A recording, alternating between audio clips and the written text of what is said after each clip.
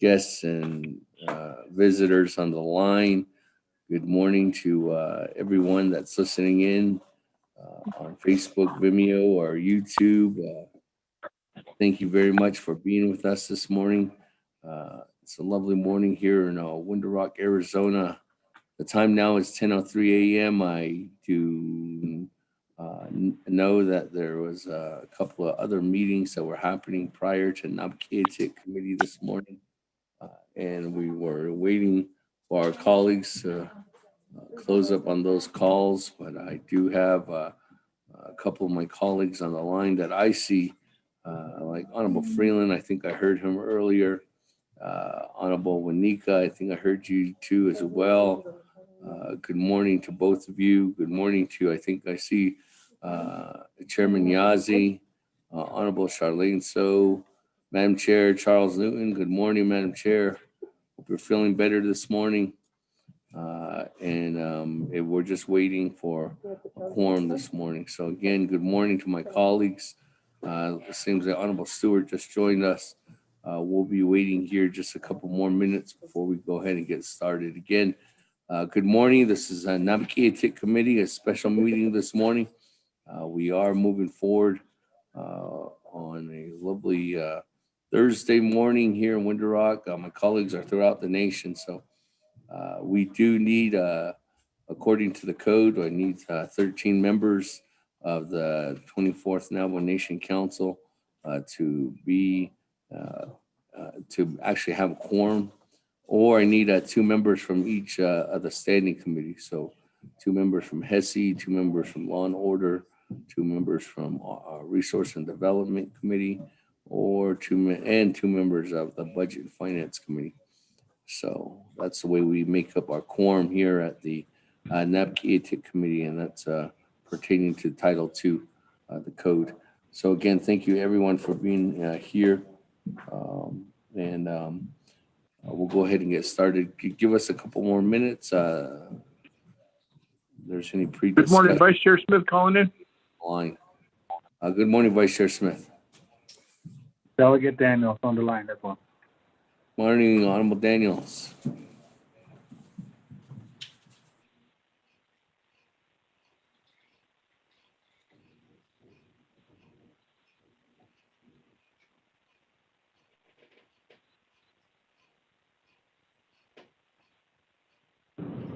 Good morning, Speaker of the Council.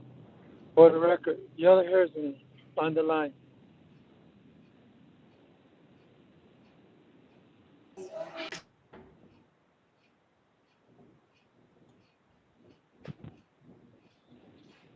Speaker, this is Delegate Elmer McKay calling in.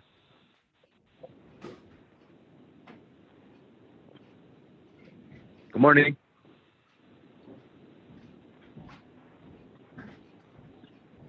Good morning. This is Delegate Amber Kinersbach-Crotty calling in. Thank you. Good morning, colleagues. Yeah, good morning. This is Delegate Elmer PVK too. Yeah, Speaker Thomas Walker's on the line. Speaker, may I repeat, this is Delegate Yellow Hairs on the line. Thank you.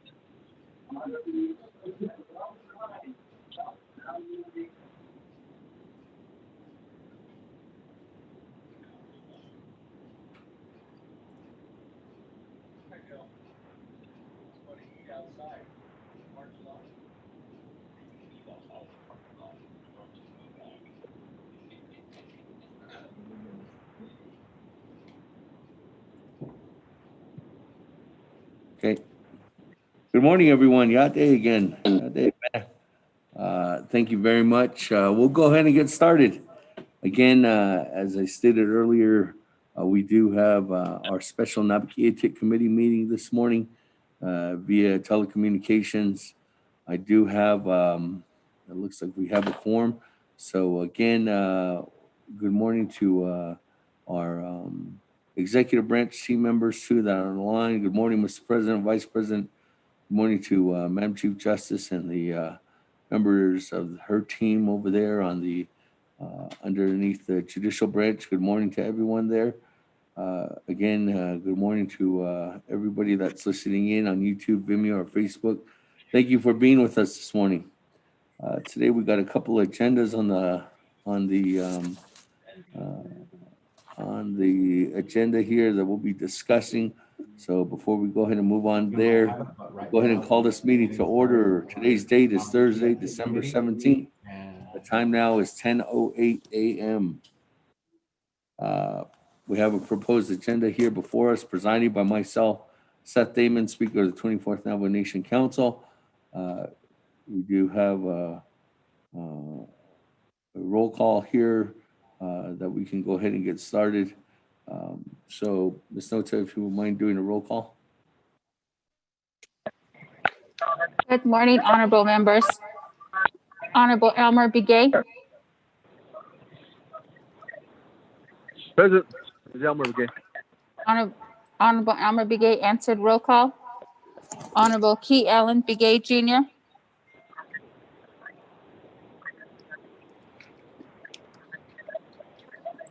Honorable Paul Begay,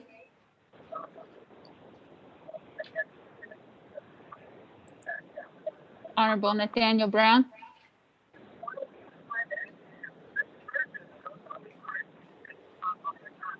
Honorable Eugenia Charles Newton. I'm sorry. Honorable Eugenia Charles Newton answered roll call via text. Honorable Amber Canespa Crotty.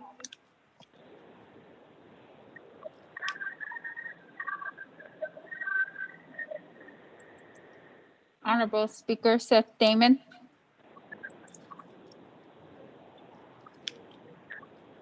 Honorable Speaker Seth Damon is present. Honorable Herman M. Daniels Jr., Present. Honorable Herman M. Daniels Jr. answered roll call. Honorable Mark Freeland. Good morning. Good morning, Navajo Nation. Good morning.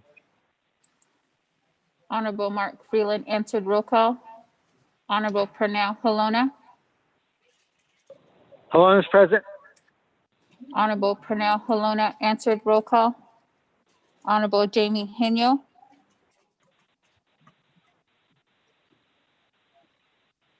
Honorable Vince James.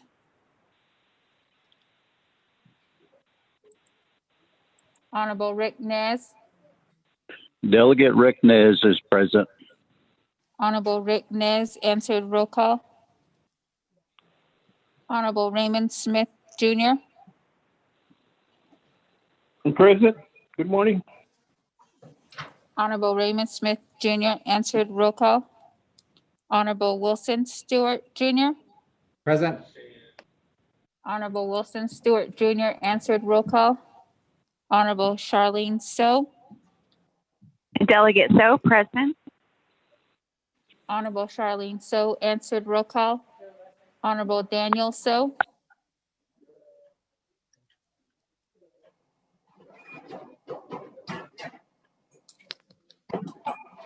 Honorable Eugene So. Coach Siske. Oh, thank you.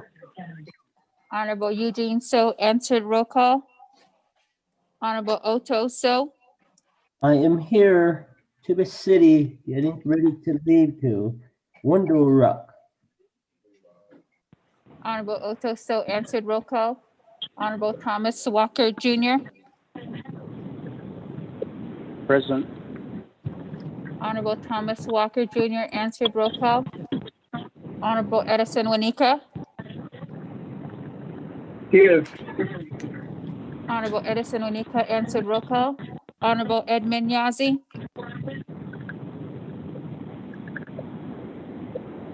Yes. Honorable Edmund Yazi answered roll call. Honorable Jimmy Yellowhair. Delegate Yellowhair is present.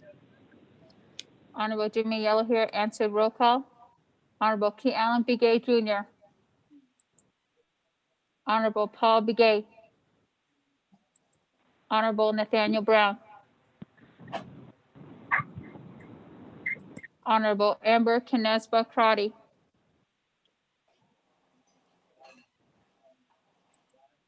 Honorable Jamie Henyo. Honorable Vince James. Delegate James present. Honorable Vince James answered roll call. Honorable Daniel So.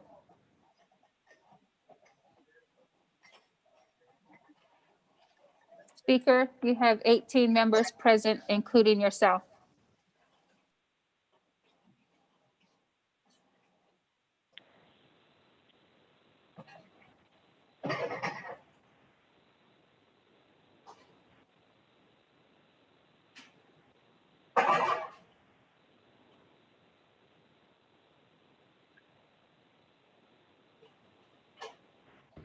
Speaker, this is Delegate Slater. I'm present as well.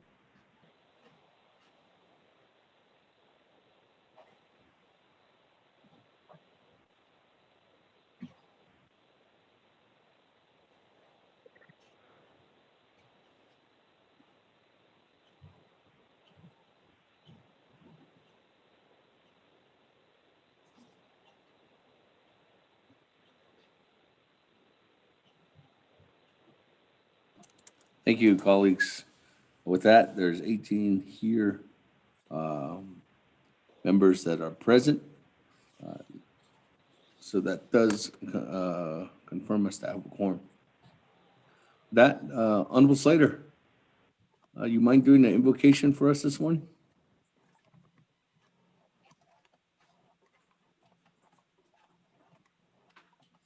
Thank you, Speaker. Can you hear me? Yes, I can. Thank you. Dear God and the holy people, we come to you today to request a clear mind and strength of vision and clear purpose on behalf of our people, our chapters, the leadership of the Navajo Nation, and our future generations that are yet to come. We ask that you provide clarity in our decision-making process as delegates, that you bless and protect the Speaker's office staff and all of our essential frontline workers who are out there putting their lives on the line to ensure the safety and continuity of our communities. And we ask that you bless President Jonathan Nez and Vice President Myron Lizer, Chief Justice Joanne Jane, and Speaker Damon with real power that will help them wake up in the morning and see a future of the nation that's full of prosperity, that's past COVID, and that will be durable and strong in the future. And today, as we consider some very important legislation, we ask that you provide a real sense of compassion and empathy in our minds and our hearts and in each of our citizens' hearts and minds, that no matter how difficult things are in one moment, the sun will always rise tomorrow, and we'll live to see that sunrise. Knowing that we can put passionate feelings aside for the time being and move forward in common purpose. So with all of that in mind, we ask for your help today, and that you're present with us every day and every moment of our lives. Amen. Thank you, Speaker.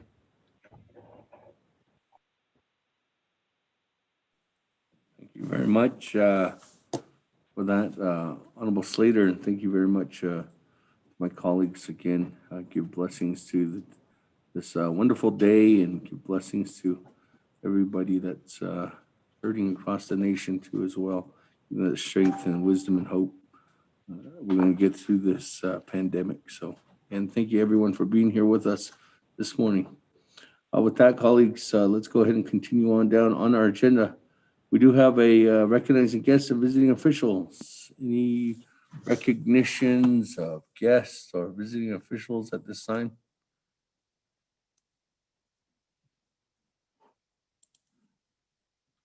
We can see you, Speaker. It's good to see you too, Honorable Otto Soap, or hear from you. If there's no recognizing guests or visiting officials, we can go on down to review and adopt the agenda.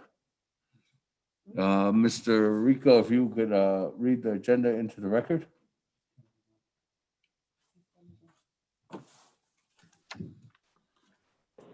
Mr. Speaker, members of the Naabik'íyáti Committee, Naabik'íyáti Committee of the 24th Navajo Nation Council special meeting via telecommunication, Window Rock, Navajo Nation, Thursday, December 17, 2020.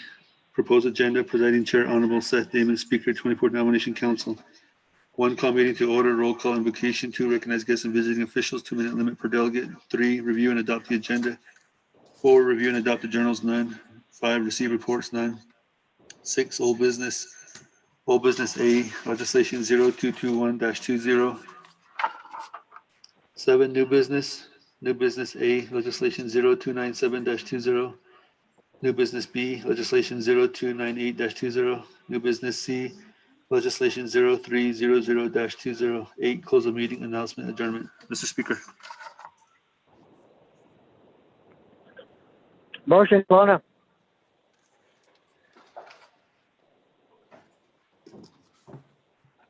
That motion, Honorable Ona. Is there a second? Eugene So, second. Eugene So, good morning. Colleagues, any comments, questions, additions, deletions to the agenda? Going once, going twice, going 3 times. Colleagues? Speaker, this is Delegate Nez. I was trying to reach for my phone here. I apologize. Go ahead, Chairman. Speaker, request to speak, sir. Okay, thank you. Go ahead. Honorable Speaker Damon, as well as the 24th Navajo Nation Council.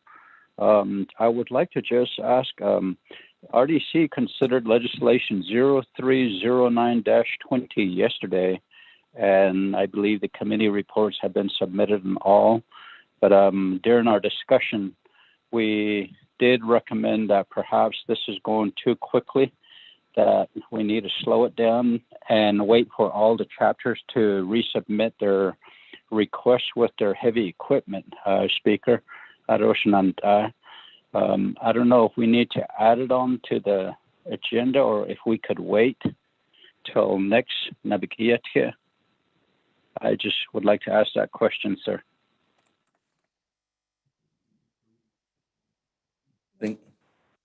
Thank you. Thank you, Chairman. Let me give you some options on the legislation. Legislation 0309-20 is referring to the CSN legislation that's adopting $11.9 million for the heavy equipment to the chapters, and then $33.8 million that's again getting fund from the CSN fund for water resources for water projects. There was, as a sponsor of this legislation, colleagues, there was interest for our Navajo Nation, our colleagues to still continue to work to try to get amendments for their chapters, as there was some chapters that didn't have staff that are unable to work together to help get some of these amendments in place. There was some urgent need for an extension, and that extension was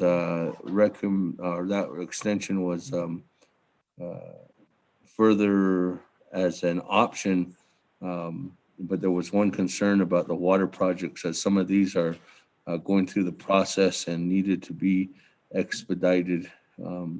But there was a recommendation that if we did slow this down and there was more time for colleagues to complete their amendments, what could happen is that if this legislation doesn't go forward with today, the legislation, we could have a special Navajo Nation Naabik'íyáti committee on Wednesday, December 23rd, and have a special session following that day. If you know that there's a special session tomorrow specifically for this legislation and other legislations, we could defer that special session tomorrow to Wednesday the 23rd. That was an option. I have talked to staff internally, and I did talk to the chairman of Health, Education, Human Services, to see if they were having a meeting that day too as well. And it looks like it's a possibility for us to have a special session on December 23rd. That would give more time for it to amend the process for Office Legislative Council, for the Speaker's Office to work together again with our colleagues and to work together with these different departments, meaning DCD and Water Management Branch, in order for us to finalize these documents. So again, those are options, but in place to today, this legislation is ready for Naabik'íyáti committee as we speak, Chairman Nez. Thank you very much, Speaker. Hey, so if there's no other comments, questions on the agenda, Speaker, this is Delegate Slater.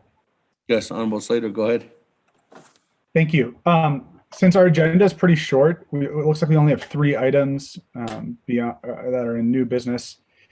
Is it possible that we add a report to discuss that legislation, and then the Speaker's office could provide some more detail, and maybe the Office of Legislative Counsel on the logic behind the legislation, and just allow us to have a more thorough discussion on it and what some potential options are?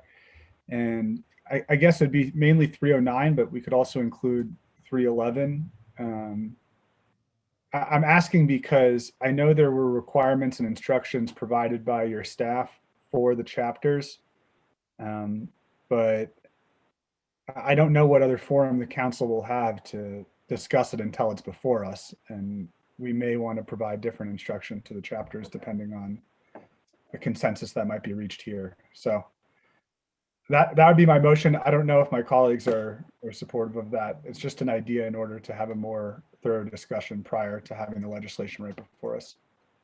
Thank you. So your motion then would be a report from Speaker's Office and Office Legislative Counsel on legislation 309-20. That would be A. And then a report from on 30 or 3. Did you say 11? Yes, Speaker, 311-20. 311-20, and that would, who would you want on that legislation report from? That would also be the Office of Legislative Counsel and potentially the Department of Health. Council, Health, and then Speaker's Office and Ledge Council. Ma'am, I got 2 dogs here, and I had 3 that I also wanted to get the pills for that. Honorable Alona, once again, your dogs are interfering with our Naabik'íyáti committee.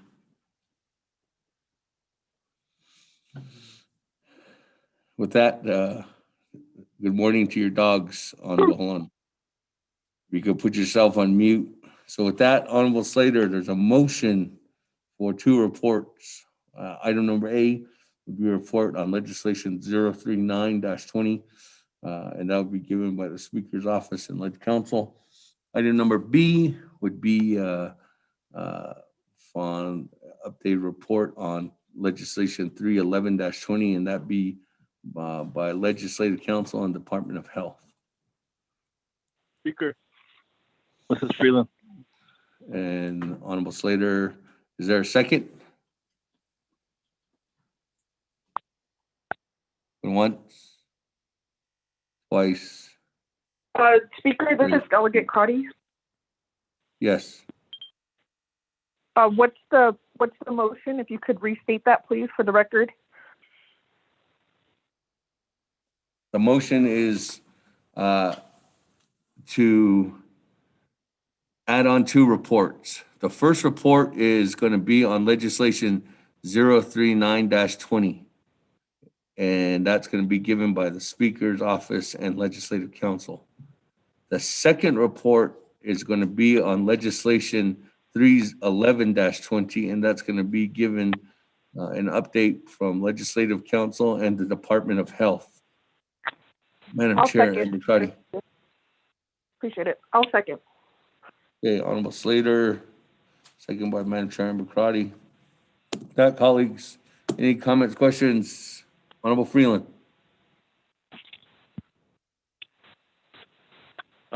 Speaker, in regards to the report, and just for some clarity, it was my understanding through your staff's email that the requests were for all of the heavy equipment potential purchases that were submitted to OOC's portal under CS 73-20.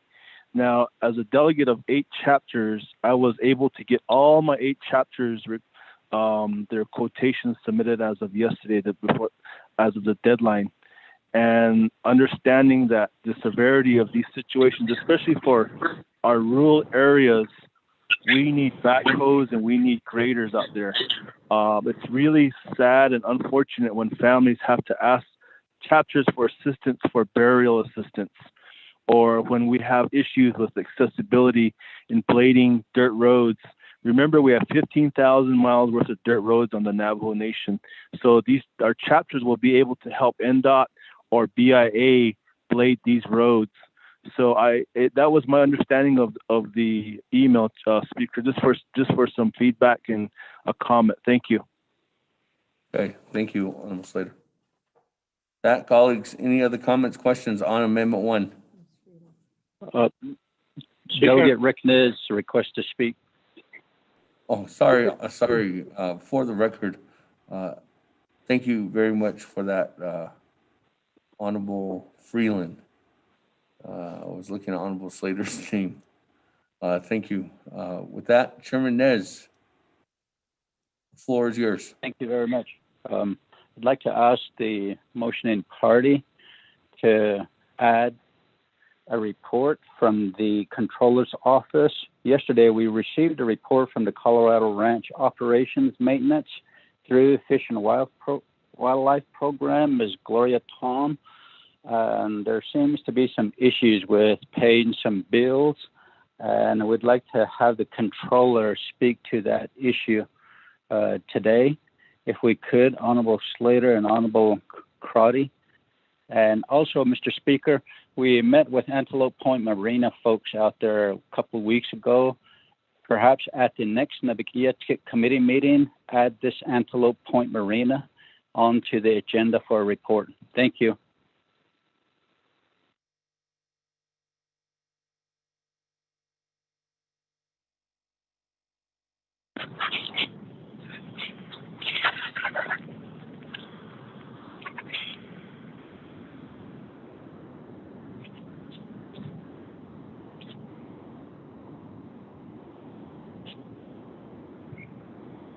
Speaker, are you there?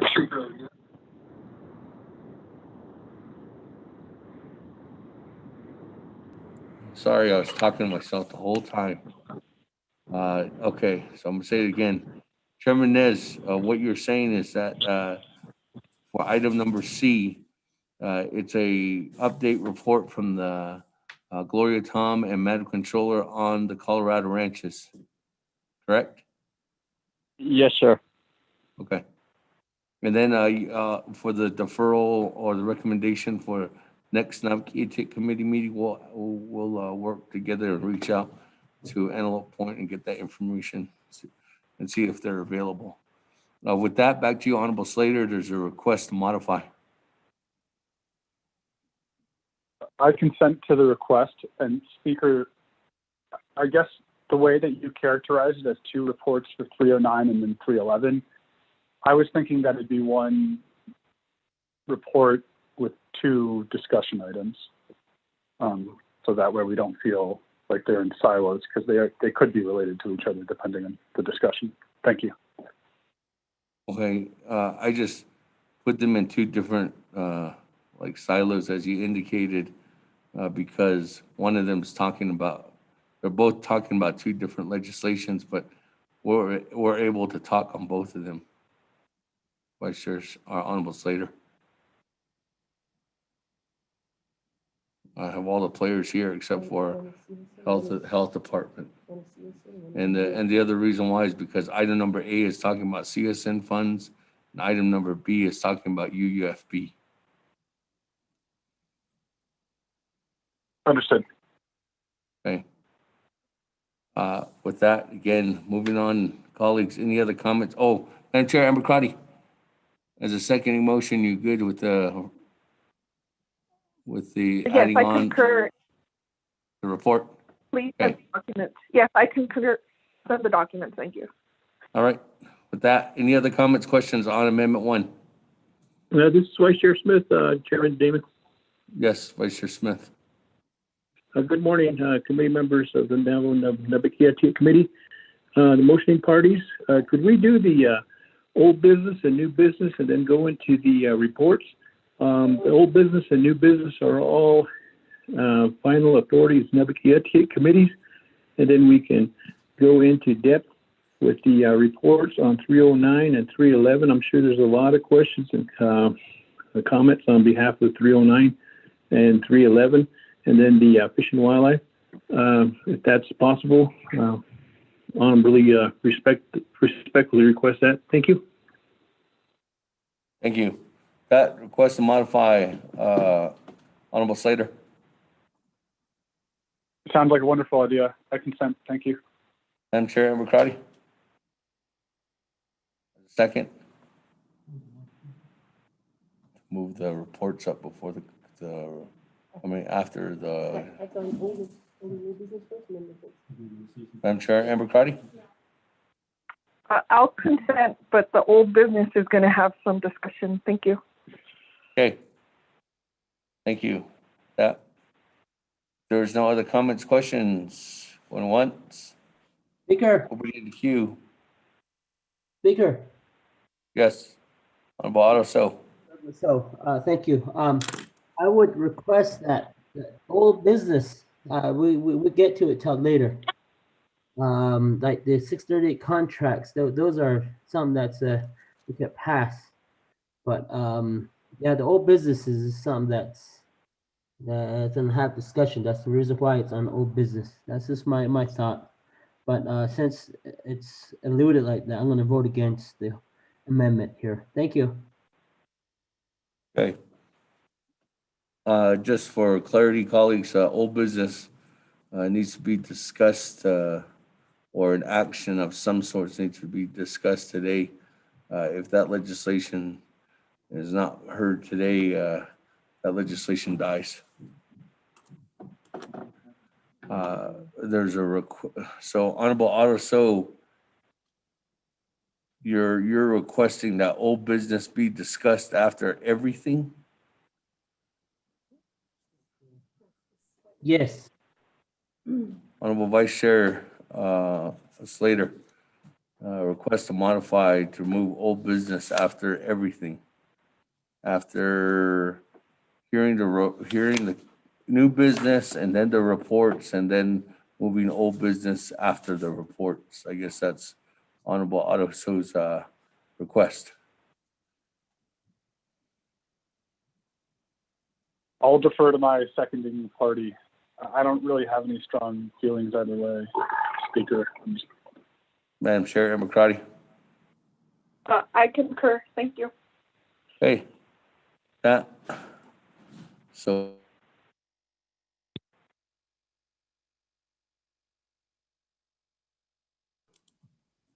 that, colleagues, if there's no other further discussion on the agenda.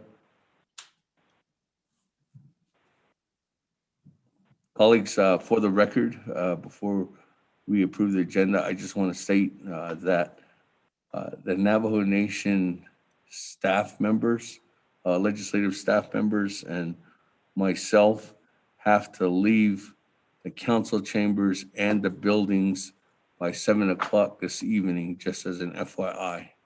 So 7 o'clock is probably when we have to shut down due to the fact that they are coming in to spray the facilities this evening and clean the facilities. So again, thank you, but I just want to note that ahead of time. With that, colleagues, if there's no other discussion on Amendment 1, let's go to the board. Honorable Elmer Begay. I vote green. Thank you. Honorable Elmer Begay votes green. Honorable Key Allen Begay Jr. Delegate Calum Gay Jr. votes green. Thank you. Honorable Key Allen Begay Jr. votes green. Honorable Paul Begay.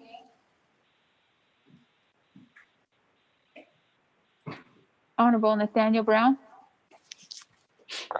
Delegate Brown votes green. Honorable Nathaniel Brown votes green. Honorable Eugenia Charles Newton. Honorable Eugenia Charles Newton votes green via text. Honorable Amber Canasba Crotty. Delegate Amber Canisbach Crotty votes green. Thank you. Honorable Amber Canasba Crotty votes green. Honorable Herman M. Daniels Jr. Green.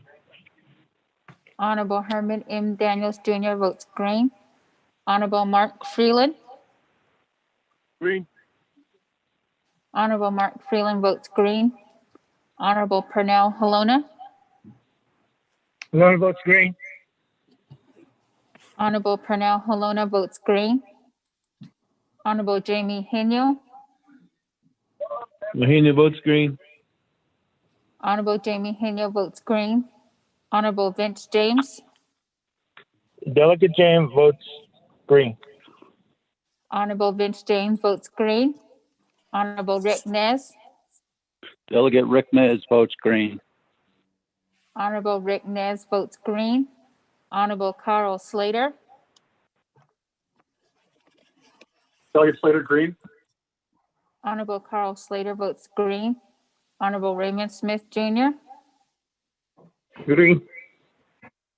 Honorable Raymond Smith Jr. votes green. Honorable Wilson Stewart Jr. Green. Honorable Wilson Stewart Jr. votes green. Honorable Charlene So. I vote green. Honorable Charlene So votes green. Honorable Daniel So.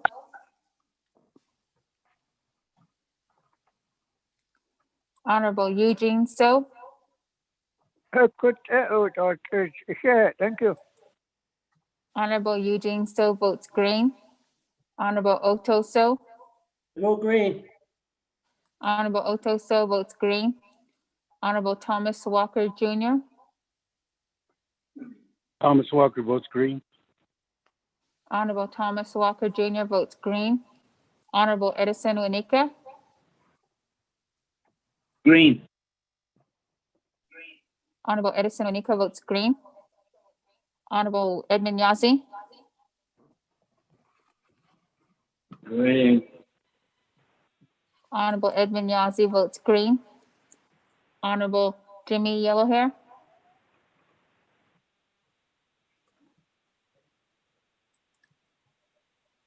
Honorable Jimmy Yellowhair votes green. Honorable Paul Begay.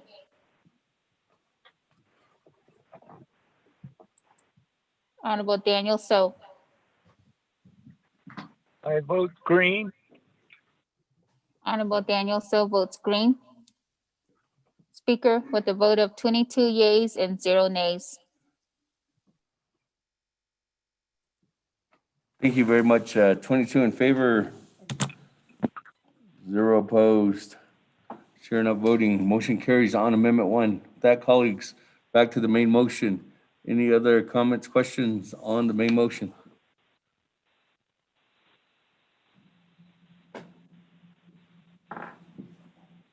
There's none. Second reading. With one amendment. Mr. Speaker, members of the Naabik'íyáti Committee, there is one amendment to the agenda. Amendment 1 is to add Report A, an update report on legislation 0309-20 by the Office of the Speaker and the Office of Legislative Counsel. Add Report B, update report on legislation 0311-20 by Office of Legislative Counsel and the Navajo Department of Health. Report C is a report by Gloria Tom and Controller Perlene Kirk on the financial status of the Colorado ranches. There was also a modification to go to new business as new item 5, receive reports as new item 6, and old business as new item 7. Mr. Speaker. Thank you. With that, colleagues, let's go ahead and go to the board. Let's vote. Honorable Elmer Begay,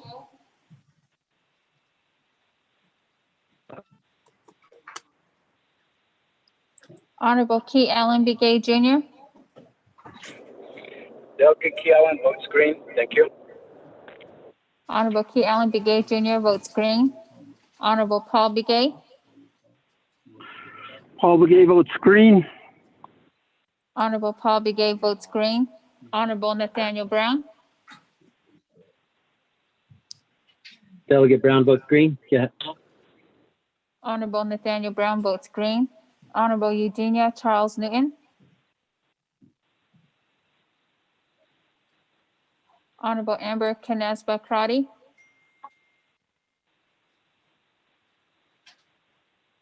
Delegate Amber Kinsbach-Crotty votes green. Thank you.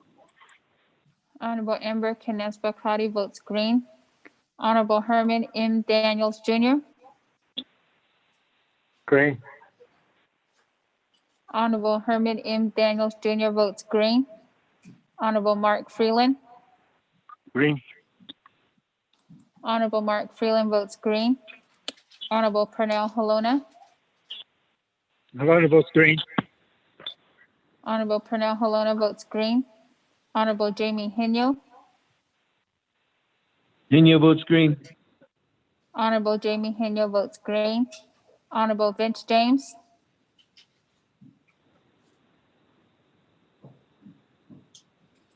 Honorable Rick Nez, Delegate Rick Nez votes green.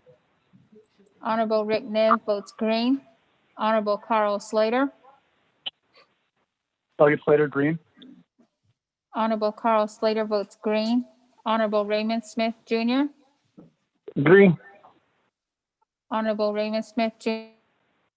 votes green. Honorable Wilson Stewart Jr.,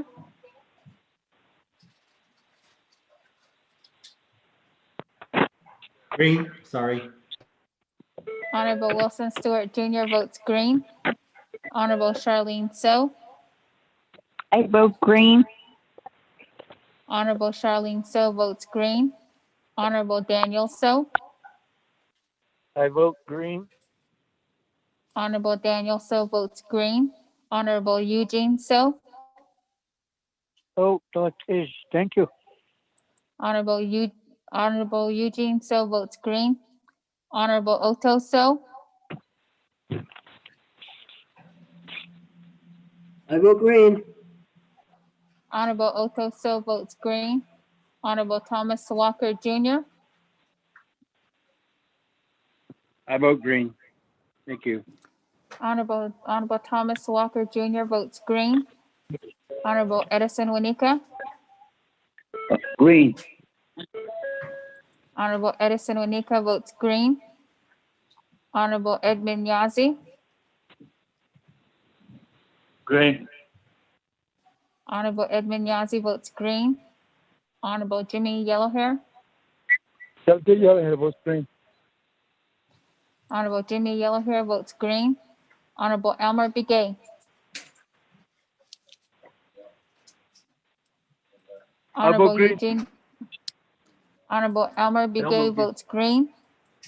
Honorable Eugenia Charles Newton, Honorable Eugenia Charles Newton votes green via text. Honorable Vince James, Delegate James votes green. Thank you. Honorable Vince James votes green. Speaker, with a vote of 23 yeas and 0 nays, speaker not voting. Okay, with that, 23 in favor. 0 opposed. Chair not voting, motion carries. We have an agenda before us, colleagues. Thank you very much. With that, let's go ahead and go down. Read and adopt the journals, we don't have none. Receiving reports, we moved until after new business. So we move on down to new business. Legislation 0297-20. Mr. Rico, if you could read it into the record. I know we have Honorable Edison Winika as a sponsor on the line.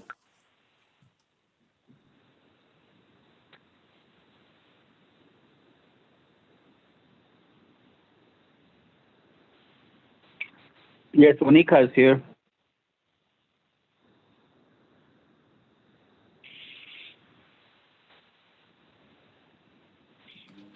Motion, Delegate Crotty. Mr. Speaker, members of the Naabik'íyáti Committee, legislation 0297-20, an action relating to health, education, human services, budget and finance, and Naabik'íyáti committees approving and authorizing a contract between the Navajo Nation and the United States Department of Interior under the 25 U.S.C. Section 5301 et sec. PLC 93630 as amended for a 5-year term for the Department of Family Services Program, approving and authorizing the annual funding agreement and scope of work for the period of the contract term. Sponsor is Honorable Edison J. Winika. There are committee reports from the Health, Education, and Human Services Committee.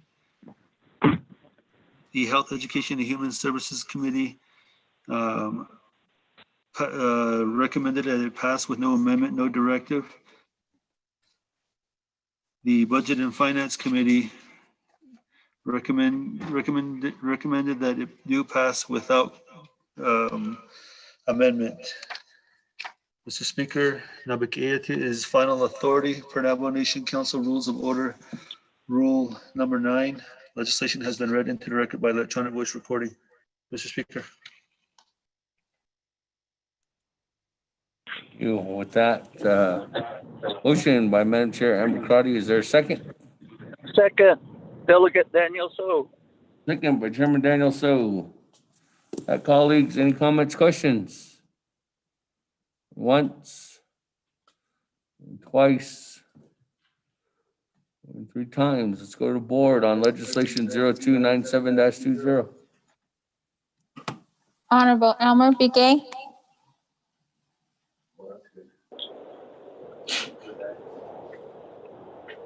Honorable Key Allen Begay Jr. Delegate Key Allen votes green. Thank you. Honorable Key Allen Begay Jr. votes green. Honorable Paul Begay. Delegate Paul Begay votes green. Honorable Paul Begay votes green. Honorable Nathaniel Brown. Delegate Brown votes green. Honorable Nathaniel Brown votes green. Honorable Eugenia Charles Newton. Honorable Eugenia Charles Newton votes green via text. Honorable Amber Canasba Crotty. Delegate Amber Canisball Crotty votes green. Thank you. Honorable Amber Canasba Crotty votes green. Honorable Herman M. Daniels Jr. Green. Honorable Herman M. Daniels Jr. votes green. Honorable Mark Freeland. Green. Honorable Mark Freeland votes green. Honorable Pernell Halona.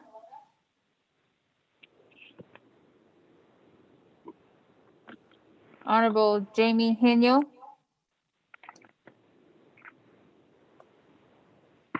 Henyo votes green. Honorable Jamie Henyo votes green. Honorable Vince James.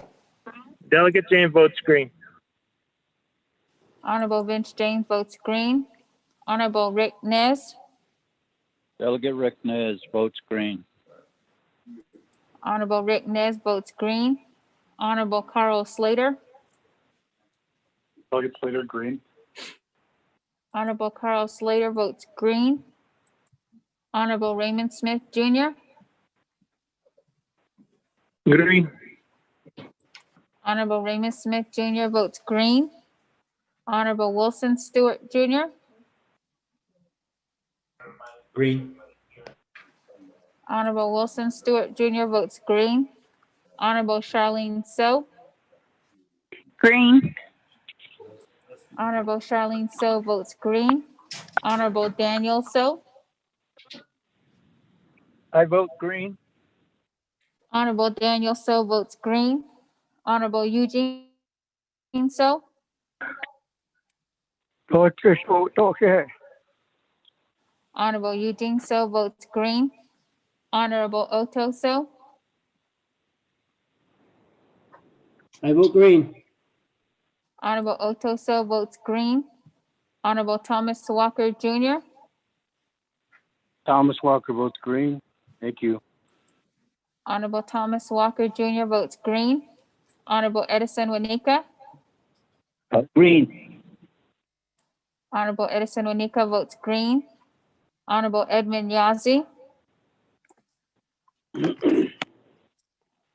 Green. Honorable Edmund Yazzie votes green. Honorable Jimmy Yellowhair.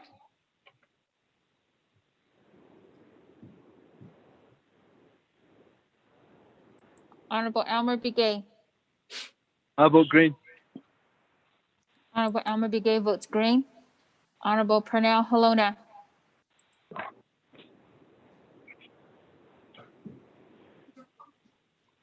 Honorable Jimmy Yellowhair. Delegate Yellowhair votes green. Honorable Jimmy Yellowhair votes green. Honorable Pernell Halona votes green.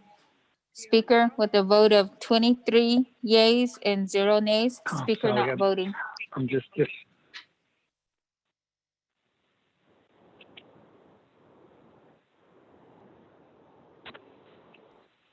Thank you. With that, 23 in favor, 0 opposed. Chair not voting, motion carries. Thank you, colleagues. With that, let's continue on down on the agenda. Item number B under new business, legislation 0298-20, sponsors by Honorable Edison Wanika. Mr. Rico, if you could read into the record. Mr. Speaker, members of the Naabik'íyáti Committee, legislation 0298-20, an action relating to health, education, and human services, budget and finance, and Naabik'íyáti committees approving and authorizing a contract between the Navajo Nation and the United States Department of Interior under the 25 U.S.C. Section 5301 at Sec. PL 9368 as amended for a 5-year term for the Navajo Family Assistance Services, approving and authorizing the annual funding agreement and scope of work for a period of the contract term. Sponsor is Honorable Edison J. Wanika. There are committee reports from the Health, Education, and Human Services Committee that recommend it pass with no amendment, no directive to the Budget and Finance Committee. The Budget and Finance Committee had under consideration reports saying that with a recommendation that it do pass without amendment. Naabik'íyáti is final authority per Navajo Nation Council Rules of Order, Standing Committee Rules of Order, Rule number 9. Legislation has been read into the record by electronic voice recording. Mr. Speaker.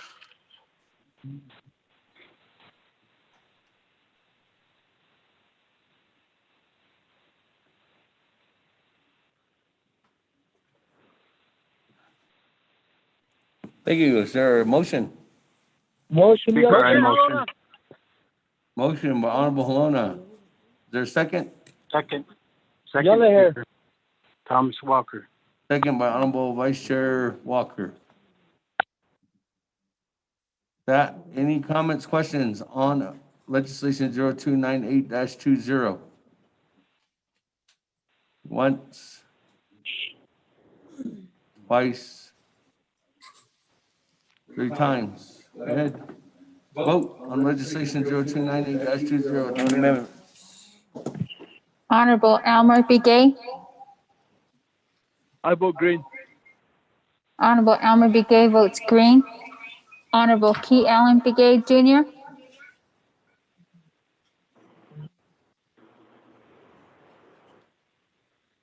Honorable Paul Begay.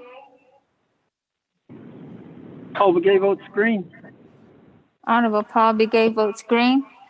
Honorable Nathaniel Brown. Delegate Brown votes green.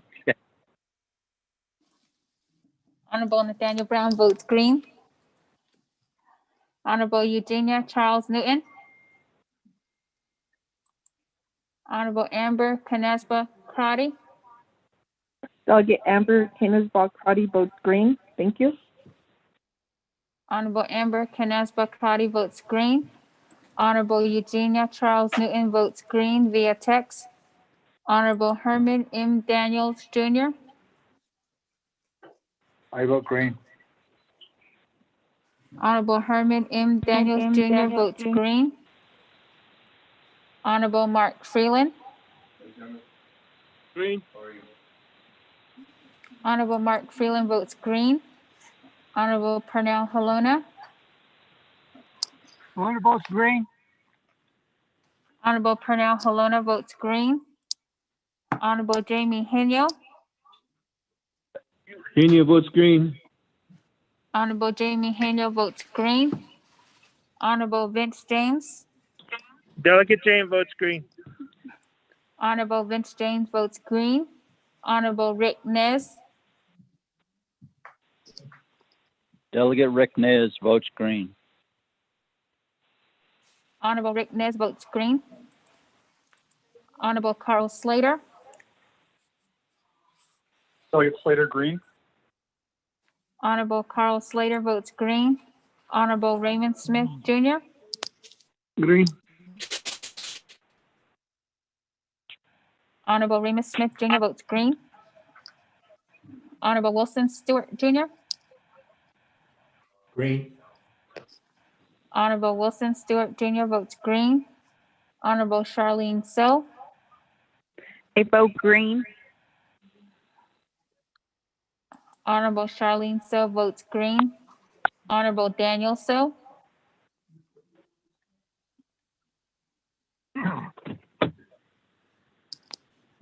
Honorable Eugene So.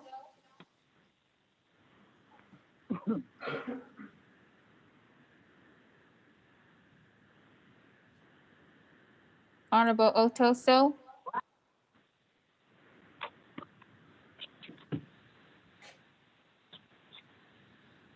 Rubbed it all on myself.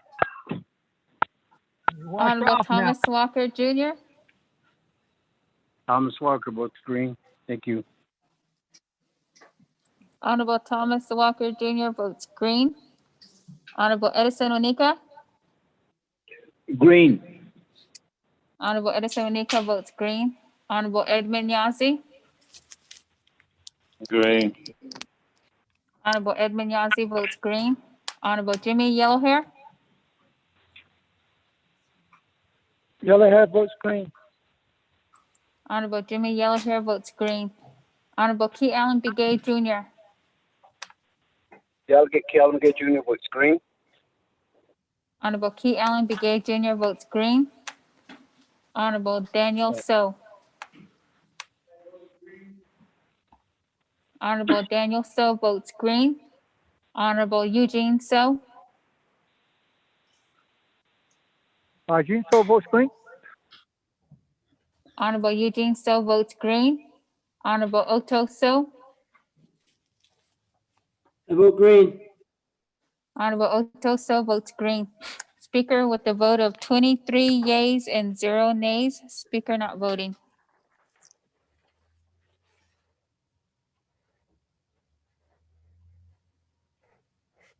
Thank you. With that, 23 in favor, 0 opposed. If you're not voting, motion carries. That, let's go ahead and go on down to legislation 0300-20, sponsored by Honorable Wanika. Mr. Rico, if you could read into the record. Key Allen motion. Mr. Speaker, members of the Naabik'íyáti Committee, legislation 0300-20, an action relating to health, education, and human services, budget and finance, and Naabik'íyáti committees approving and authorizing a contract between the Navajo Nation and the United States Department of Interior under the 25 USC Section 5301 et sec. PL 93630 as amended for a 5-year term for the Navajo Treatment Center for Children and Their Families program, approving and authorizing the annual funding agreement and scope of work for the period of the contract term. Sponsor is Honorable Edison J. Wanika. There are committee reports from the Health, Education, and Human Services Committee. who passed the legislation with no amendment and no directive and referred it to the Budget and Finance Committee. The Budget and Finance Committee had it under consideration and reports that it do pass without amendment. Naabik'íyáti is final authority. Mr. Speaker, per Navajo Nation Council Standing Committee Rules of Order, Rule 9, legislation has been read into the record by electronic voice recording. Mr. Speaker.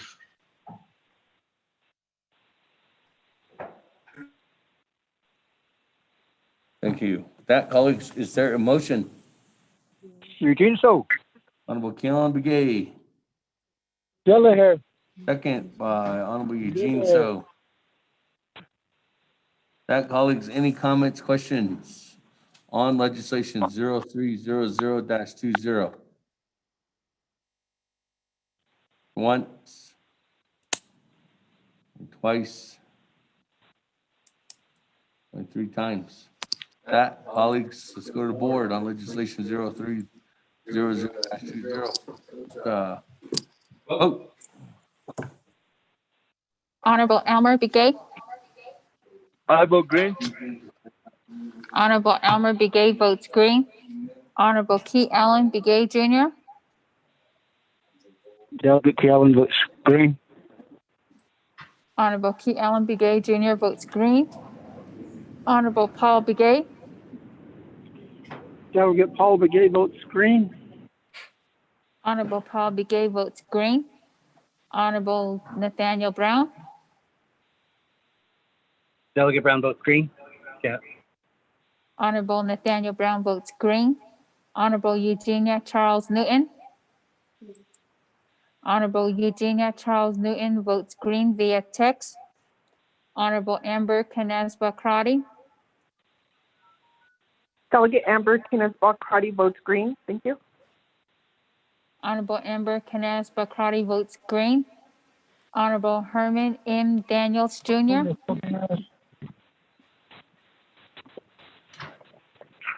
Green. Honorable Herman M. Daniels Jr. votes green. Honorable Mark Freeland. Green. Honorable Mark Freeland votes green.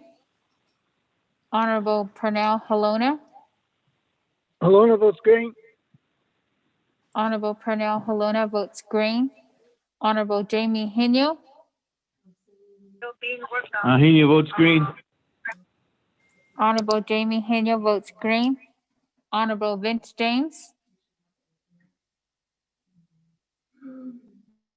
Delegate James votes green. Thank you.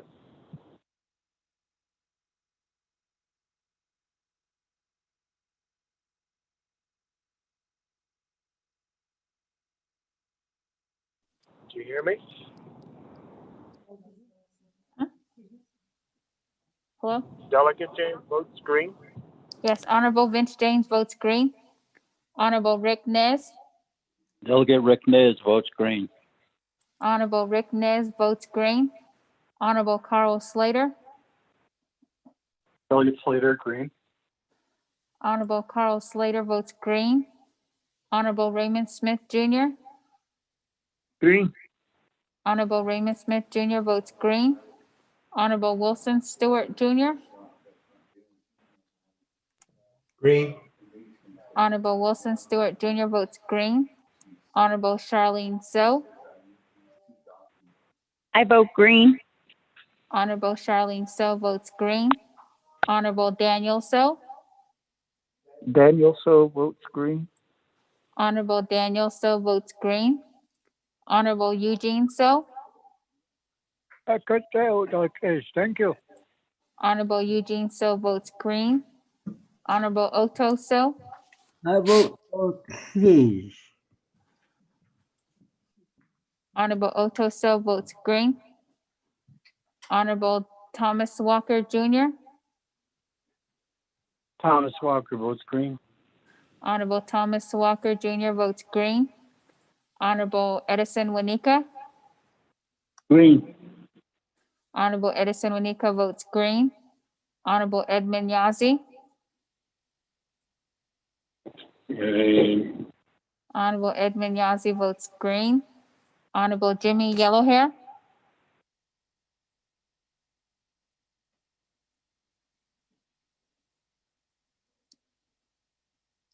Honorable Jimmy Yellowhair, Delegate Yellowhair votes green. Honorable Jimmy Yellowhair votes green. Speaker, with a vote of 23 yeas and 0 nays, Speaker not voting.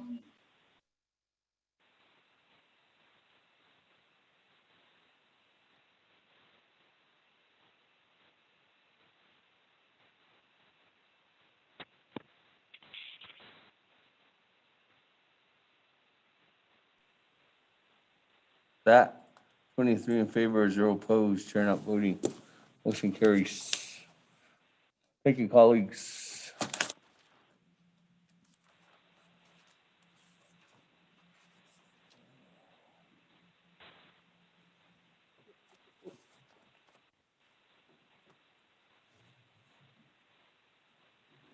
Where the heck did I put the new agenda?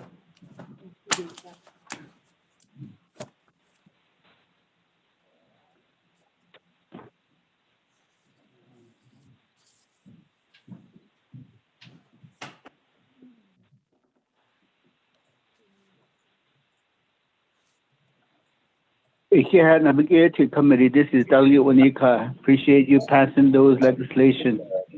Yeah. This one. She says I need a description. Speaker Damon, this is Delegate Crotty with a question.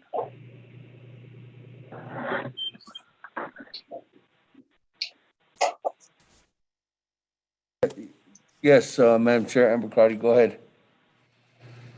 Yes, thank you, Speaker. At Budget and Finance Committee, I did ask the sponsor to provide or to get from the agent some data regarding the funding, what it's used for, and the families that they've helped. Is that available, and will that be sent to the delegates? Thank you.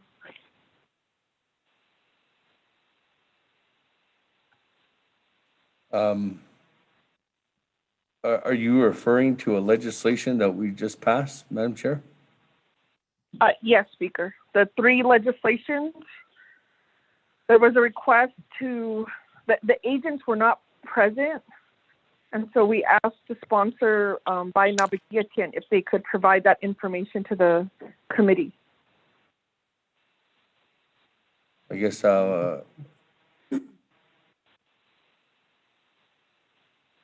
Delegate Wanika, I guess the question is, did you send that information out? Yes, Speaker. I went ahead and talked to Rosalind Begay. She's going to go ahead and talk to the 3 managers and go ahead and get the requested information. And I thought there was going to be questions during this while we're discussing these legislations. So all the agents were on call. But I'll go ahead and they're probably still on call, so they should be able to provide those information that Madam Chair Crotty is talking about. So I'll go ahead and inform Rosalind McGee to do that. So they'll be sent out. Thank you. Thank you.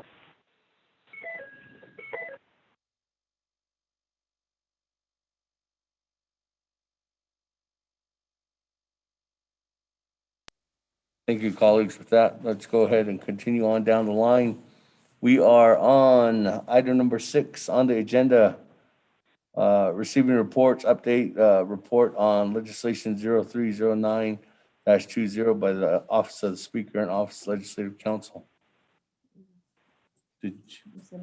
Did you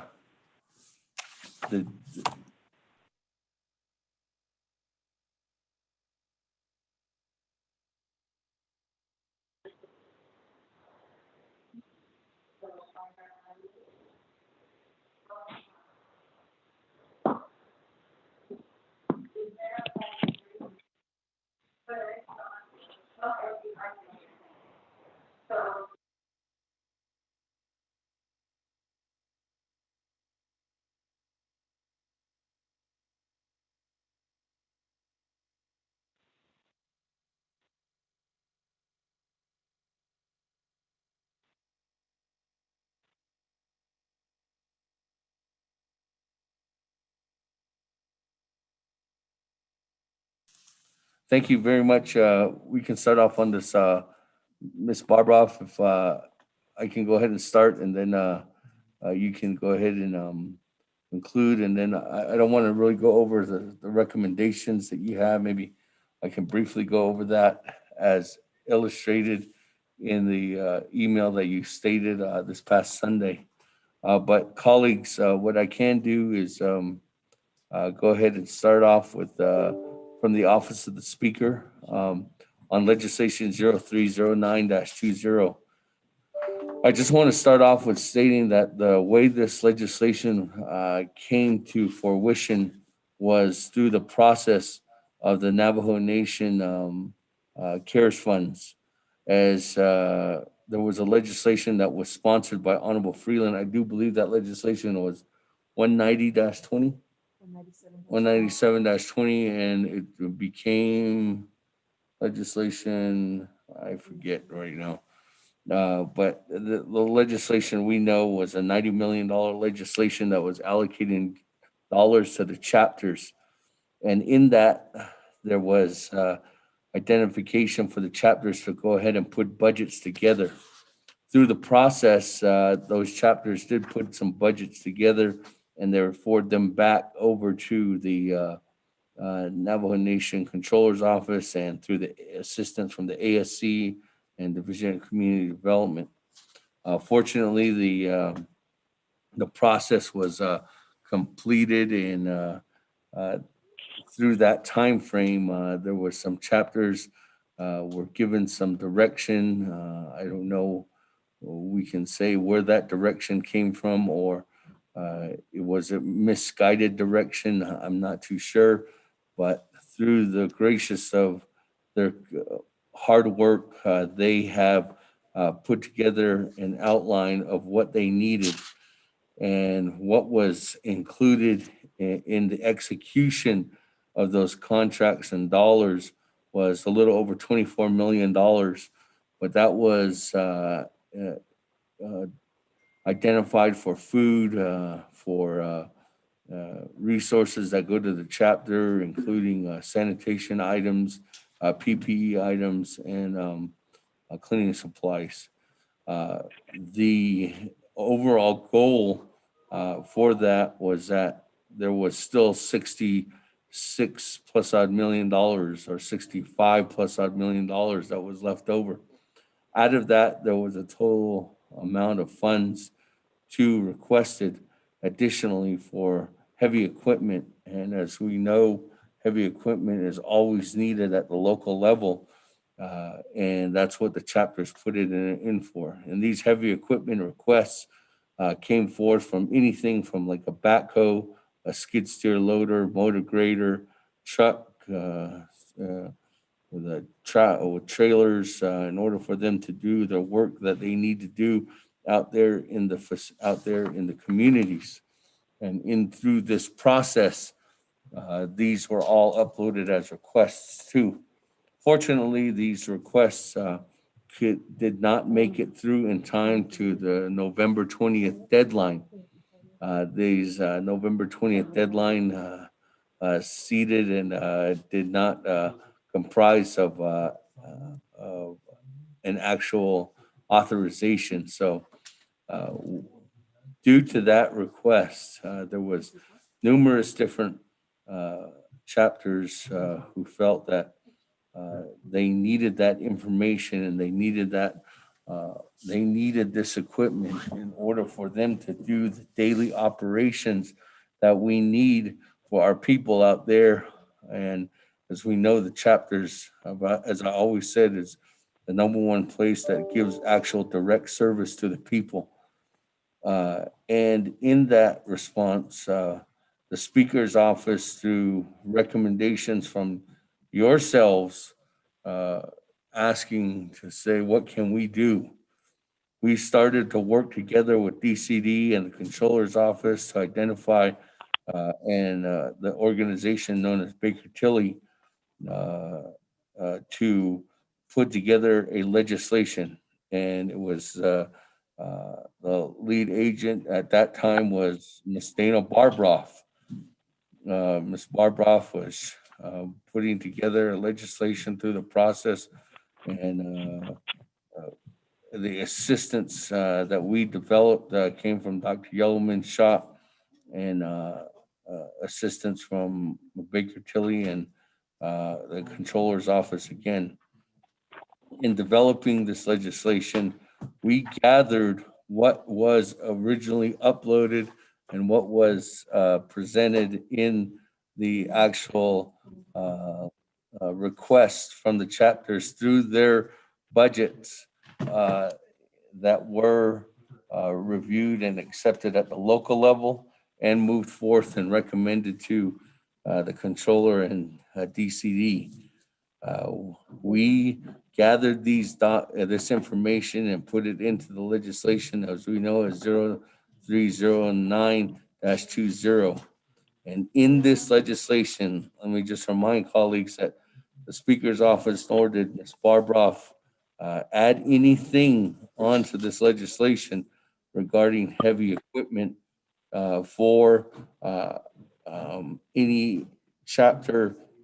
These documents came directly from the Office of DCD and from the Controller's Office. So to identify in that there was $11.9 million of services that was needed to be rendered in order for us to purchase this equipment for the chapters.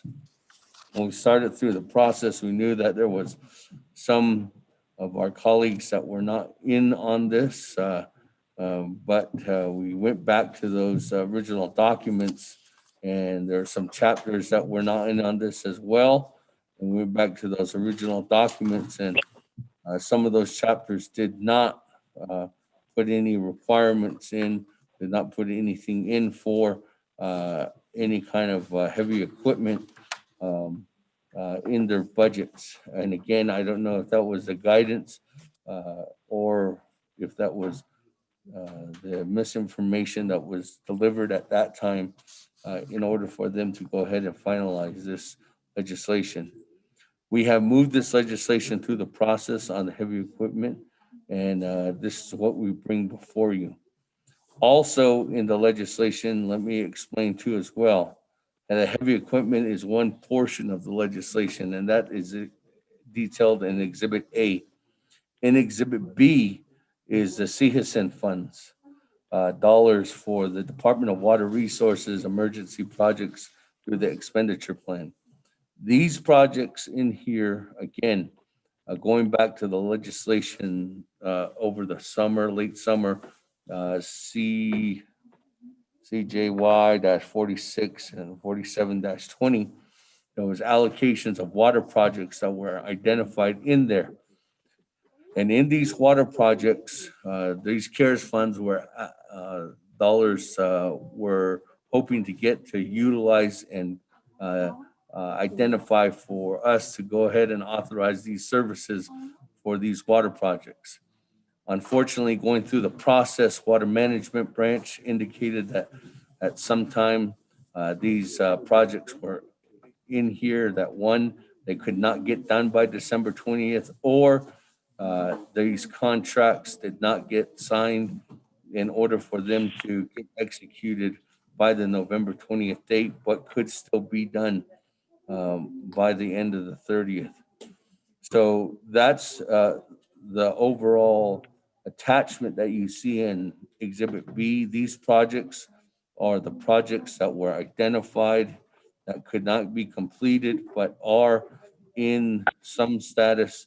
Some of these are in working contracts and working in contracts right now. They just need the actual dollars to be executed. So in hindsight, overall, the water projects are the ones that actually are on a faster time frame that need to be approved, because some of these water projects are currently in operation.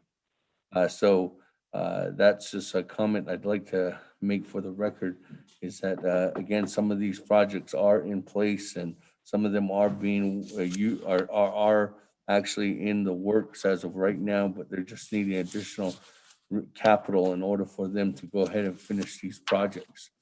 So again, item number B did not, is an exhibit listing that came directly from what we as council authorized in those original legislations in the late summer that we wanted to be funded through the CARES funds, but again, they just did not have enough time in order for them to be executed.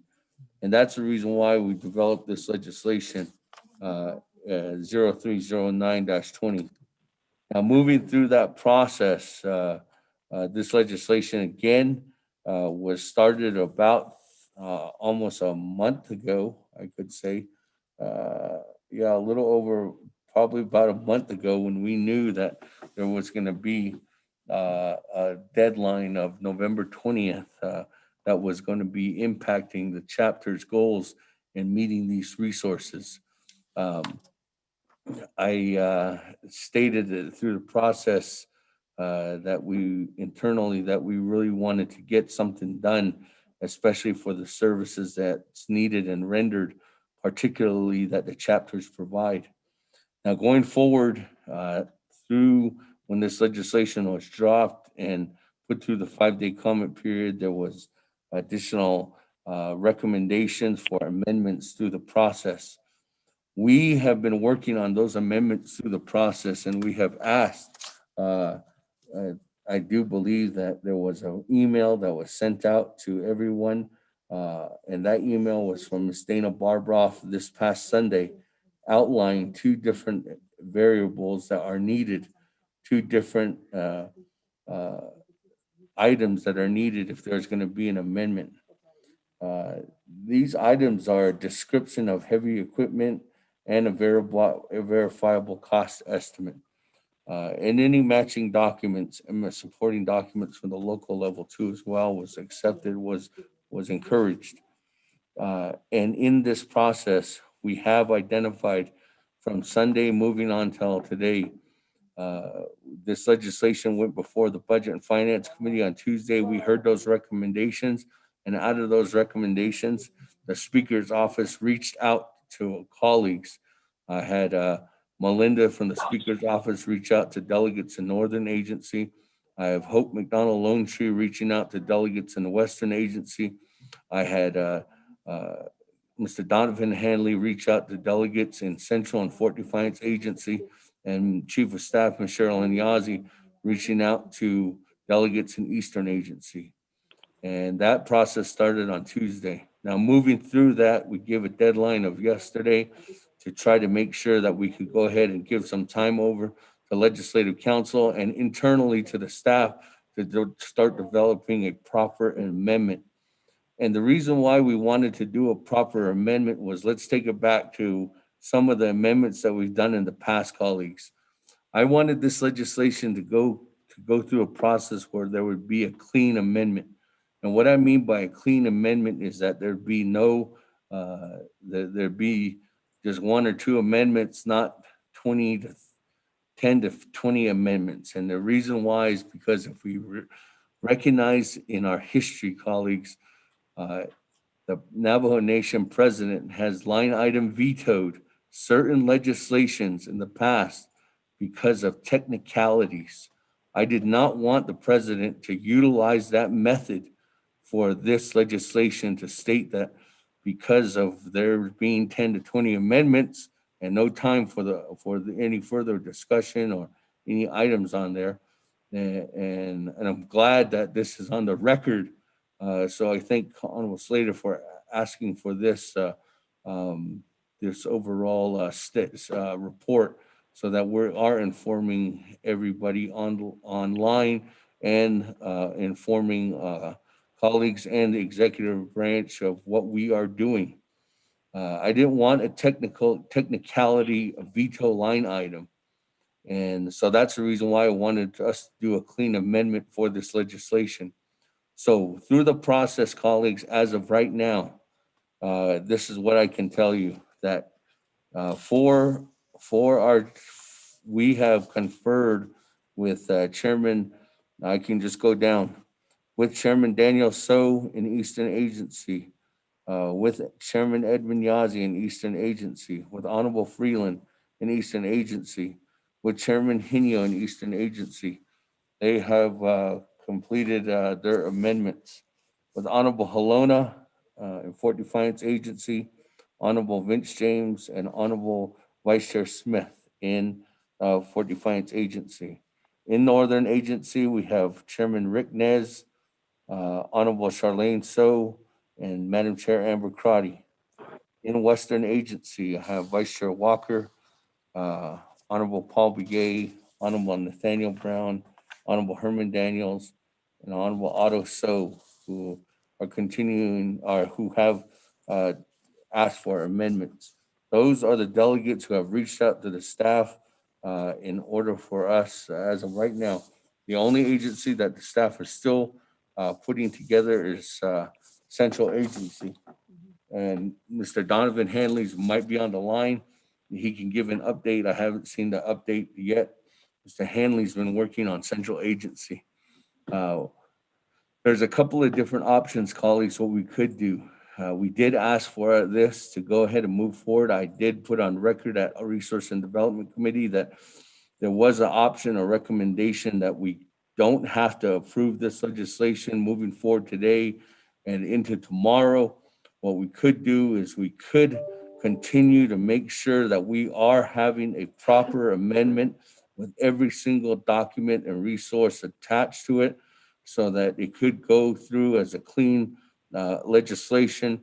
And what we could do is continue down that process and have a special Naabik'íyáti committee meeting on Thursday, December 23rd, do the amendment there, talk about it, the discussion items, if there's further discussion, and then go on to identifying a special counsel that afternoon.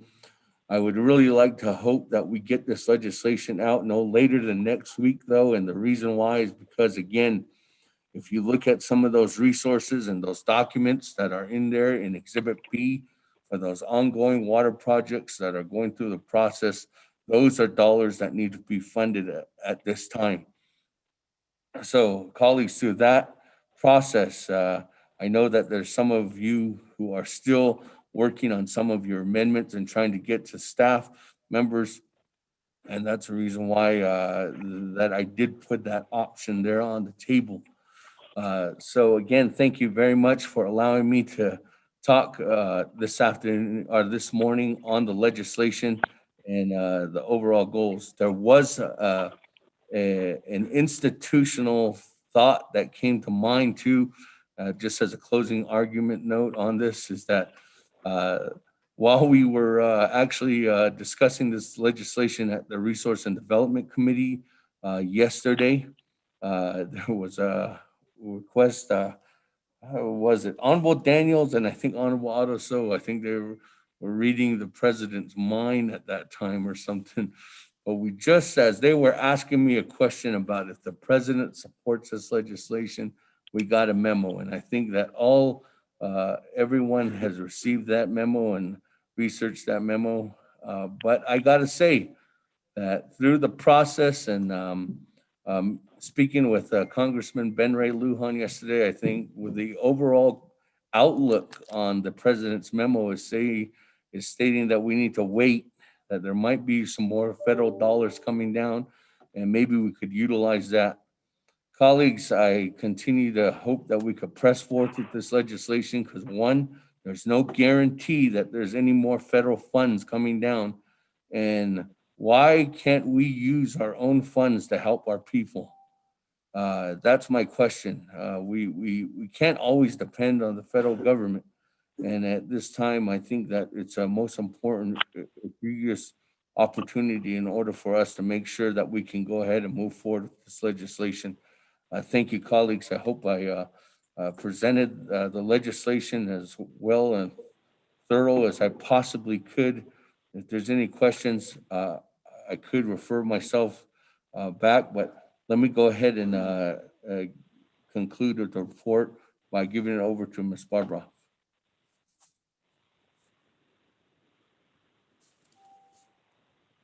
Speaker, Delegate Daniel So. Hold on, Chairman, is there, actually, Chairman, can you, actually, well, Miss Barbara, are you on the line? I don't know if you want to add anything else. I wanted to make a motion to accept the report. Okay, well, Chairman, I don't think we're done yet. I think Miss Barbara might want to add something on. Thank you, Speaker, Naabik'íyáti Committee. Actually, Speaker, I think you did a excellent job of summarizing where we're at, what we're doing. I have, as Speaker noted, sent out a series of emails just requesting the type of documentation necessary if you want to add projects. I know that that's an ongoing effort, but a lot of progress has been made. Other than that, Speaker, I do not think I have anything particularly to add. However, of course, available for questions. Thank you.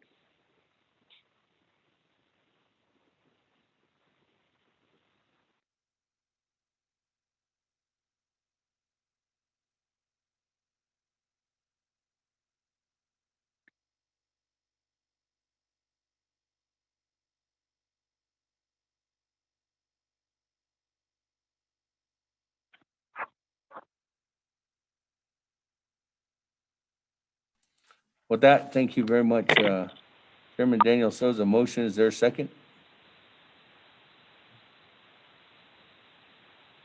Delegate Elmer PVK. Second. Delegate. Colleagues, any comments, questions? I don't know if I should be chairing while I'm Honorable Vince James, you mind taking over? Oh, yeah, Speaker. Okay, just if there's any comments so I can answer.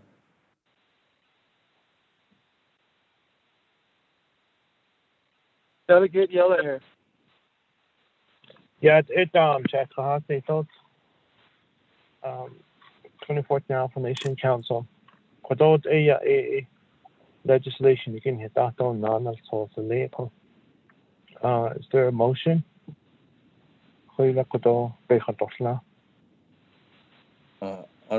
Vince James, I got a motion from Chairman Daniel So and a second from Honorable Elmer Begay on the report. Okay. Report. Are there any questions? Yellowhair, Jimmy Yellowhair got a question. This is not Mr. Yellowhair. Oh, yeah, there's the speaker, I don't know. Just so kept in me, Honorable James, good morning, and all my colleagues from the Nations Council. I'm very curious about what's going on with 309-20. They do themselves, even in Phil Hastings. As for you all know that when this starting with this CARE Act fund starting, introduced the Engineer Waterline project. My mind was not in there. I asked for $45 million. I bet we should work there, hey. Don't say, shadow out of Sunday. Cities tonight, the pesos in that, but we need this money, $45 million, so we can 200 houses of water line while we connection. He said, no, the Black Mesa. I was really a year ago, now there's another one, Orabi water line project also. There's another neat water line, the people around that area, and also 13 Mountain area. I'd like to bring forth a legislation to be updated. Everything is all quotations, all already fixed, already there, so it's already shovel ready. The hot 23rd, there should be ready my legislation, so this can be processed for water line project. see now, she's the show company. I don't know where it is. Mr. Raymond Smith chair. He needs water as he's keeping a white room. So I'm not ready. I see a topic. He said, no, I see what that black maker. Oh, the whole year, I didn't know how to they had the whole water. Ever since Peabody was open, but then there's nothing going on for the people up there. So let's take this also take care. For out there in Black Mesa, I have a request for your support. 24 councilmen, Chicago jail. And she even jail, the Chicago jail. Everyone's about this audition. How to audition to Road 8031 too. The road is already bad up there too. So so I'd like to also put a legislation for underfund the $18,500,000. So there's Carlos. I'll save my time. Thank you very much, Mr. Lieutenant Honorable James. Thank you. The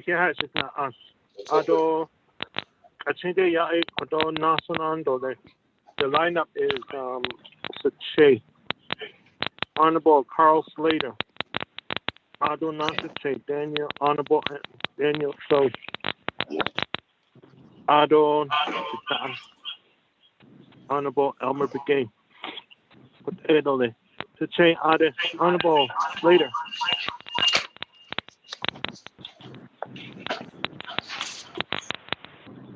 Thank you, Tui.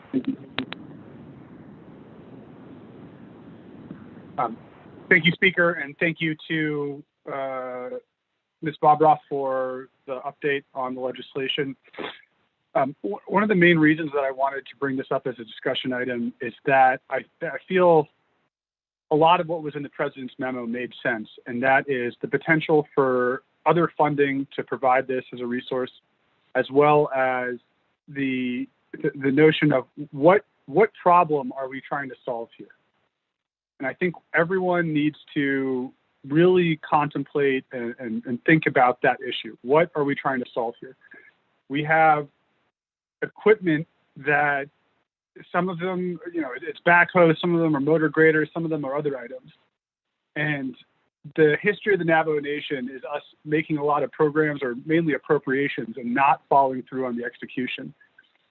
I have one chapter that's potentially going to get 240 pallets in the next couple weeks. And what is the response from DCD? Well, now we're just supposed to follow up on a distribution plan. And that's deeply concerning because I see something similar here where we spend a lot of money on equipment and then that equipment may sit idle because there isn't budgets for operators. It may sit idle because of insurance and budgeting at the chapter level, and it may not. There's a lot of potential for good here. But what issue are we trying to solve? If it's a road blading issue and an access issue, shouldn't that go through the nation's designated entity, which is NDOT? And if it's a burial assistance issue, shouldn't we be bolstering that program within the Navajo Nation? So I just want us to really think about what are the issues we're trying to solve here, and are we doing it in the best manner possible? Yes, we'll all look like kings and queens by delivering, heavy equipment to our communities, but is that the top priority, and is that the explicit purpose of this fund? I think about the citizens in District 11 who don't have running water and electricity. This is not going to provide them running water and electricity. And that's a big portion of the CSN fund. I think about our students and our young people who the CSN fund was also set up for educational initiatives. And that purpose has never been fulfilled out of the fund. We have college students that we could be assisting at NAU or UNM here on Diné, like on Navajo at Diné College and NTU.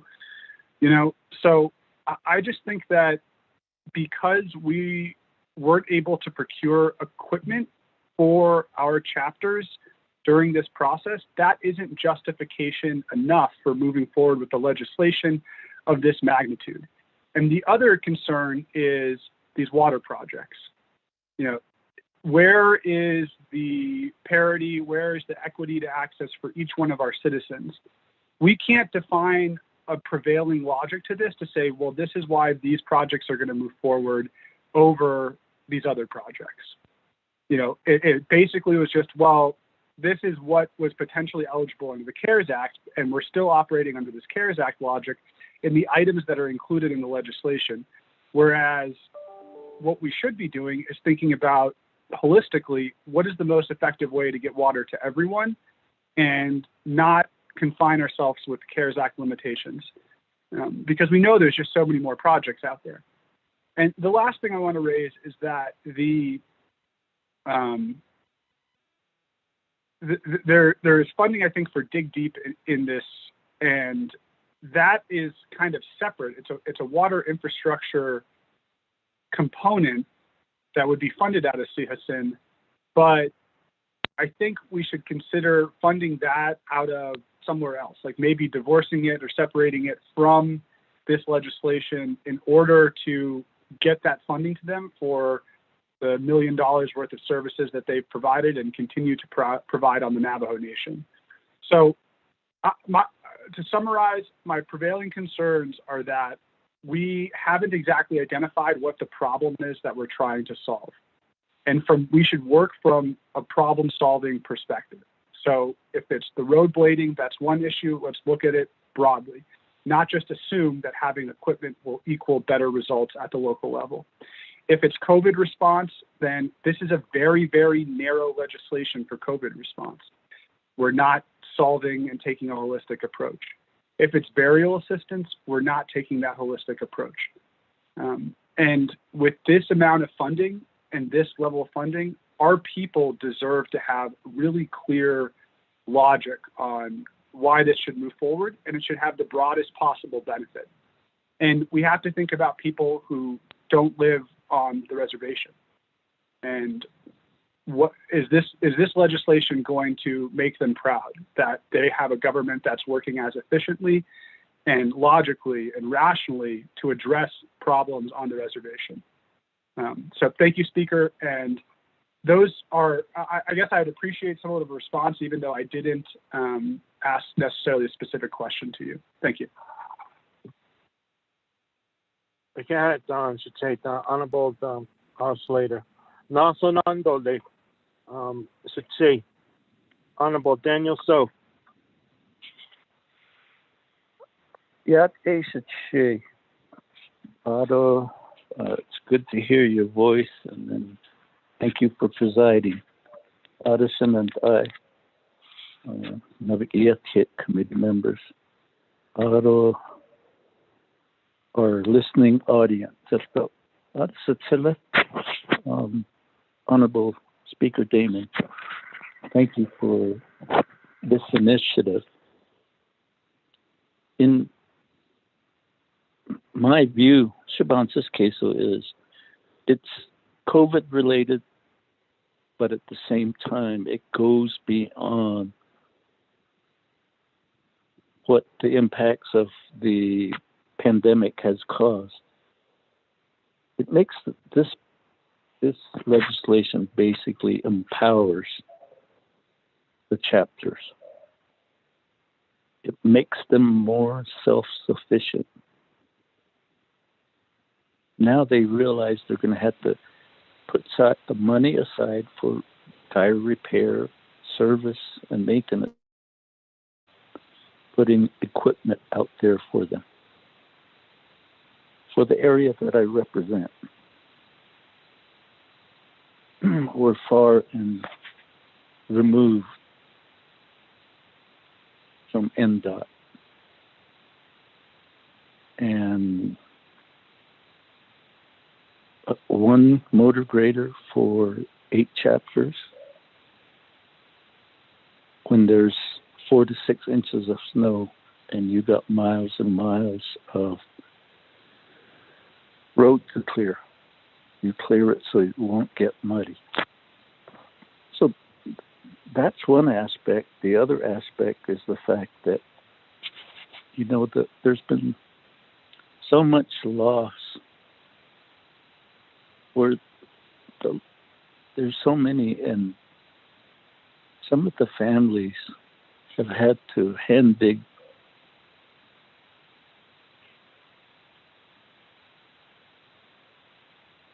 the graves, hand dig themselves, because there wasn't a backhoe available.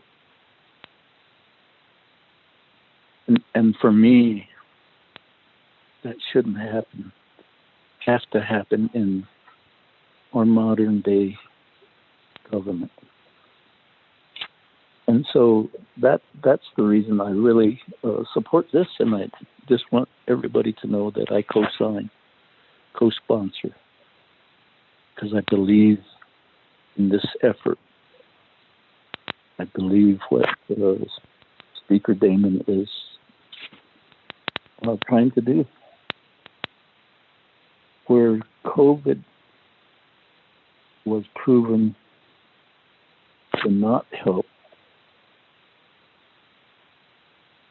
the CARES Act was proven that it's not available for this type of equipment.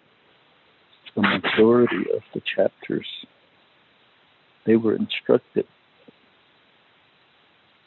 don't put it in your expenditure plan.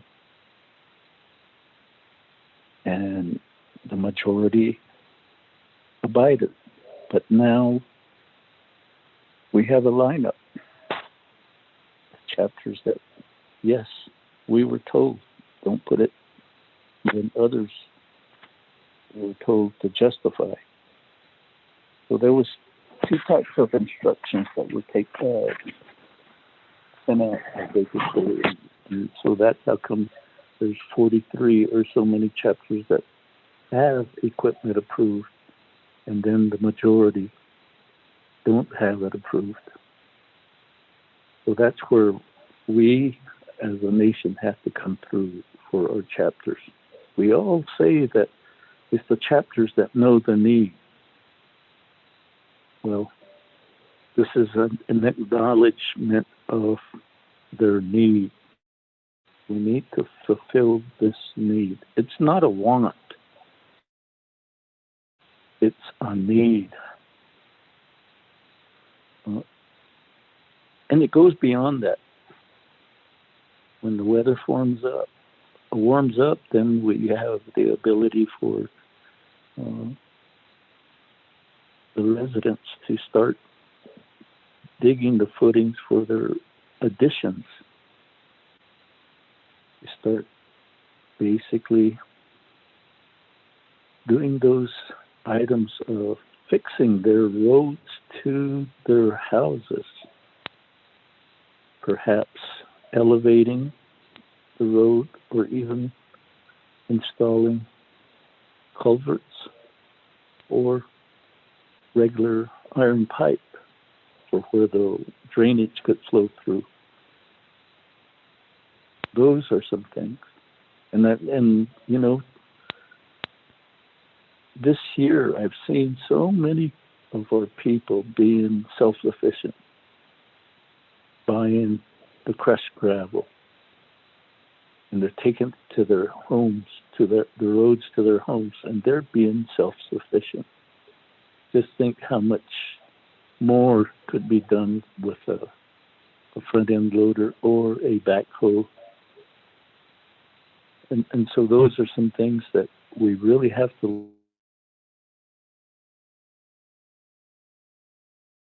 what I want to put on the table for everybody to understand. Oh, yeah, one does it. I late or it could it to it or pesos and it. Or cho either. Or stats and it. Who could a and the has it.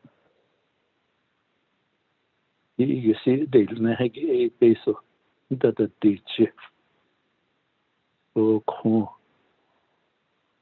In that, and they say, a cool. And I don't know. und lede traten als Nilbesande ade echen fudelne o binika betan chilne traten als li binika pada huizion binika chunil ego binika kwagi kwagi tato Baby cut teacher. Just twices on the chairs and the kid sitting there without a bahastit or little.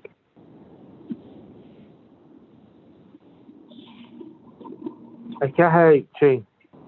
I don't start learning to be Hananin the a change the Nana Sita Honorable Elmer Brigade. Pro Temp Chair, this is Daniel. Put me in the queue. All right, now. Should I ask you that? Eugene. I'll go see that yet. Don Elmer Brigade.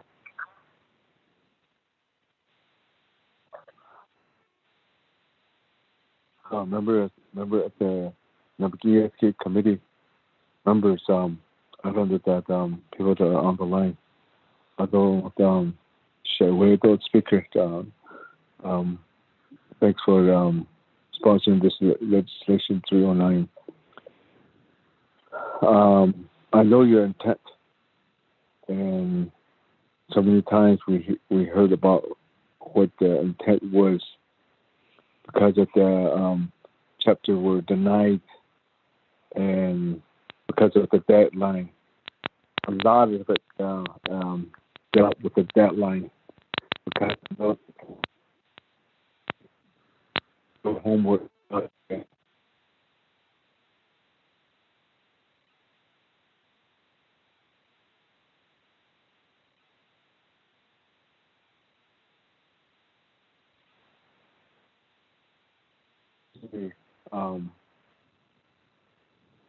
A training that was put up by Baker and Tilly. I thought they actually worked with a person, technical advisor. There was a lot of documents that were put in place. I think my other chapters, I contacted them and have to provide that price quotation of that item. Have a letter from OOC, that sole source letter, saying that you can go with this, the reason why you can go with that vendor because of that. They had obviously then agreement to, and then in return they had to give you that agreement to say that they can deliver goods and service by that deadline. So it was part of it. And then you had to have submit W-9s and W-5s and so alcohol, W-9 alcohol. I don't understand that you had to have that Navajo Nation certificate of deportment and suspension though. This is provided by the Division of Economic Development. So I understand what Speaker is saying. Speaker is saying that that if you want to add on to this, you need all these documents. Of course, it's a chapter. They're trying to get all this together. You don't need a I think we need to start working on it again. So it was this guidelines, and some of these were not provided. And then by the 16th or before the 20th, that was part of it. So yeah, I understand what Speaker said, that those items or those chapters did not meet. That's how they were denied. So now we're given a chance to come. I think what we're trying to do again is something that was not in that portal. So that wasn't even part of the add-on. Alcohol. It's governed on possibly question on things that was the intent. It's the way I understood speaker. Then on the, my question goes to right now is I took a amendment to that. I call it recording that I think for example, then this morning I did a question to our attorneys regarding the Navajo Land Commission. I asked that question: why these terrace fundings for infrastructures like solar units? People living in XPL, they're denied of all service and goods from the nation, both sides, from Hopi tribe and Navajo Nation. I call right now this CARES Act, and now the urgency. We saw that that's what our mind and the way we think about it. Now it's Diego. That don't matter who you are and where you live. NTA denied is individual living in HPL, saying that if you live in HPL, we don't do service over there, but don't need to go away. And now I asked that question before. Attorneys and then we're going to look into that. Or that it's my question again. Is this kind of services the issue? Backhoe or the bananas, or we can be, or these can be. Is it going to be used for in HPL area, APL area? Because they're being denied. I think it's in the even in this pandemic. My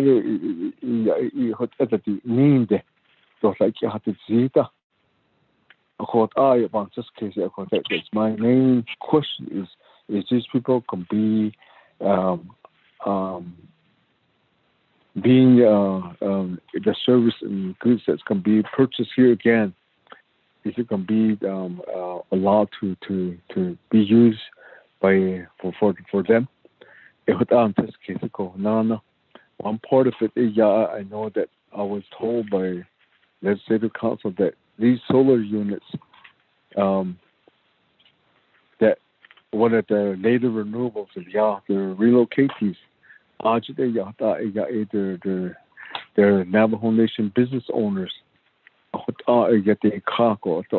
They were denied. They were given contracts to put in at least over 400 solar units, but don't need them there. Again, contract didn't. Once they were given that, it didn't move on. It didn't go any further. I take one case of this. If we can do this, so I did an amendment to this legislation regarding that Business Opportunity Act, and then Navajo procurement law should be in place again for these people. The first and second priority of these Navajo contracts to be considered. So I did comments on this legislation. Let's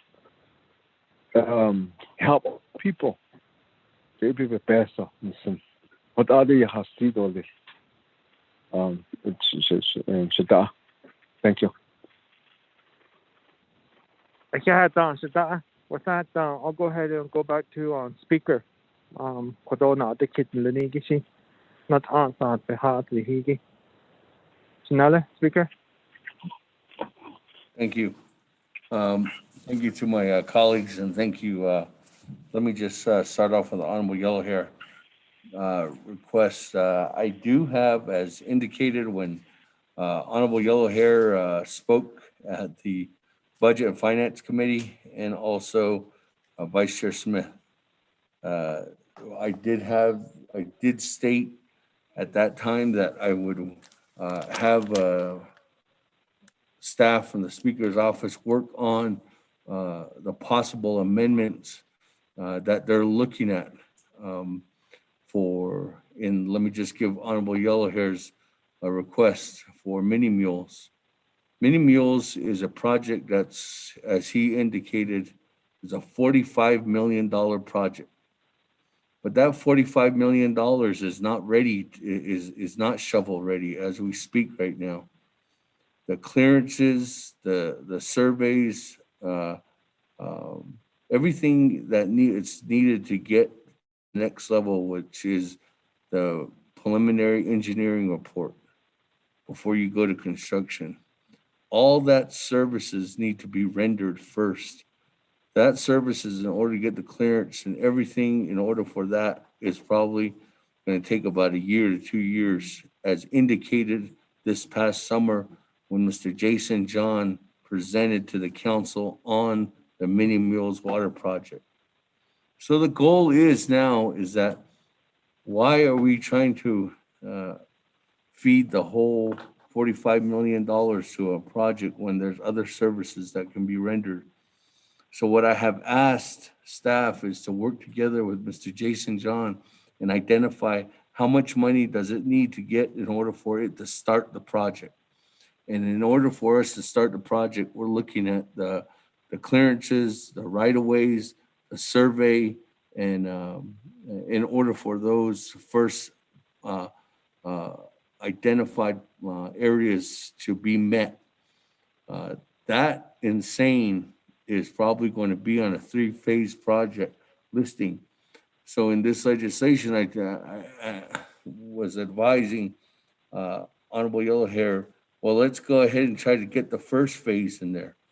If the first phase is, and it's going to take some time for them to get that, it's going to get the manpower for them to be out there to do that, to get the right-of-ways and the survey completed for those areas. It's probably going to cost about $145,000 to $200,000. So instead of us applying $45 million and having that sit there for 3 to 4 years, why can't we just start off the project with essential assistance for the $200,000? That $200,000 will get us to the point so that that $45 million isn't locked up there just for that particular project. Once you get to that point of getting clearances and getting insurance, that's when Water Management Branch can go after different kind of grants too as well. When there's a preliminary engineering report completed, that's when Jason John and his crew can go to USDA, can go to other resources in the federal government to go ahead and try to get grants for these different water projects. They have done that in the past, and they have numerous water projects that we have matching funds from the federal government right now, or even a CDBG grant. Those dollars can be put together so that the Navajo Nation wouldn't have to fully fund the whole $45 million. So that's the reason why I've asked the Honorable Yellow Hair, can we start sponsoring the Mini Mules Water Project in phases so that once we get to that point where we fund $200,000, that gets us to where there will be enough to work for the next year and a half. Once that year and a half is completed, then we know we're on to the next phase. And once that next phase is coming on, Jason John might submit that to USDA for matching funds.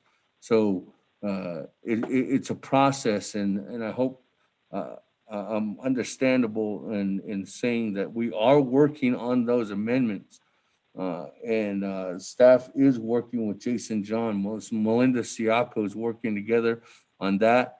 And the other one that Honorable Yellow Hair brought up, which was the initial steps in order for Wide Ruins to go through that same process. And that's by Vice Chair Smith, who asked us to do the same and asked us to reach out for help assist through that process. So I hope I answered that, and it's just a duplication too as well on Wide Ruins process. That's going to cost in the millions of dollars too as well.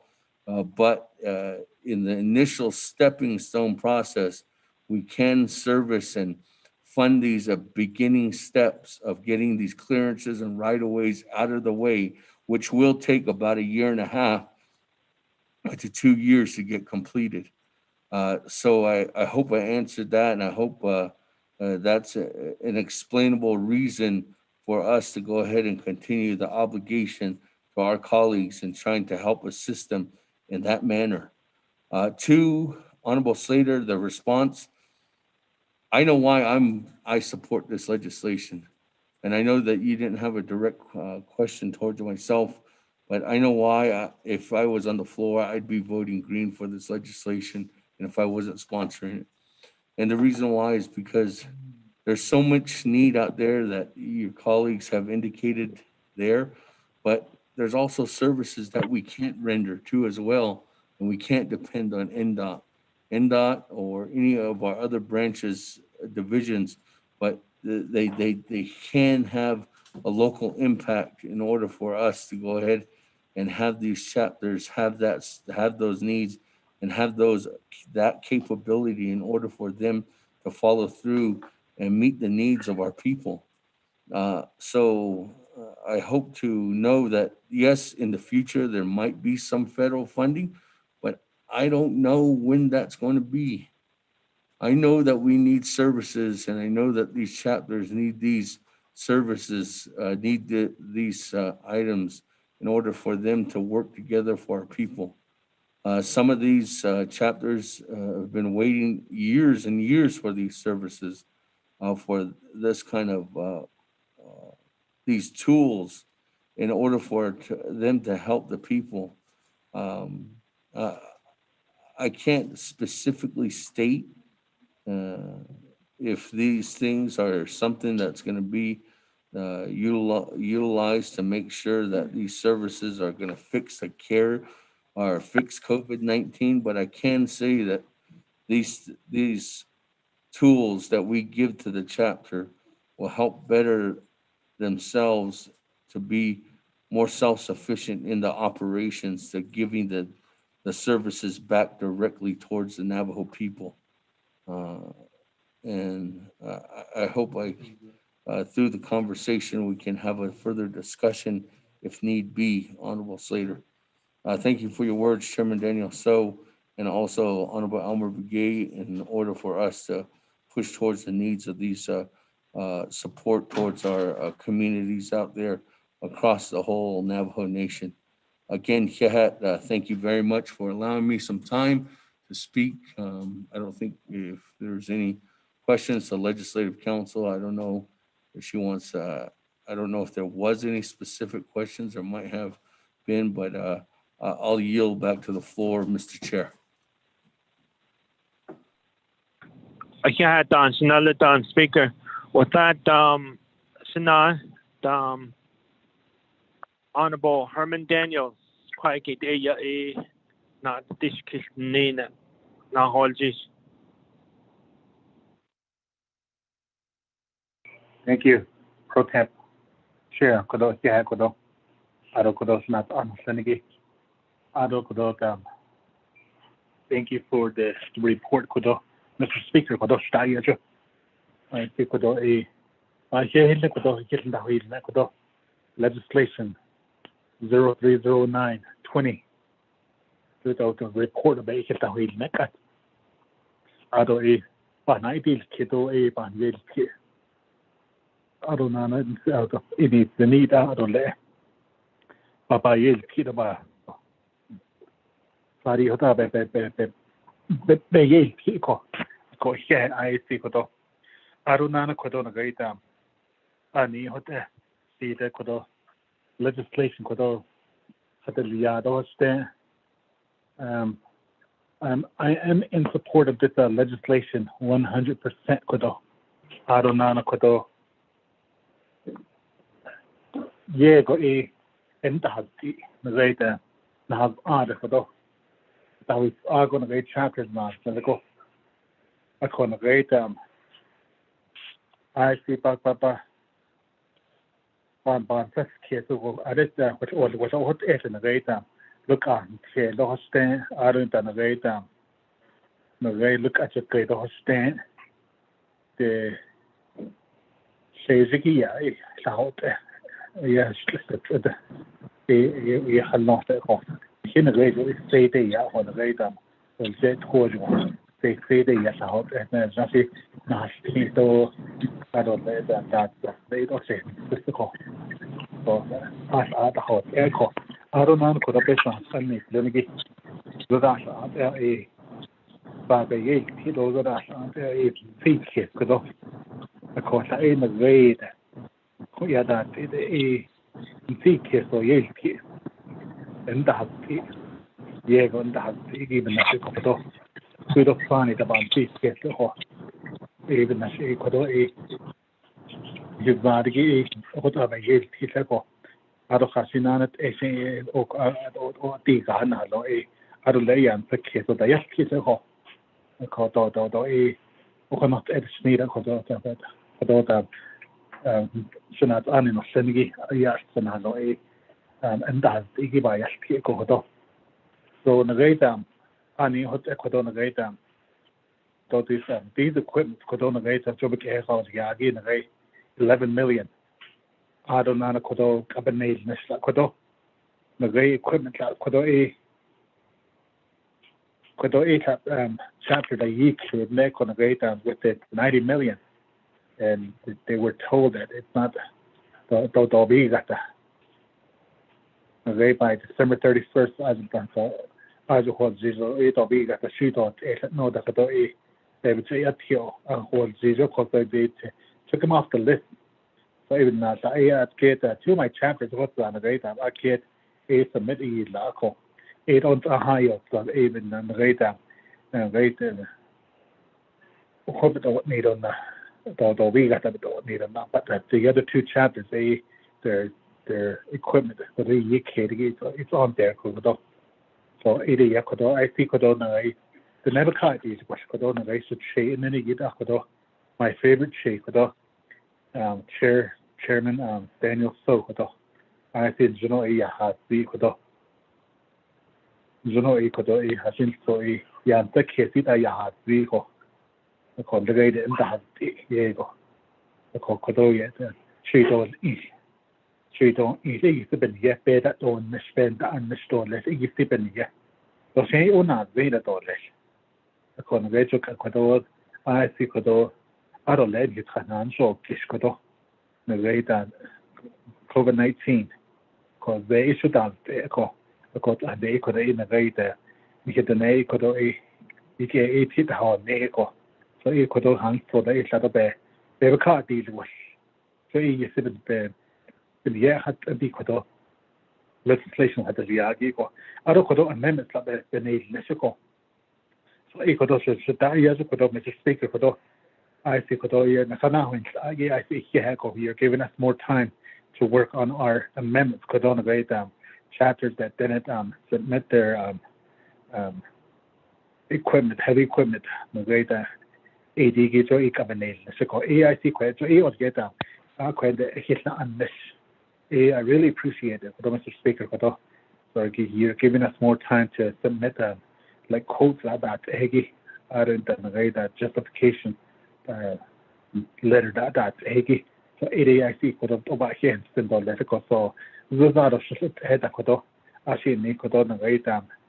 But now, Hedge area based but then we get on letter called straight for this and the life down Kodo and Ray the 20 million Kodo and Ray UFB, you know, a steady medical for the fiscal year 2022.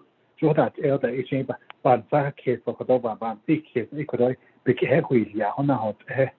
So I'm sure, yeah. You all know that Kodo I'm assuming we're going to be short next year. Kodo the FY 22 budget. So, but I have to say, Kodo just no easy. Kodo so even national Kodo I be done. Kodo has a treat or is so has a Kodo the never card deal was so that a Bansa case the sense and fancy best sense and fancy best of this from the so the question that I would have Mr. Speaker the Quila the Bison Melico, the Quila the Kodo in the base of Kodo actually at net on which on the internet base of condition years and now the base of consent what's the total amount that's in there Kodo even like the skid or let Kodo So I don't know if Madam Controller is on the line. I support this legislation. I don't know report I think Mr. Pro Tem Chair, my brother. Thank you.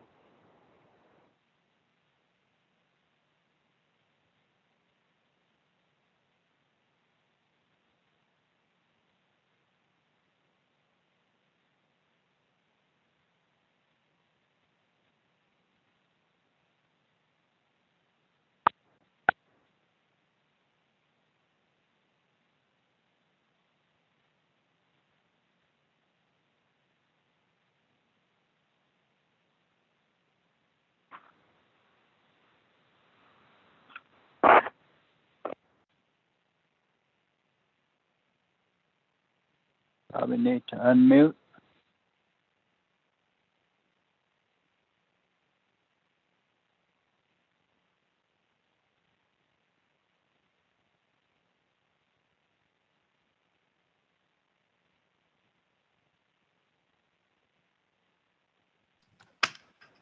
Honorable James. Green.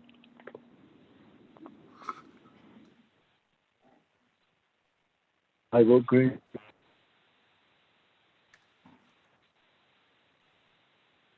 Speaker, he might have dropped off the call. Not sure if you want to find it. There we go. Can you hear me now? Honorable Daniel.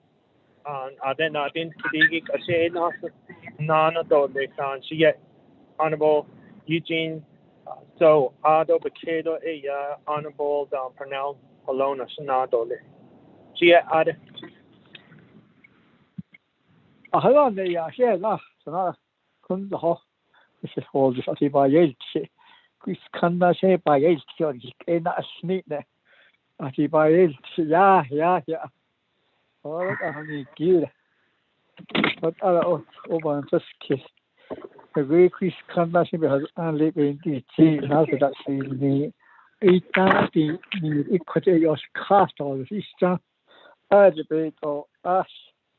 Well, my first case at all the ship be none. I learned that is it's not that meal call with that resolution now. Cut on for all on first case. Oh, she never thought of this cause a separate official.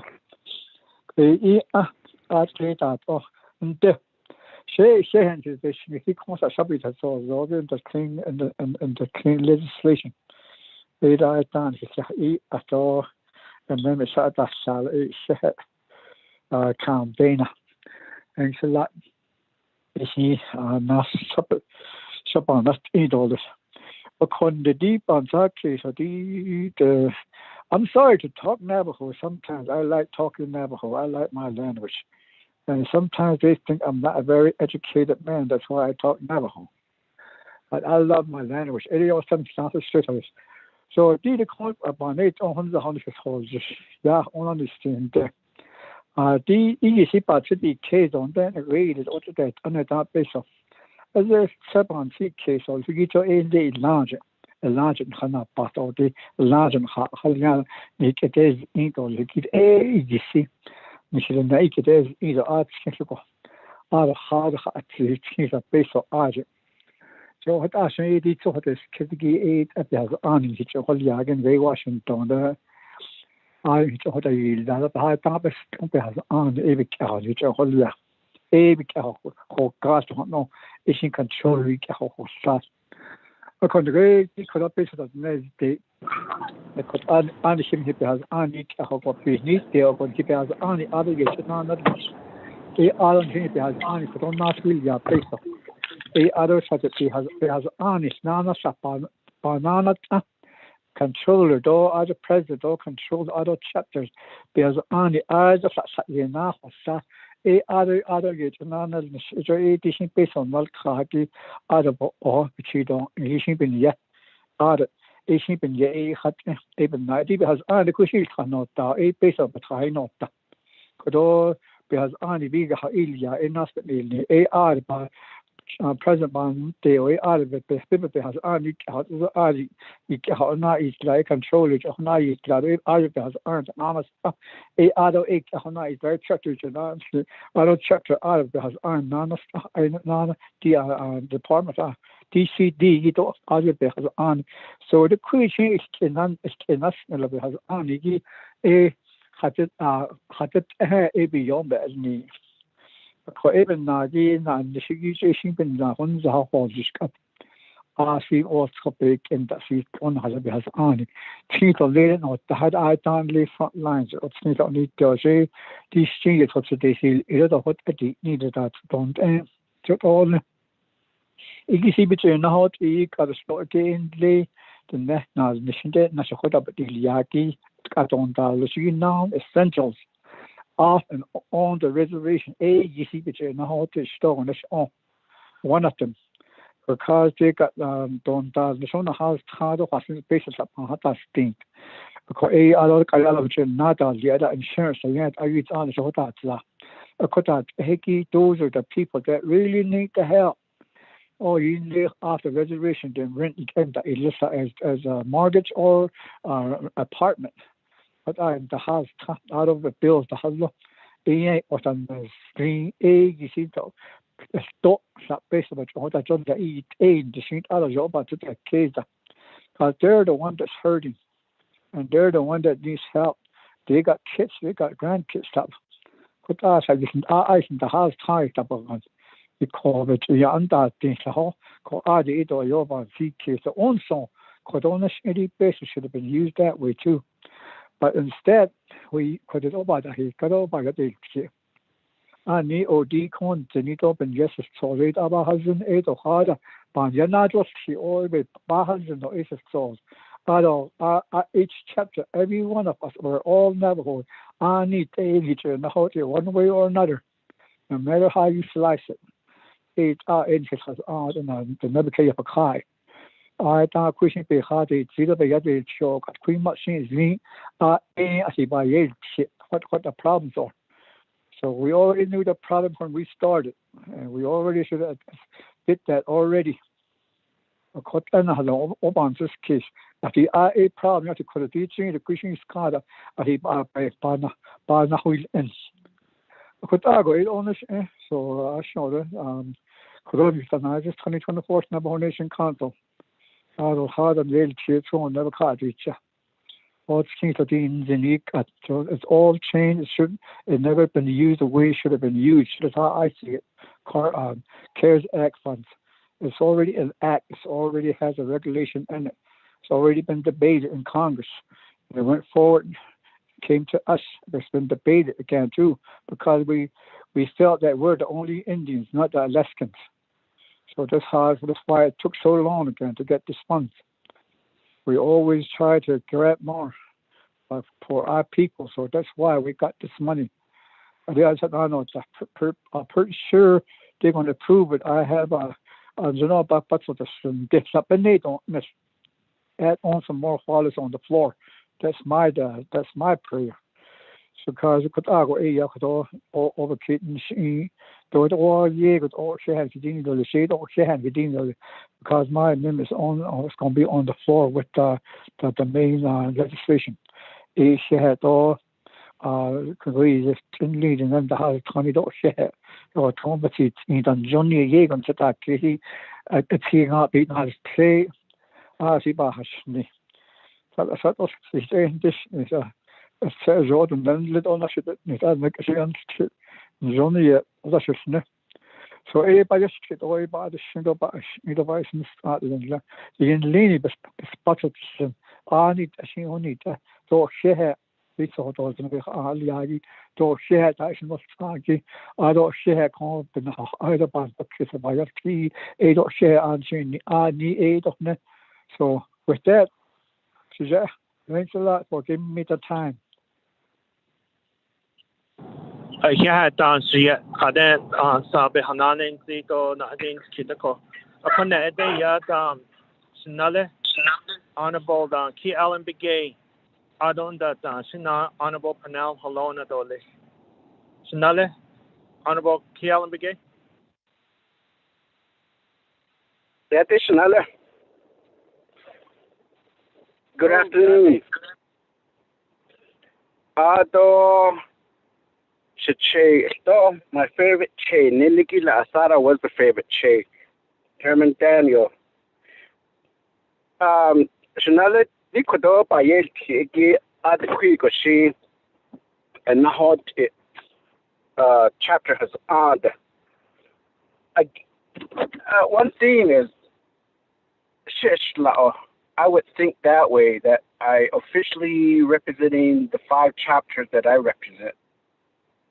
Ashlako e kodo asahanda atlehiki but had the shot and then liniki nihitene nahachin low mountain kachibuga Talanikan with Noslini mini farms. So a kodosh the local chapter officials with the grading official, the farm board, CHR, any other area that the community had established a position to represent them. According to Bishop Anni Gliniki, we all represent 110 chapters.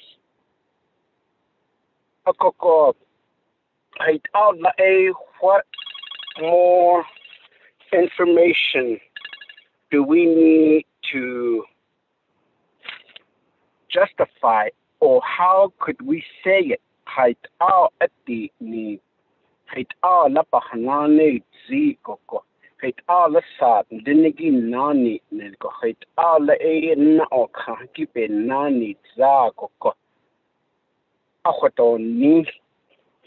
Job Kwaki Gisha Zingi Snanta 24th Naval Nation Council Bayashtito Bahanana City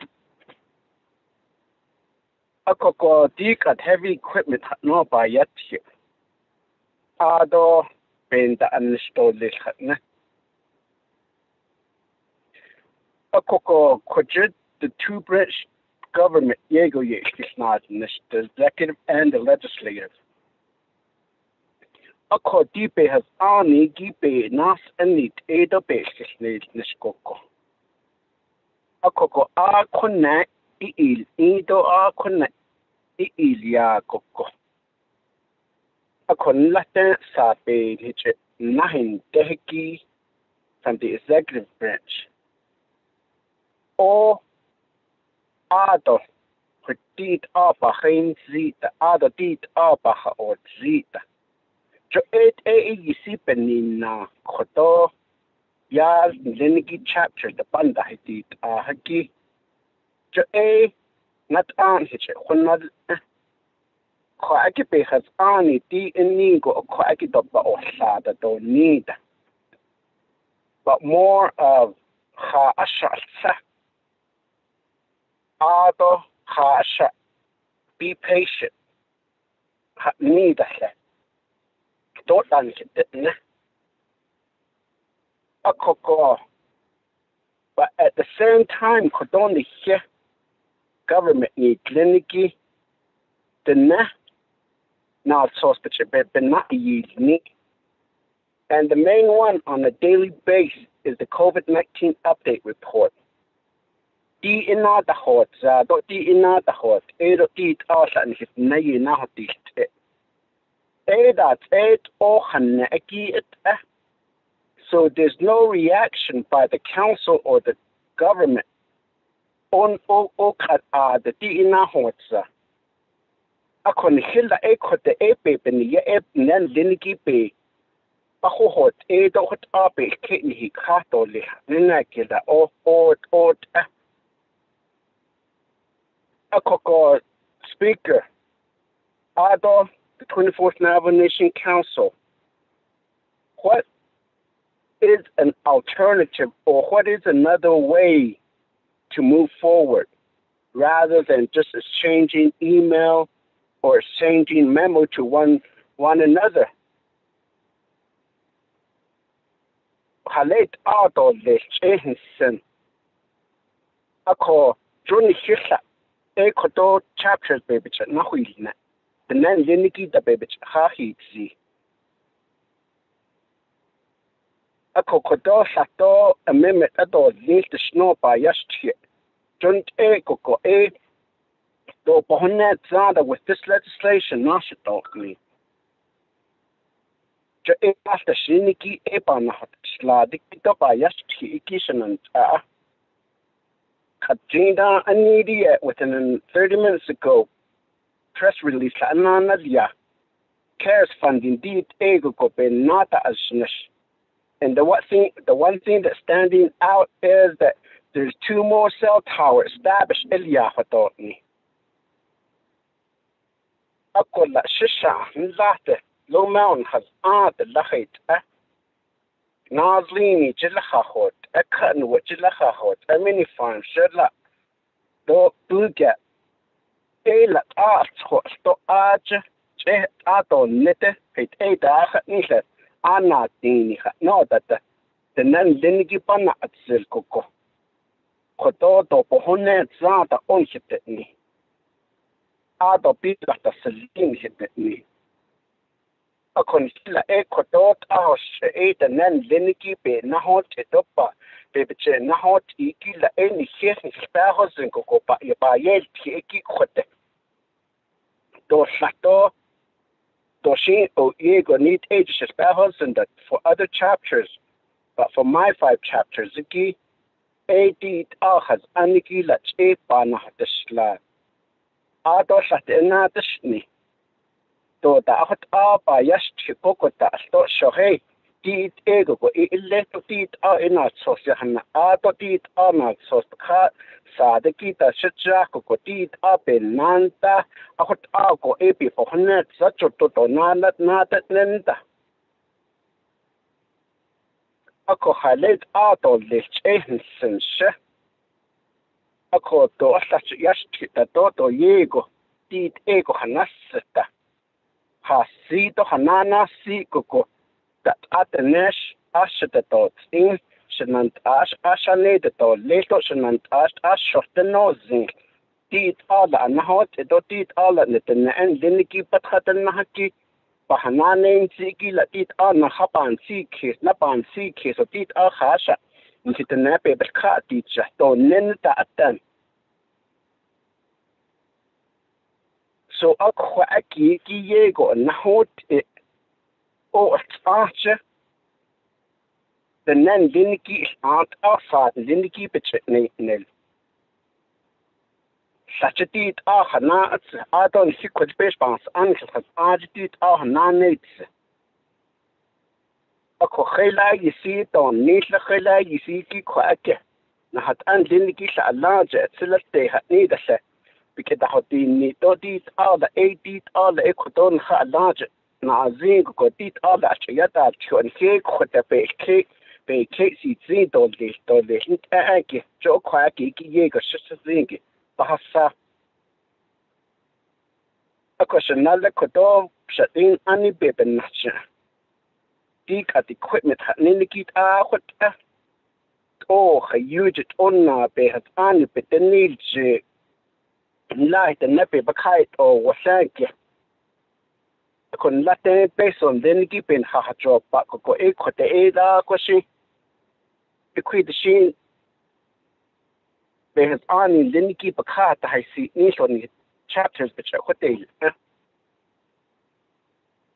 of course these legislation to keep a case says oh Adam little the snake go equate on his chapters then keep sat up a car deal at the horse in aid it or not on that sound the journey don't need up and not other bit I see so that journey this other Saeta nation she don't need to don't journey it's all disqualified not allowable that we don't need it but starts a night at that yeah.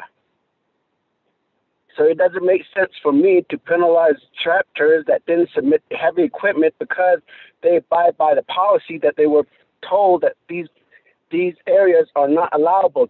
No. I could cut. Basic just has Niki Hanadon is what don't need the geeky. It's out the finance Eliago with the shield up on net.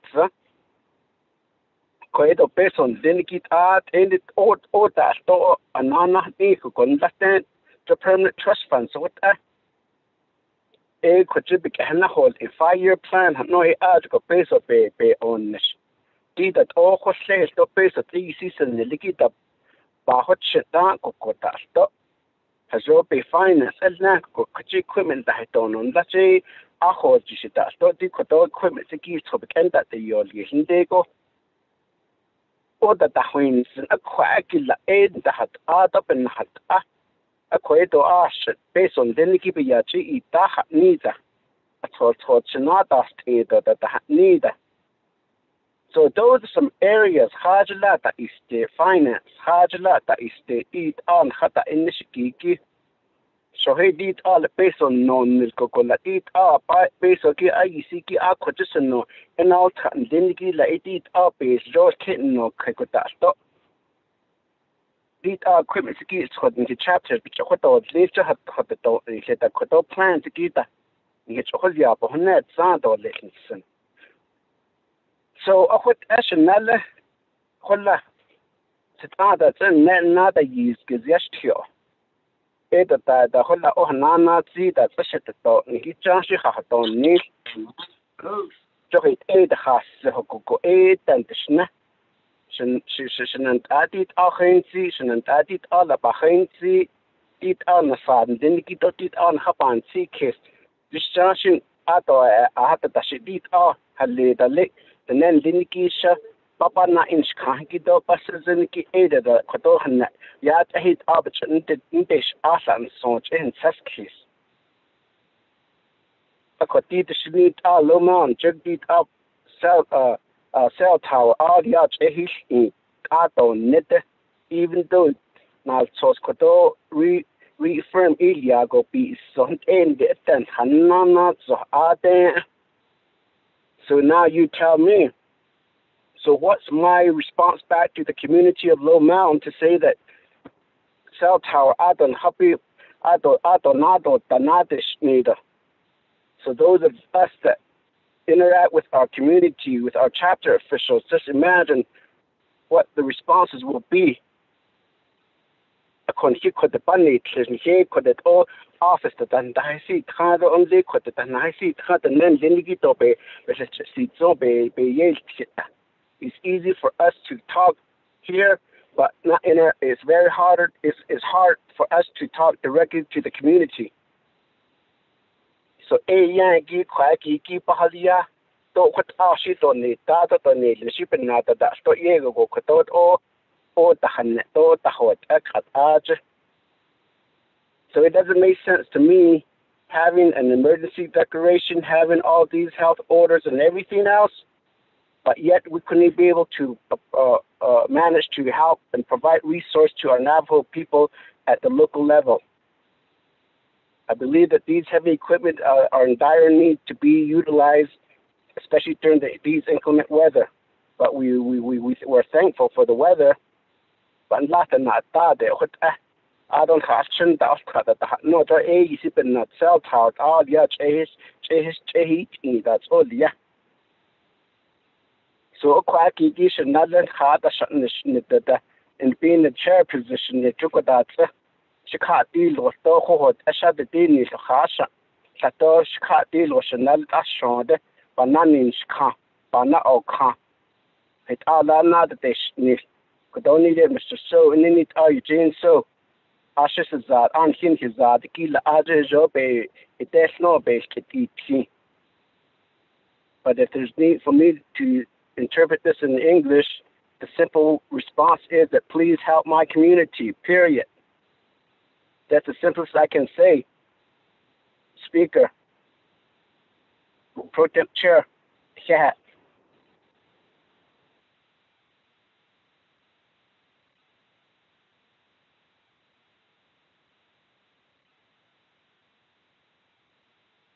Another Delegate Otto Stowe had this.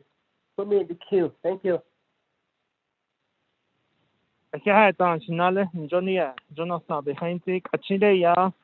Honorable Pernell Halona. Oh, yeah. Good morning. Good afternoon. Yat e ano so 24th Navajo Nation Council, Naabik'íyáti, and all the people that are listening online. Good afternoon. I hope you're all staying safe. Keep your mask on, wash your hands, and all that good stuff. We're social distancing. I have just a couple of quick comments. I was listening to Delegate So because we had the same situation out in our area in District 14. We had one. Our backhoe broke down there at Tohatchee chapter, and then so we were trying to run around and borrow tractor backhoe from other chapters, and then we had to find a flatbed trailer and a regular good-sized truck to haul the backhoe because you can't be driving that thing down the road everywhere you go. So we had that problem. Our backhoe was down. We had to borrow one, and then when it wasn't available, we had to make arrangements. A later time, the funerals had to be rearranged. It was just a big hassle. And then we had a small backhoe, but the other problem with that is it was only going down about 4.5 feet, and so we had to go have a small crews out there to finish digging the grave by hand, just like Delegate So was mentioning. But we had to do it just with a small backhoe. So in our area, in District 14, we probably need an extra backhoe there because you never know that those things break down. Even a brand new one breaks down. I had a good one that was only a year old out there in Tohatchee, and it had to go in for warranty work, and it took a little over 2 months. And so we suffered with that, and we tried to borrow another backhoe from another chapter. They were busy with their backhoe, so then we had to end up getting a crew to dig dig the grave by hand. And so those are just, the families are already in a state of shock and disbelief that all their loved ones are leaving at this time, and so it just makes it a little bit harder for them to be over there trying to dig a grave out by hand again. It just it puts the sting on a little bit more. So in order to help the people get through that, get them to services, I agree with this legislation that we need to go ahead and pass it. We'll pass it now, and as far as it goes, and if it's got to go across the street, I guess we need to get on the phone and get a hold of Mr. Nez, and maybe he's listening to us now, President Nez. But all these things that have been happening around the nation that nobody talks about until this time when things come up. So that's one part I wanted to let you guys know, that this is the difficulty that we have been going through in our area. The other thing is Red Willow Farms. I have a farm tractor that I've been trying to get. I had it on a list a couple of times, but the legislation got dropped. And so I've been trying to figure out a way on how to get a farm tractor for the community there at Tohatchee.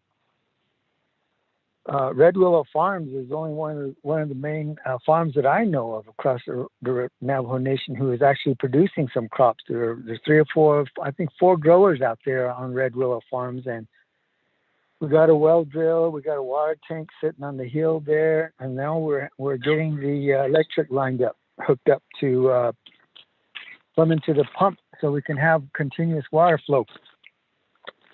And once we get that water moving, there's going to be a lot of people coming out there to try to plant crops. I'm hoping that's what's going to happen. If not, then I'm going to start a small project out there, grow some alfalfa and some other small crops that we can use, pretty much Indian corn, different things, squash that we can grow for the community, healthy foods. So this is an opportunity for us to get a tractor so we can continue moving forward, because our water well is almost completed, and once that gets done, we will really need a tractor with some implements. I still haven't figured out how we're going to purchase the implements, but if we can get this tractor on the list, and it comes through, well, then that's just one more step for Red Willow Farms to start producing. So those are just a few comments I wanted to make right there. Thank you very much. I appreciate all you listening to me, and I'm in support of this legislation as of now. I don't know. It's kind of it's kind of funky that we have to do these things all at the last minute, and everybody has to jump on board, and nobody's prepared. Chapter House don't got all their amendments done, and we got to find a way to give us more lead time and plan these things out. Jonah, for the people, plan them out better for the long run. I don't know.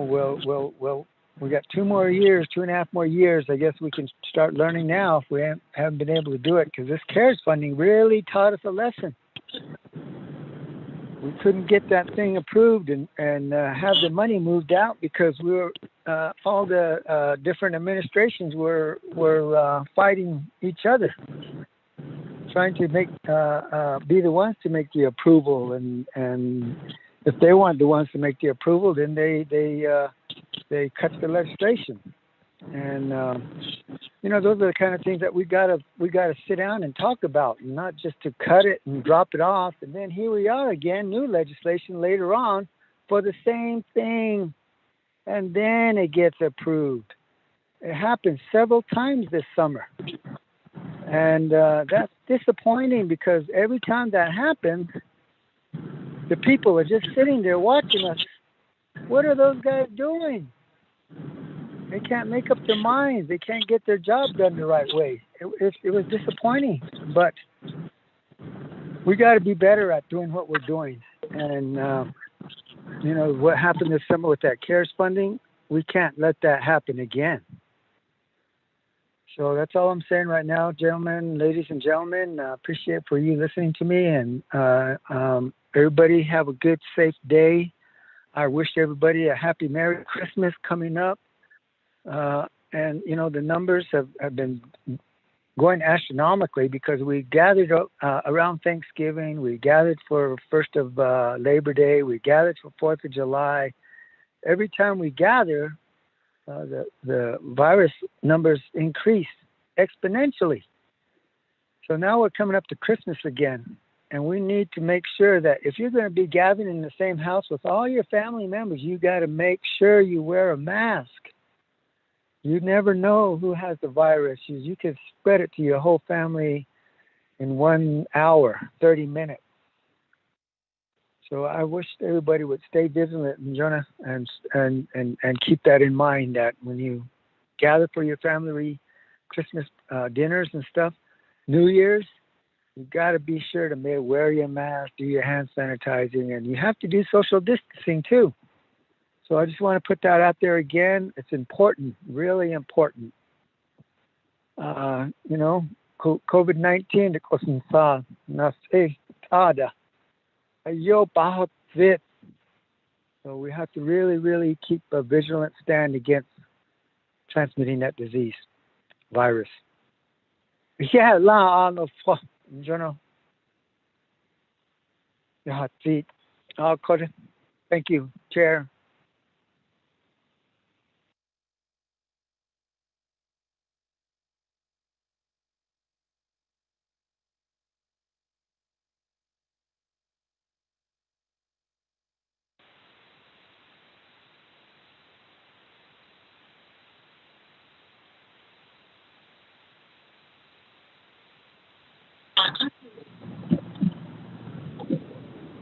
Cannot speak. This is Delegate Yellow here.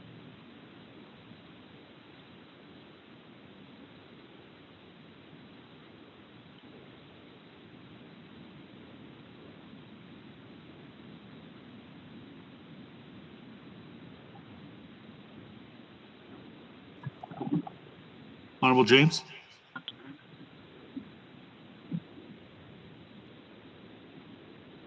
Okay, thank you. No, I'm here. So, I had not Honorable Pernell Helona, Kodosat, Lily, the Hananin, the Linko, Oko Kodo, Chinalin, Lily Speaker, but not at Asto, not Sat Liniki, and Hanato, the Chinale Speaker. Thank you. I think there was more comments about amendments and support for the legislation from colleagues, Honorable Daniels, Honorable Eugene So. Thank you very much. The question to the controller about how much dollars are actually in the funds, maybe Honorable James, after I'm done, see if the controller or Mr. Rob Willie can probably answer that as a definite, a more defiant answer. Honorable Keon Begay, through the presentation and the time that you have indicated, I just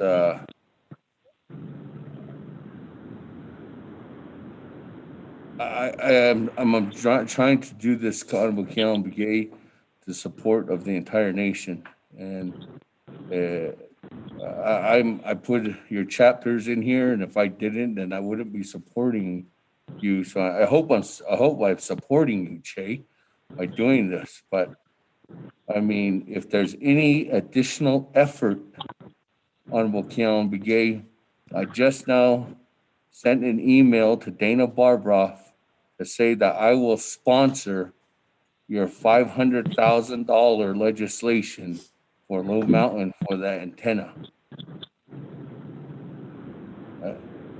If we just keep discussing it, it's not going to happen.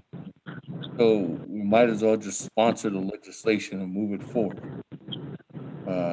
Last but not least, Honorable Halona, we did get your amendments, and that tractor is in play moving forward. So thank you for that.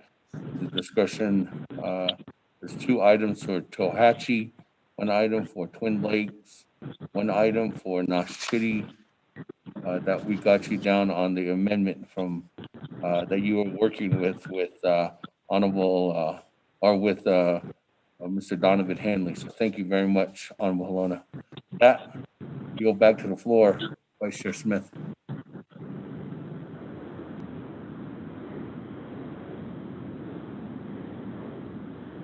Take your hat down, Speaker.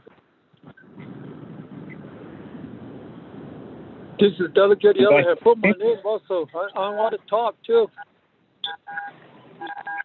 That's them to the queue box. Hold on. Okay. So the lineup I have is Nala Auto So, and then just now Jimmy Yellow Hair, and then Nala Ricky Nez. Okay, what's that? Nala Auto So. Thank you very much. I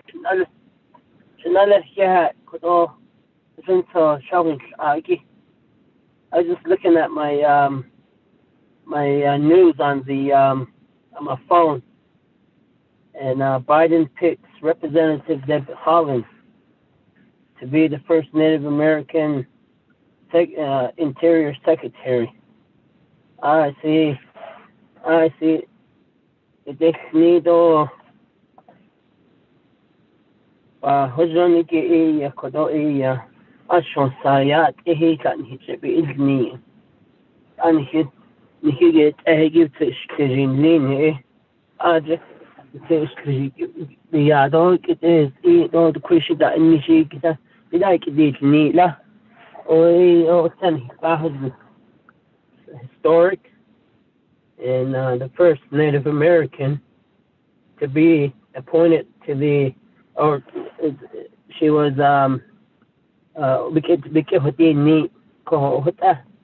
really hope that Congress does select the first Indian Interior American Indian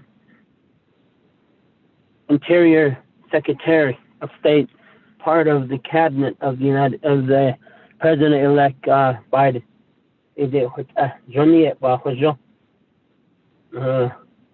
So I had to look at my news and look at it twice to really see if it was true. Nonetheless, Tita Tani, the Hitratnas, the Lida Shinto, which in the his Tito, the Hitratnas, the Little Koto, Peso, which Equizia, Baganani, Yanahal. and with the amendments that happened in November. And I believe that is one of the reasons why we're in this situation. With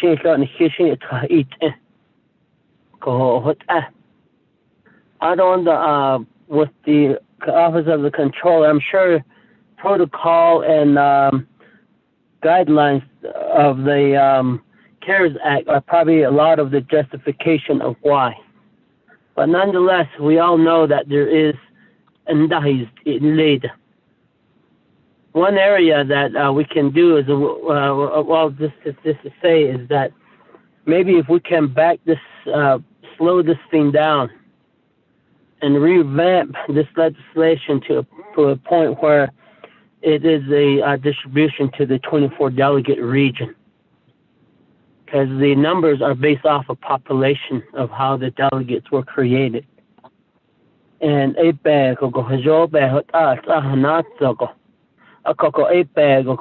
waterline projects are funded in that area could be absorbed in that delegate region. The other is if the cistern project over there, those dollars could be absorbed from that delegate region. We do identify the dollar regions need money.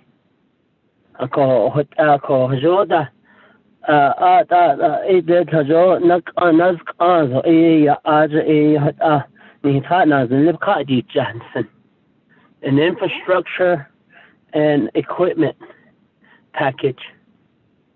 And then an issue related to COVID. It may be an infrastructure upgrade in the community, such as my community in Tibet City. They have infrastructure that has been put in place for many, many years. The infrastructure is crumbling in the larger towns. There's VCP clay pipes, the AC waterline pipes that were put in the late 60s, early 70s. They're falling apart. They're collapsing. It's very crucial. And each community is different. But all of us represent the Navajo people in general.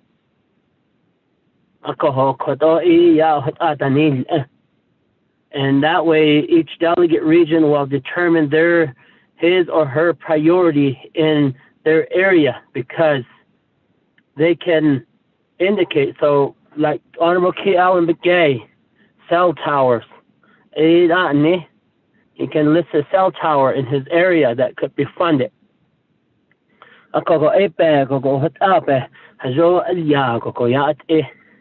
Number 2, I believe the next 5-year plan could all base on Ninigi,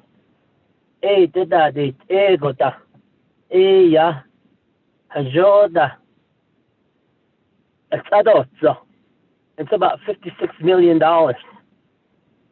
And as we move forth on this, instead of having the 5-year plan there at the mother government level, the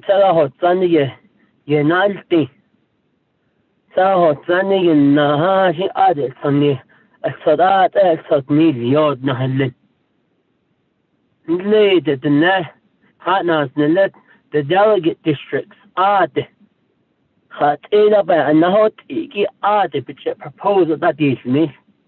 let's get the chapter on the bandwagon,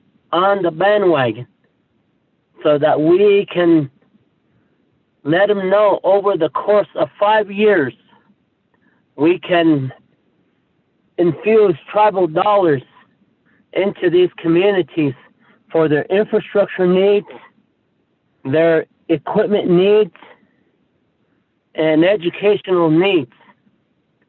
Take a 5-year plan, I guarantee you it's only going to benefit the mother government, not the chapters or the region. I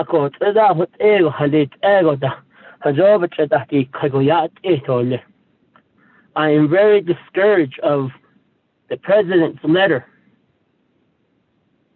And I don't know if he doesn't see the needs out there that our Navajo people need out there. I'm dealing with a couple of homes in Tuba City where these people are homeless. And that's what they inzen. And that's an inzen. Has it ego kos edo jis the onsen. She no hasn't a legend what. Nick a heck at the Hatnas, the dot and then linear. That is Kase, Ashley, just Nene, Aji Lado, the Naabik'íyáti Danger Day, Tanahan. The Navajo people is hurting. Socially, economically, infrastructurally, in community development areas. Ako, what happened? Ako, kote, di kipes mas anni klinigi. Halit, ego, laha jope. Achet, atinit, pito. Tenan lini, yat, eho, nahat, abahatit, aho. Tenabene, yinz, tena, ben, yinzene, at ishiba, nahot, yitten, lene. Kodo, ahadit, ego, ta, babak, eho, tilni. We cannot wait for Washington tonight. Washington. We had so many years of a Democratic administration that Navajo thought that we would see changes in policies related to Indian country. Those policies are still in place that they are still protecting. Whether it's a Republican or Democratic individual that's in the office of the presidency of the United States, those policies that governs the United States will always be protected by federal government lawyers. Ako Hashenza go ya Washington but dana hesi tadoli. Ko Ayego hajo yat ehba na ay khadadit asin sessionan do adit che speaker. I believe that despite what conversation we got from what letter we received from the office of the president, we are elected officials that are elected by the Navajo people, that we have to look at the best interest of the Navajo people, because we are legislatures. Ako yakodo benasatika. Khana dinasvidatine onsen chinanta. And if he wants to clearly say that no, he can say that to the Navajo people. Nikeo kodona hatapa. Ada izneto babak eho izneto le. Dila lena shahate ya. Besot izneskiz de ayet nati tinne. Na nezinde tenen len aket iniki ayet yitinne. E bapido. I be told it and the cat in it did not you didn't live. What ego not unleaning what Ben not that and the hin hit it. They hit an answer now could over how this vision and Ado Anik on his husband. Alane could not it, but Cardi Jan session and it's because we get one letter states that he's not going to support this legislation. This is a legislation that's coming from the Navajo people and the needs out there at the chapter level, whether it's a backhaul. I came under that same thing. I went to my chapter to rent a backhoe. Yeah, my chapter had a backhoe. The policies that governs this thing got in the way. So I couldn't rent that backhoe. So I had to go elsewhere. شتان ليني كده جنسان خنات إلياغو أنا كني زازس بيدو تديل شدو فتابكاي جي أدا إليا أكو صدا يغو شديس It affects every Navajo citizen. Away chendo abat nan set only son tweedo son in Leni. Aja beda khaja aja beda hatit This is a solution and a proposal that you have brought before the council. And I urge you to move forward with this legislation and whichever way we go. Because we are a legislative body of the Navajo Nation. We are the governing body. Adon da shnale ke kodo da jinsa ke hotini don da kodo Naabik'íyáti kodo biyeswas to ba hen sishnan ede hota de roba hadis to ho da is ago so yego da hoshya ala sohti da chena nikita nan leni hikain leni ni mani ja besa jegi bano che baso che I don't know na khaida batofne ada khano senda batofne ay hota o hadis ko ede ya khodo ahyan seno dishne ya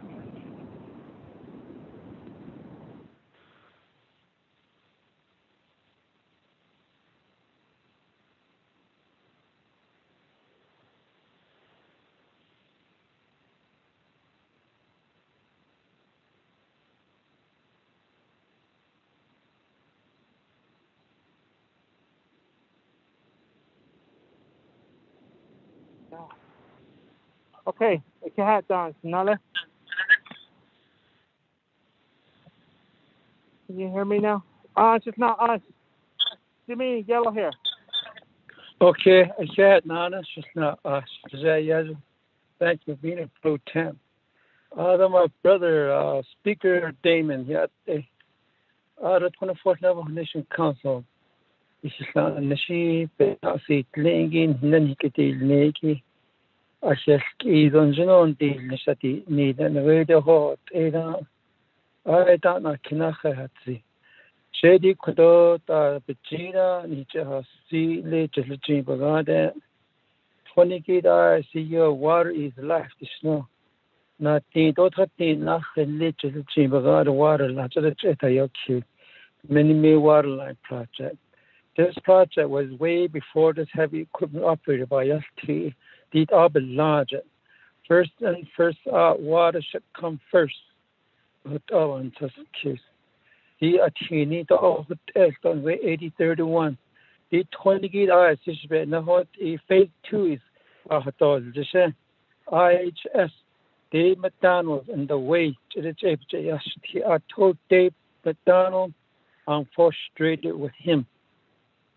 He probably have to resign. And everything. If an old horse can't pull a steer, I think it's one of those. We need a young horse that can pull a steer. What on Shaloni the net the net Totan Tobias needed Totan Honorable so never long dark from one the chamber of God. What about Hensi I see ye go the net with Ebony 20 get at the end. And the very people has on a time. People in Kaya, thank you, the law and Hika, little people. 110 chapter provide services. And 100 years in a chapter house, 100 years in a senior citizen, 100 years in The chapter official hike so 50 years is late. Eshabeban Soki Kodonis and Hinton Shiki 20 Quaki should limit the Damon. I said, look for other money, look for other alternatives. Many that's wrong. I can't be treated this way. They got to use the some funds, permanent funds too. 8-inch kids. So I need help. Phase 2, we need that one. We've got to take care of phase 2, and then we can move on.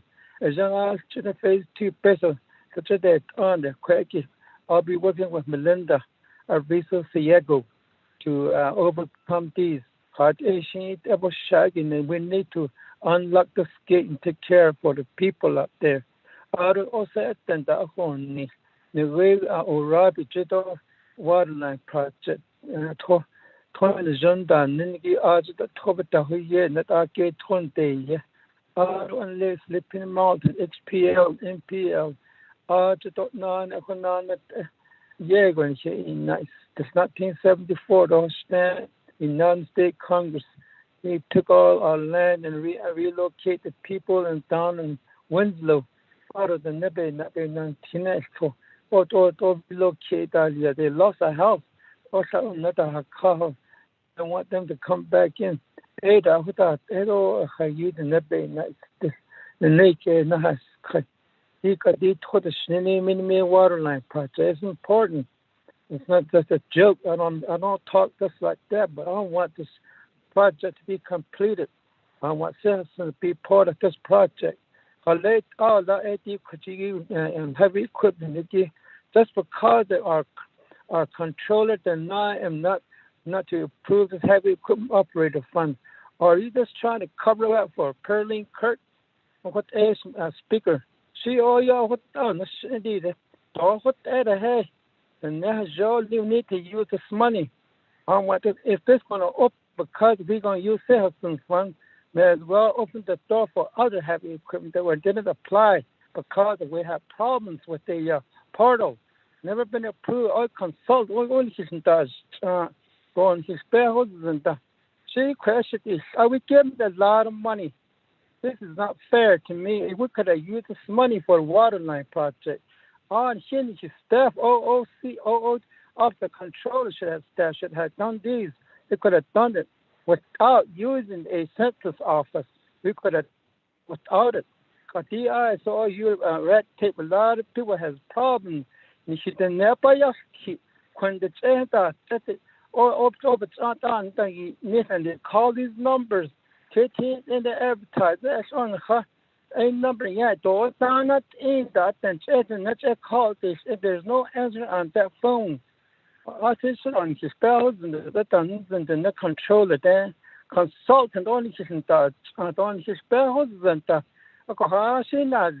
no, she is only. We are 20 at once and get in the button. Yes.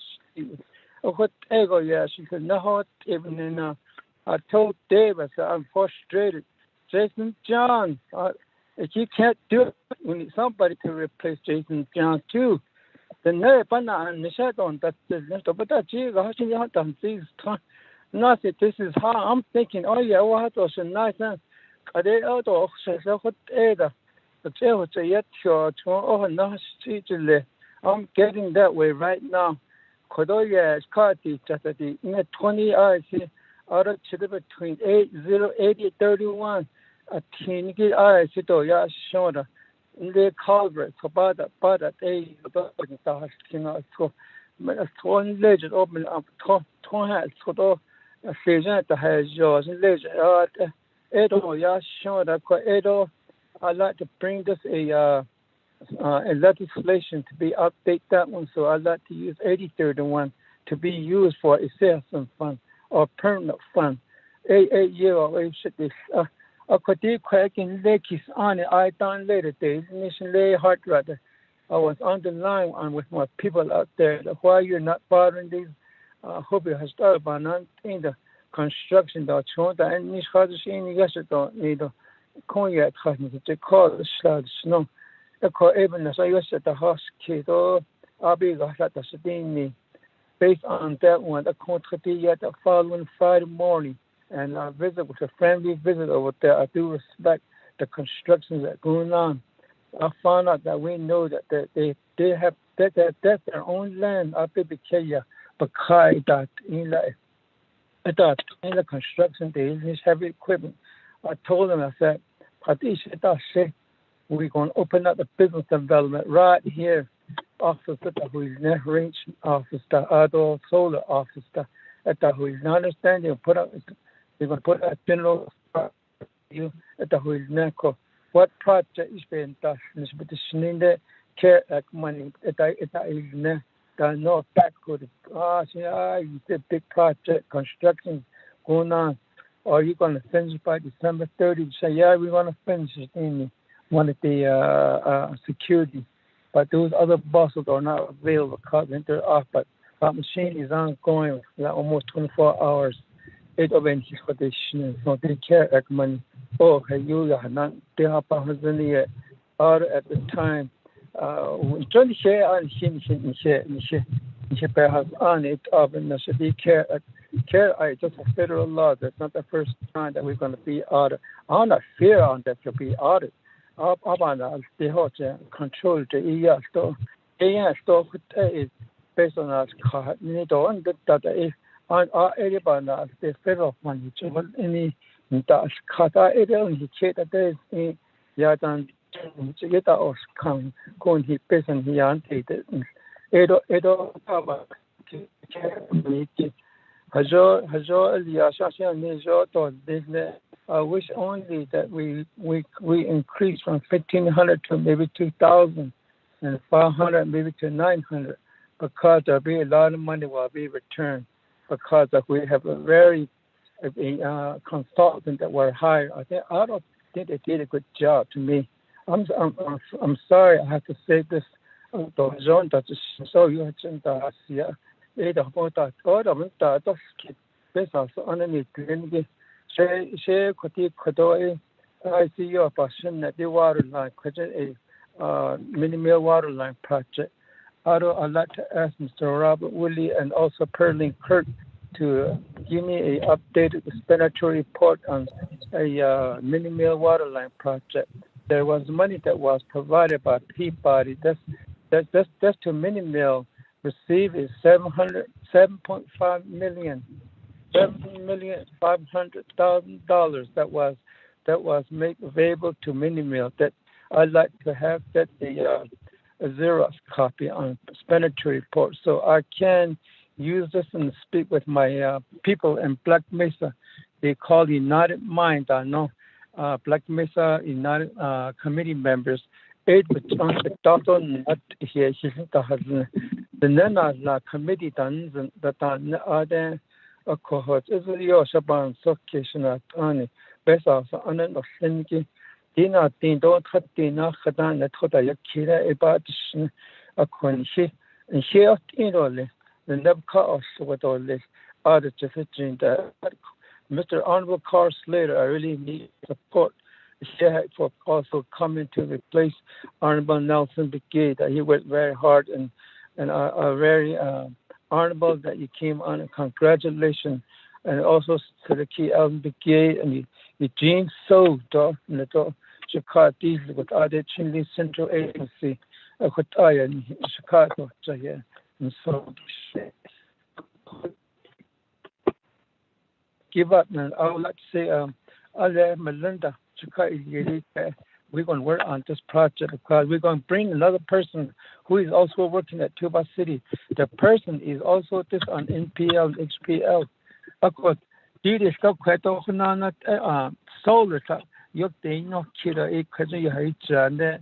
One is for HPL and NPL.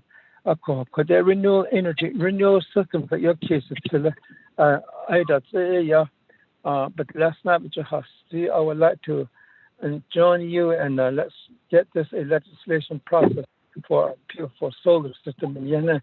He has one of those two, and I'd like to join him. I thought that to yell and according to her, she said she will be working with control presentation. She said no, I called this, and she called me, the other day, I called Nana. I didn't see her. I wanted to meet her and also Andy Thomas. Oh, you and the whole just the gym. Did it took opinion to do $34 million. It was Nteko Andy Thomas million. You know, I could be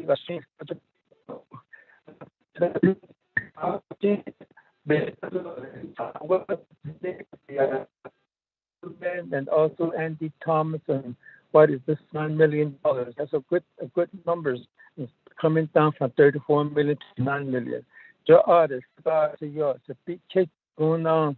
There's a lot of crimes that's going on, Diego. And now it doesn't have on. Well, that's a lot. It's a lot. I'm at one side. It's a Bar Roughat area in the valley. It's about maybe 30 miles from Pinion. And policemen don't come until the next day they come until they get beat up. And that's one next day then.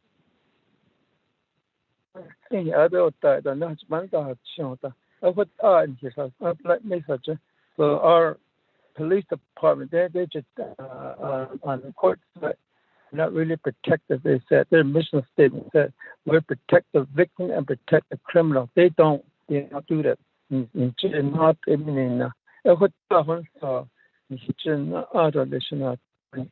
I say the kind slow decision at only confident and not a when just keep out of have equipment need to chase us on may as well open the door to other chapter out of turn and the light off accept them. It's not federal law at all done his leader. And he thought that it no and he open the door for others. Speaker try to open up by the keep out of say that the one that didn't turn in. It's not their the one that had problems. It's the problem they had with how the system was taking care with the OOC. That it only not just that, but the vision community development. Out of the process that let's help them to others too. Heavy equipment operating machine. Thank you very much. Also speaker to not fine not on it audit to share this. So Merry Christmas and a Happy New Year, and we're all good. Look for a good hope in 2021, and let's carry this.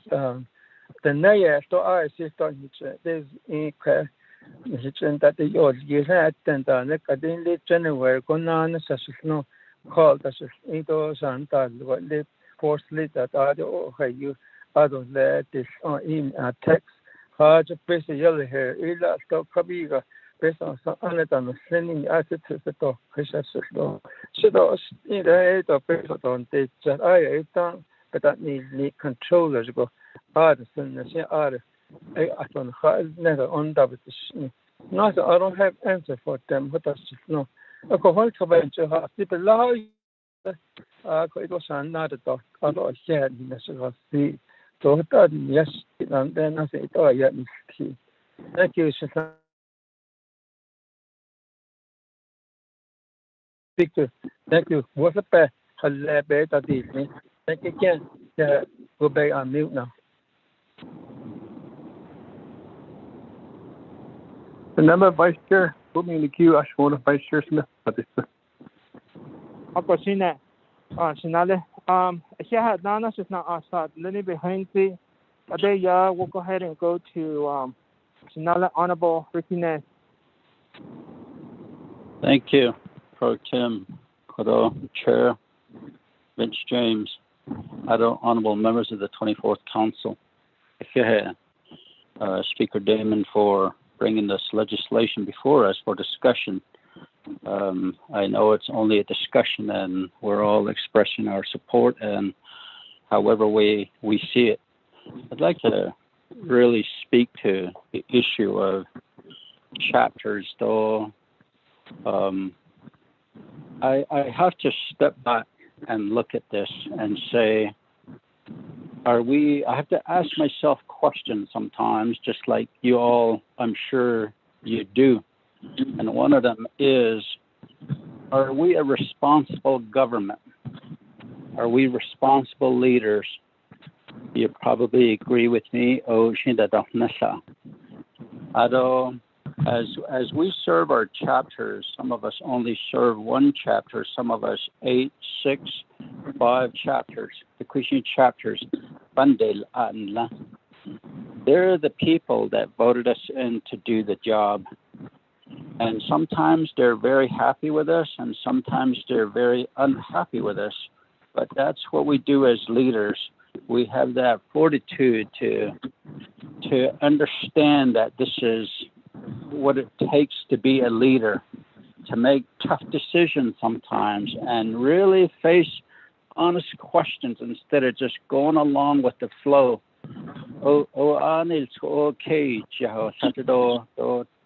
It's not good for us. We have to stop and ask ourselves, are we being responsible, fiscally responsible? Let's look back at history during the time when council delegates, when they introduced a legislation, they were paid a stipend for legislation. I mean, today we can't do that. We can't afford to do that. Back then, there was cash. Some of them probably sponsored 10 legislations a month just to get that stipend. And previous councils have done things, and some good things and bad things, just like the discretionary funds.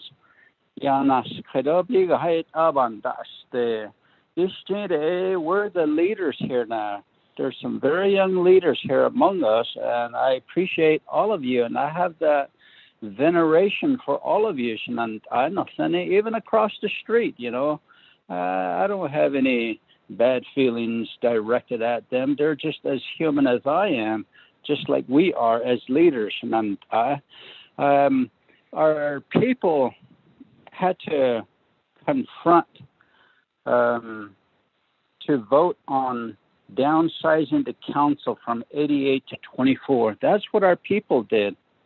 They made that decision, and within that, they also gave veto power to the president. Now, look at where we're at,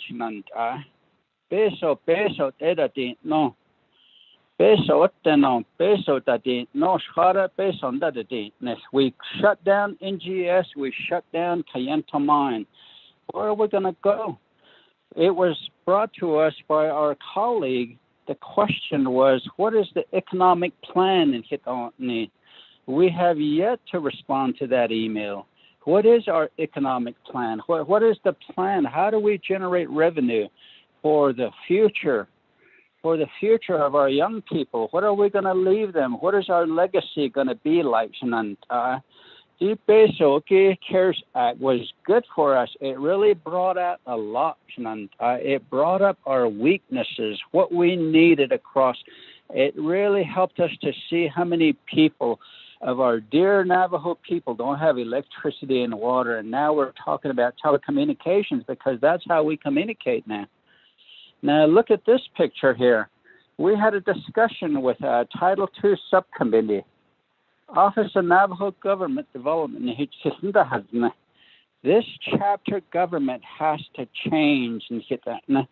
I'm not speaking against it. If they vote me out in the next 2 years, I'm okay with it. I have a lot of other things that I would like to do in life.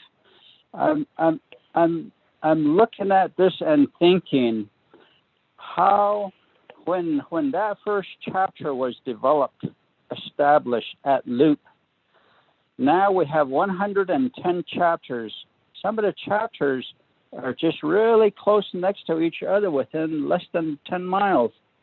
And these are the people that vote us in. If I just give them words with a cherry on top and not being honest with them, they're going to know that. They're going to smell me. Yes, we all need heavy equipment for our chapters.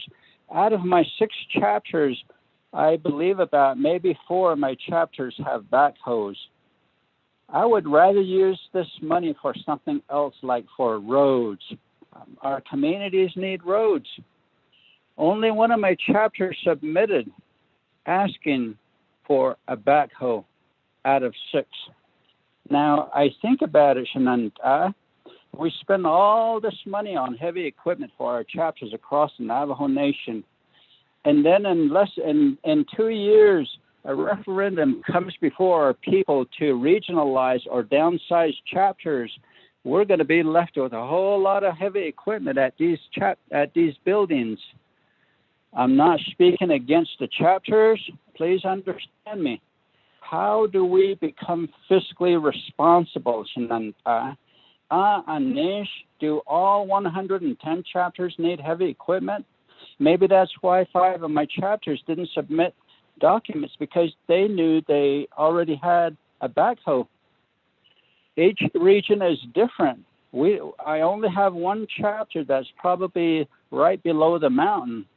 And when it snows and when it rains, it gets muddy out there. They need a road grader. And I think about these things. Some of our chapters that are along the river, yes, I could use some heavy equipment, but I would rather use farm equipment to revitalize these farms that are along the river over here. I would step back and really think carefully on this and say, I do support it for one of my chapters that submitted.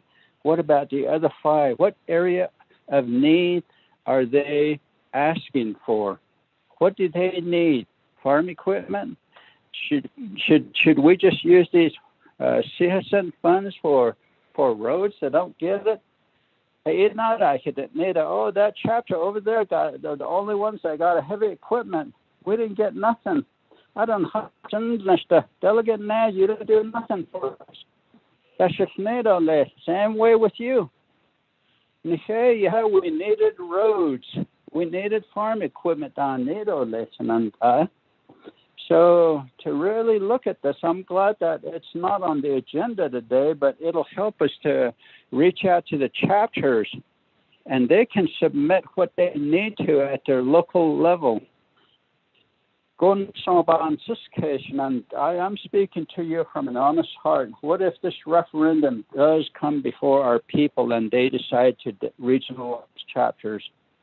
Because 110 chapters, 330 times 12,000 each annually is how much we're going to be spending on chapter. That's out chapter staff, chapter managers and CSCs and administrative assistants and all that. For chapter officials, we're looking at about $990,000 annually. Where are we going to get that money for our chapter officials? There again, I'm not speaking against the chapter officials. Yes, their stipends got vetoed. What if there's just no money left there, Shananta? Where are we generating revenue? What are we going to do then? These are a lot of questions that I think about as a leader for the Navajo Nation. We have 2 years, and to me, I don't look at being reelected and thinking that if by doing this, I'm going to get reelected. I hope we all don't do that, including across the street. You know, that's his job over there, to veto. That's part of what he does. I'm okay with it if he's responsible enough to do it and have advisors advise him on what he needs to veto. Then it comes back to us. Let's override his veto.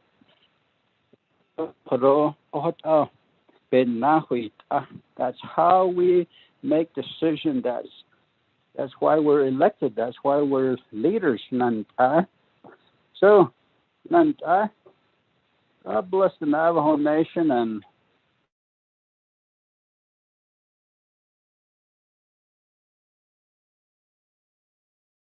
former chairman and Mr. Peter McDonald's birthday was yesterday, 92 years old. I admire the man for really modernizing the Navajo Nation under his leadership. We're at a different time, Shananta. What legacy will we leave behind? We need to spend this season wisely, and we have to really think about how we're going to use these money. Thank you very much, and God bless you.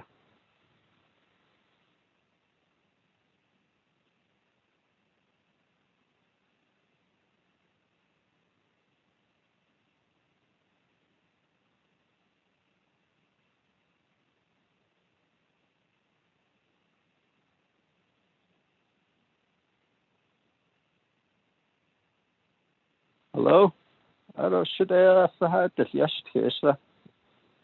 Did you all hear me? We can hear you. Thank you.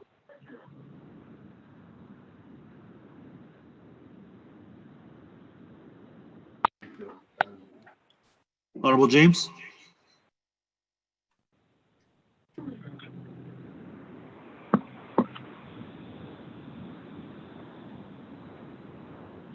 I can respond.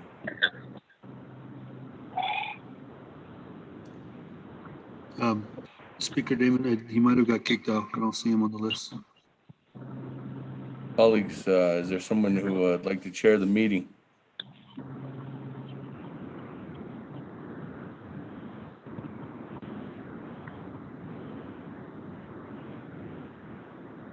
Are we ready to vote? Vote. Speaker Damon, I'll chair the meeting. Vice Chair Smith. Go ahead, Vice Chair.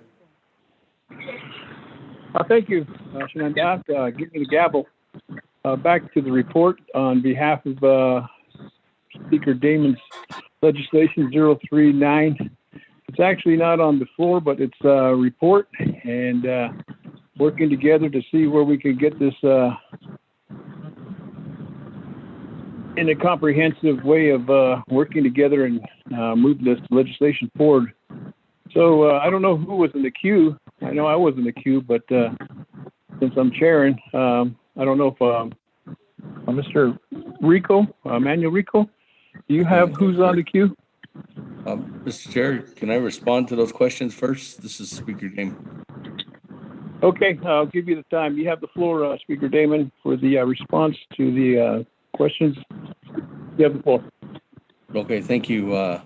With that, thank you to again to Honorable Otto So for your words and overall expression towards the goal of getting these services through this legislation and through these tools that we be given to the chapter for them to better support the Navajo Nation people at the local level.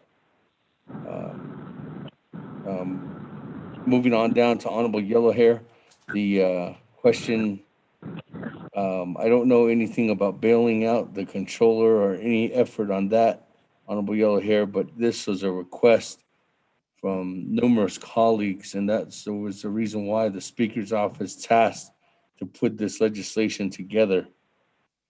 With that, I think there still needs to be further discussion. So as you can see, Ms. Melinda Siyako is reaching out to you currently at this time. For one, is that we are setting up a meeting with Mr. Jason John and on the mini meals project. Two, we are setting up a meeting with NDOT with Mr. Garrett Silversmith and Mr. Marco Sells, who's the planner for the Chinle and Central Agency, and that's for your road on 8130. So we'll be working with you, Honorable Yellow Hair, on getting those two efforts completed. And then moving on to the expedition, Honorable Yellow Hair, again, for the legislation itself, though, Honorable Yellow Hair,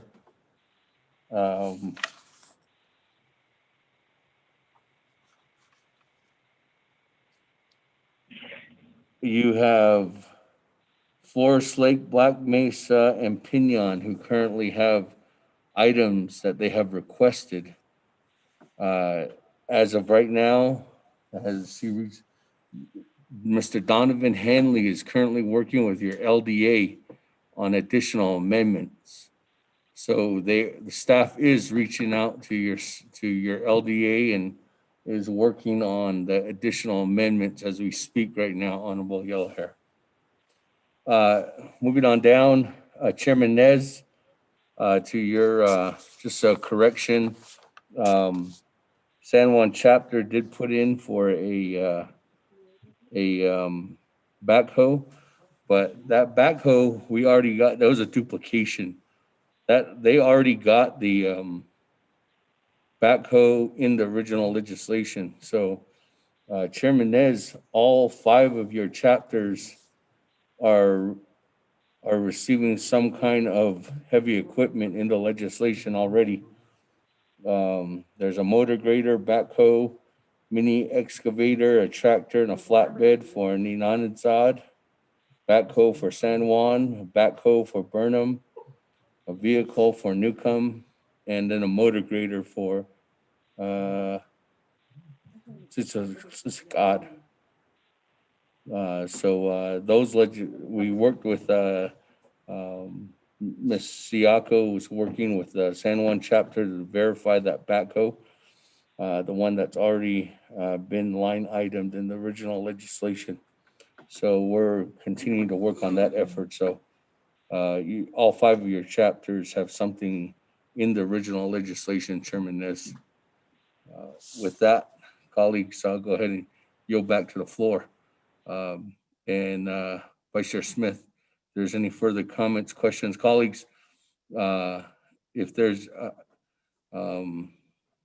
just for time, if there's any questions about amendments, we're continuing to work on the amendments. But if it's just support, we thank you for the support, but I think it would be better utilized of our time this afternoon if we go on to other the next reports, because it seems like and the reason why is because I just want to make sure that we have enough time before the 7 o'clock hour comes on, and we have to be out of and have to shut down the meeting. So again, thank you very much. Thank you, Speaker Damon, on that rebuttal to the questions and concerns, and also the time frame on behalf of the council being closed down at 7 p.m. We still have 2 other reports, and we still have the old business to conduct. So therefore, committee members, let's be conscientious. Yes, we have a lot of statements and a lot of discussion on behalf of this, but let's stick to the topic. If there's a certain question or a certain concern that needs to be presented, let's make it short and sweet. Thank you. Smith. Who's speaking, please?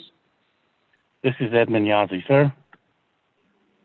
Okay, Chair Yazzie, you want to have the floor? Is that what you're requesting? Yes, if you can put me in the queue box, please, or if I'm ready to speak, I'll make it real quick. Honorable Smith. You have Honorable Mark Freeland next. Hold on. Let me find out who's on the queue, and I'll give you the lineup. Mr. Rico, you have the floor. You have Honorable Mark Freeland, and then yourself, and then you have Honorable Edmund Yazzie. Okay, Mr. Rico, thank you for that. And we'll go forward, give the floor to my brother, Honorable Freeland, and then we'll go to Honorable Edmund Yazzie.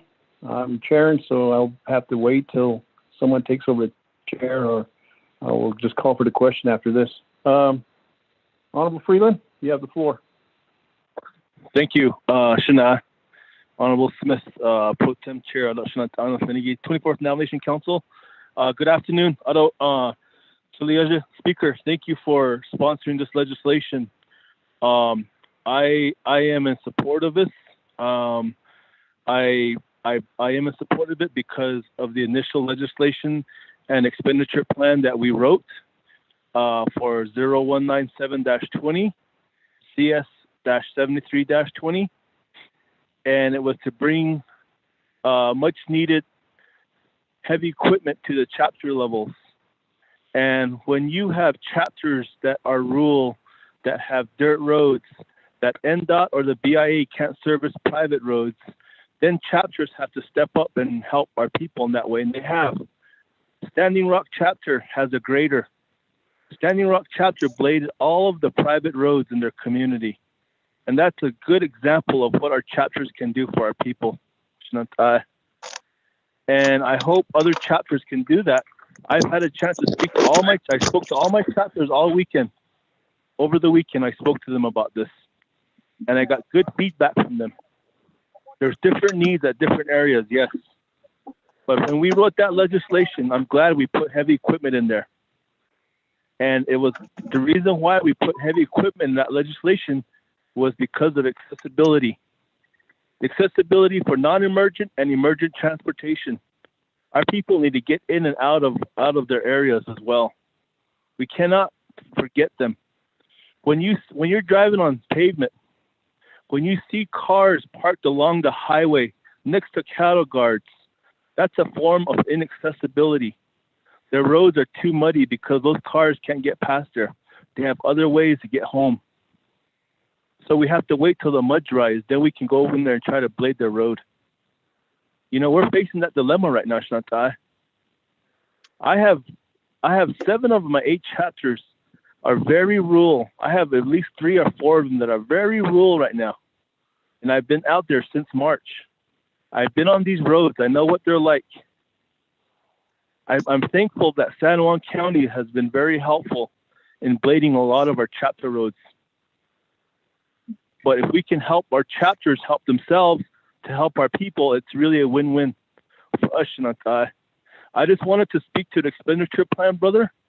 And the reason for myself, you know, I'm glad, you know, for Crown Point, we need a backhoe.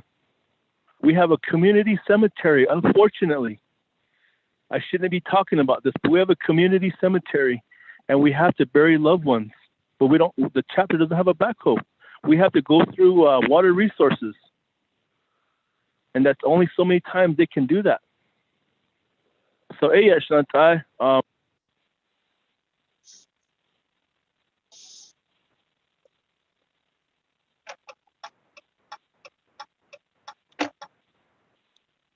Agreed. Thank you, Honorable Freeland. Thank you for those comments, and thank you for speaking up for your chapters and being there almost 24/7 for them. Shananda, we'll go ahead and turn the floor over to Chairman Yazzie. Yazzie, Chairman, you have the floor. Vice Chair Smith, thank you, members of the council and everyone that's listening on this legislation. I just want to know from Speaker Damon that on my chapters, 6 of them, if they all submitted their paperwork. You know, just let me know. If not, then since we're going to go into an extension, then I can get back with the chapters. I know they worked hard to get the items in for the deadline, which was yesterday. So I just want to make sure so I can, you know, sleep good tonight. Vice Chair Smith. Agreed, Chairman Yazzie. We'll go ahead and turn the floor over to Chairman Damon, or Speaker Damon. Sorry, brother, your... I lost connection. Thank you, though. Delegate Freeland. Yes, Stilla, go ahead and turn the floor over for the concerns and questions that were proposed by the Naabik'íyáti committee members. Speaker Damon, you have the floor. Thank you.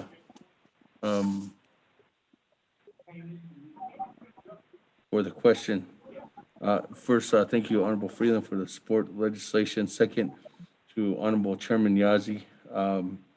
As of right now, we have the amendments for Theru, Yambato, Church Rock, Mariano Lake, and Smith Lake chapter.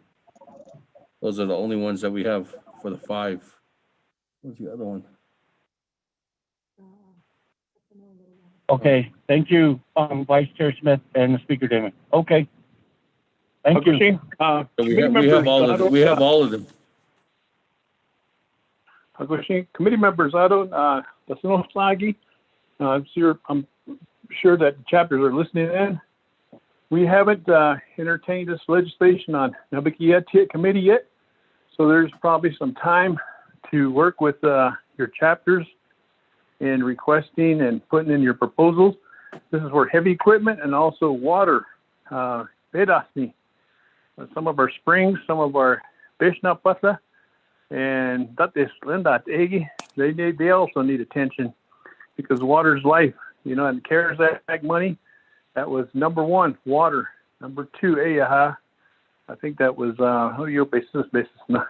But anyway, we still have time to work with Speaker Damon, and I thank you for submitting this legislation. With that, I'll call for the question. May I have a roll call, please?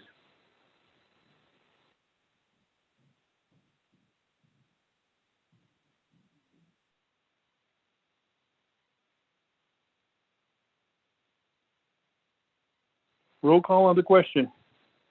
On the report. We have a motion and second.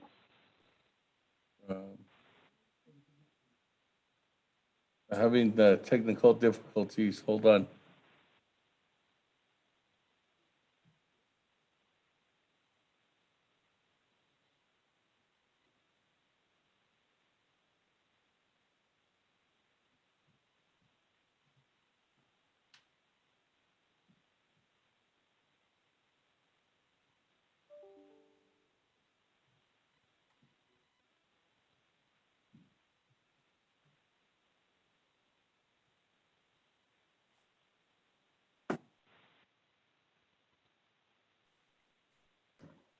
Honorable Elmer P. Begay.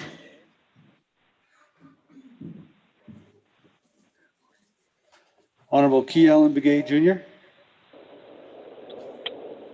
Delegate Key Allen votes green. Thank you. Honorable Key Allen Begay Jr. votes green. Honorable Paul Begay. Delegate Paul Begay votes green. Honorable Paul Begay votes green. Honorable Nathaniel Brown.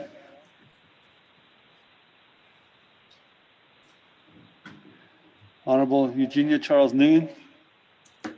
Honorable Charles Newton votes green via text. Honorable Amber Kanaz-Bakrati.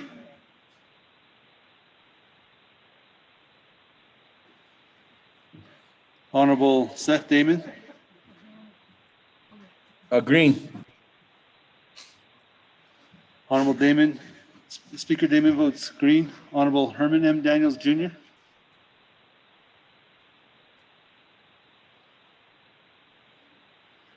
Honorable Mark Freeland. Honorable Freeland votes green. Honorable Pernell Halona.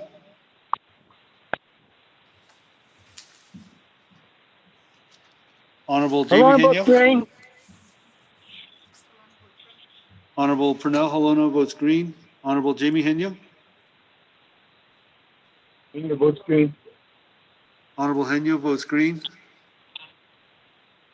Honorable Vince James.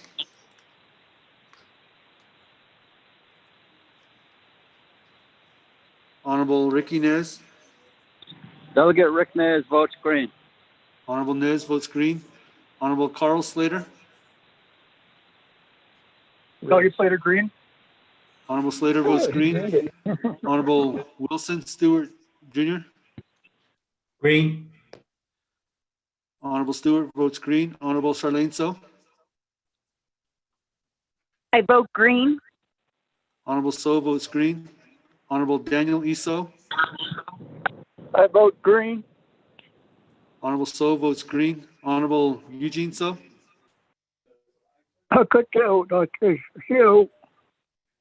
Honorable So votes green. Honorable Otto So.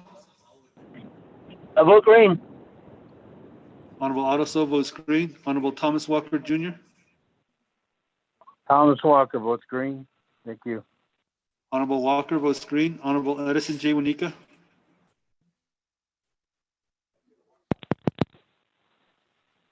Honorable Edmund Yazi. Honorable Edmund Yazzie votes green. Honorable Jimmy Yellowhair.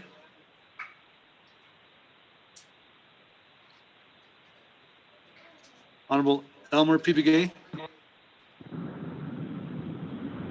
I vote green. Honorable Begay votes green. Honorable Nathaniel Brown. Delegate Brown votes green. Yeah. Honorable Brown votes green. Honorable Amber Kanaz Bakrati.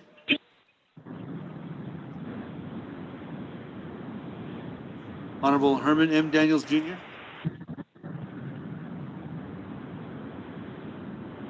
Honorable Vince James.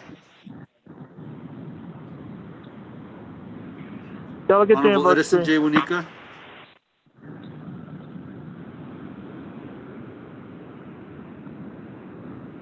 Honorable Vince James votes green via text. Honorable Jimmy Yellowhair. I vote green. Honorable Yellowhair votes green. Thank you. Mr. Speaker, you have 20 in favor, 0 opposed. Oh, Chairman Pro Tem Smith, you have 20 in favor, 0 opposed. Thank you, Mr. Rico. On the head count on the report on 0309-20, it has passed with 20 and 0 opposed. Therefore, I'll turn the gavel back over to our Speaker Damon. Chairman Damon, you have the gavel now. Thank you. Thank you very much, Vice Chair Smith, and thank you, colleagues, for allowing us to discuss the legislation. And if there's anything that you, again, all the colleagues in Northern Agency, Miss Melinda Siaco, working with you. Eastern is Miss Yazzie. Western is Hope McDonald Lone Tree. Central and Fort Defiance is Mr. Donovan Hanley. So if there's any kind of more initiative for the amendments that you're looking at, please let me know. And with that, colleagues, too, as well, if the legislation is not going to be added on today, then we are going to postpone the special session tomorrow. And it seems like there's an effort to collectively go down that route then, that we'll be putting a petition out today immediately to have a special session, probably starting at 1 o'clock on December 23rd, next Wednesday. That morning we'll be having a Naabik'íyáti committee meeting before that, so that we can hear legislation 0309-20. Thank you, colleagues. With that, colleagues, moving on down, item number B, update report on legislation 0311-20 by Office Legislative Council and Navajo Department of Health.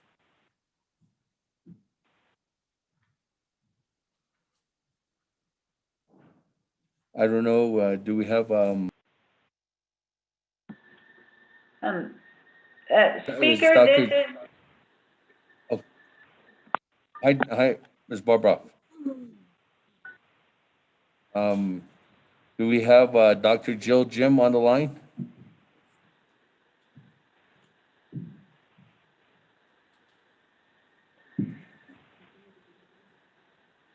Dr. Jill Jim?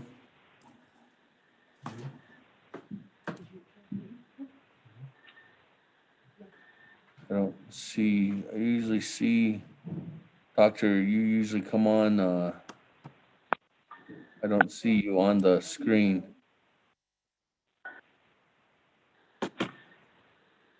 Ms. Barbroff, I don't know if you want to start off with anything on the legislation 0311-20? Certainly, Speaker, I can start. Legislation 0311-20. What that does is it approves supplemental funding from the UUFB in the amount of $17,420,482 for the Health Command Operation Centers.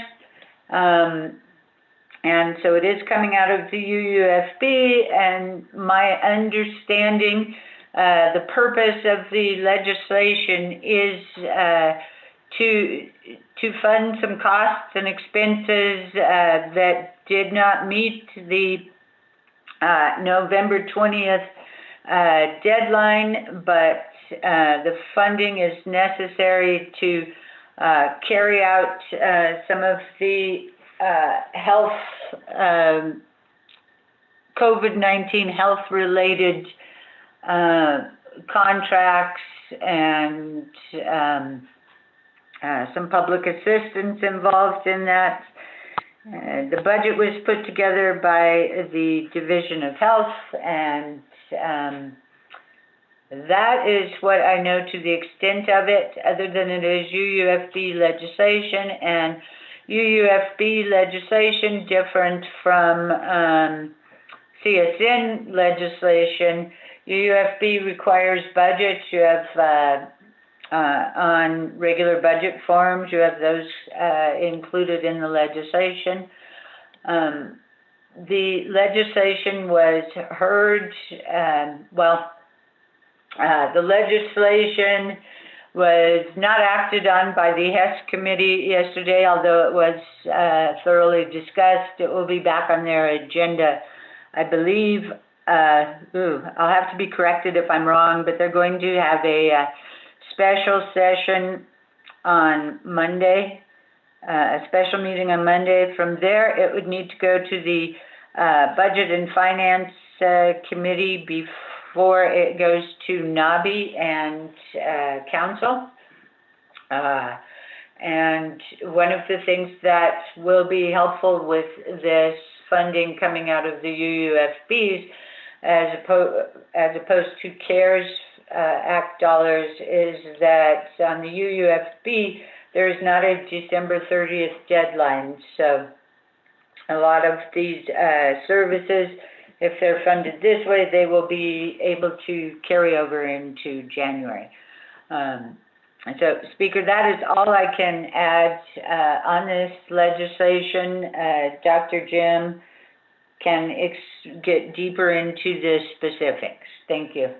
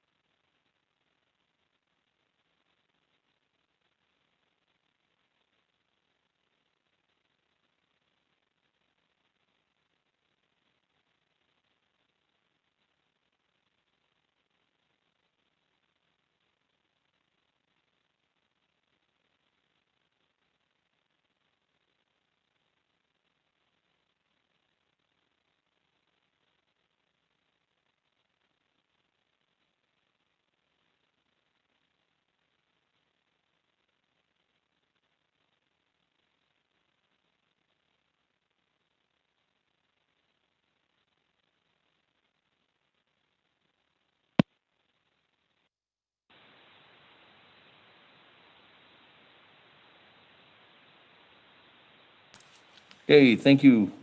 Sorry for that technical difficulty. With that, Ms. Barbara, is Dr. Jill Jim on the line?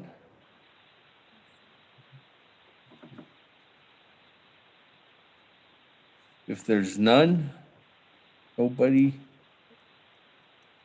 we have reached out to Speaker, Dr. this is Jill Jim, and she usually is available. But again, this was just a last minute notice to her, and if she's not on the line, we'll probably have a follow-up with her. With that, colleagues, again, that'll conclude the presentation then. Is there a motion? Motion by Delmer PVK. Honorable Elmer Begay, good afternoon. Eugene So, second. Second by Honorable Eugene So. Okay, with that, colleagues, any comments, questions?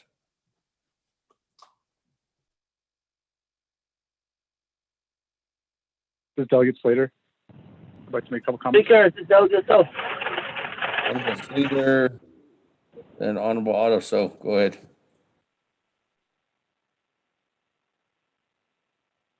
Thank you very much, Speaker, and thank you, Ms. Bobroff, for the introduction to the legislation. I asked for this to be included on the agenda today because it's a very important item that we need to consider.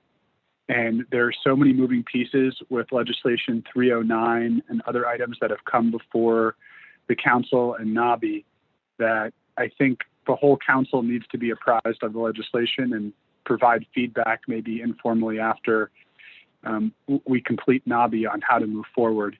But I have been attempting to support the Department of Health and the Health Command Operations Center in continuing these very vital contracts that support the alternative care sites, quarantine, isolation, case management, and other essential services that we're providing with CARES Act allocations. As we know, funding for that has to be expended by December 30th, but COVID is not going to end on December 30th.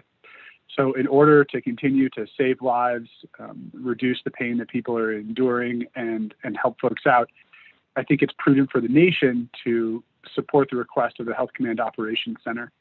But in the process of drafting this legislation, several other items came up. And I just emailed the Chief of Staff, Mr. Chaco, from the Office of the President and Vice President, and CC'd yourself, Speaker, President Nez, as well as our Chief Legislative Counsel, with a request to potentially do an emergency legislation that would take this request from 311 and then include special duty pay for those who qualified under the CARES Act program, and maybe recraft that so that it would comply with all sorts of requirements that the controller has identified previously.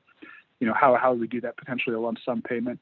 In addition to that, providing support to the Division of Community Development and our chapters in the distribution of these resources that are coming in under the CARES Act. I think we're very quickly realizing the quantity of stuff, and we need to think about how we're going to be able to hold this much stuff. I've said earlier that one of my chapters, I think, is potentially going to be getting 240 pallets. Another one, it looks like at least 60. It just goes on and on and on. You know, each of the chapters is not equipped to hold on to that amount of stuff and just sort and distribute it. So whether it is our own internal resources, just getting logistically the information, the resources to the chapters, or focusing on the distribution out from the chapters, I think it's clear that we need a real accounting for that. You know, what further resources are required? Is it contracts? Is it using the National Guard? Is it purchasing heavy equipment for Navajo Nation programs to do the distributions? You know, things of that nature.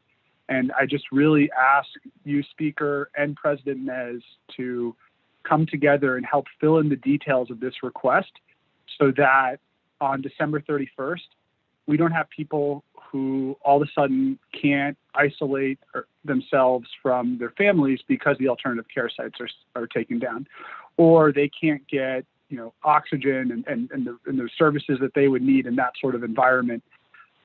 You know, our healthcare system is already so burdened, and this just seems like the prudent thing to do. So 311 is one legislation. It's one avenue for pushing forward these resources.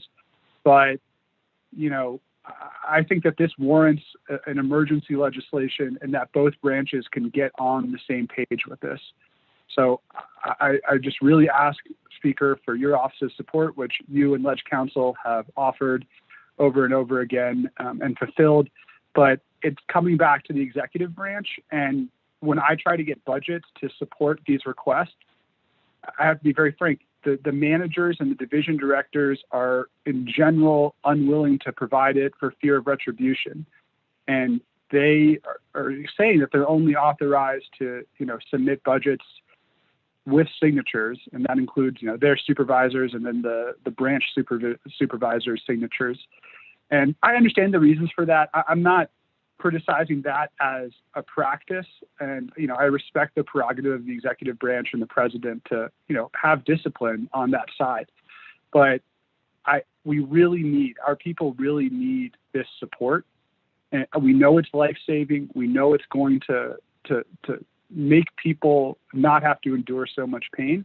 And then on top of that, we need the support for everyone, maybe who doesn't have COVID, but to get those resources to them, whether it's water, food, sanitation supplies and things like that are forthcoming. And that requires signed budgets from the executive branch in order to substantiate these requests. So I make this request, and I just would like to again ask Mr. Chaco, President Nez, to help fill in these details so that our people can get the resources they need. Yeah, Speaker. Thank you.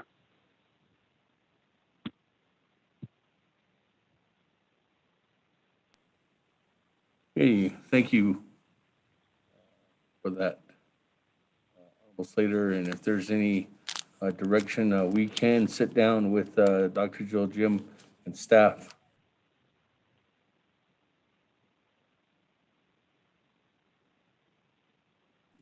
We'll have an internal meeting, set up that meeting with Dr. Jill, Jim, and yourself included, and the rest of the Health, Education, Human Services Committee members, and see the direction. And one for sure, I'll make sure Paulson Chaco and the president are invited to as well, in order for this meeting to happen. We'll schedule that as early as tomorrow. If not, then Monday.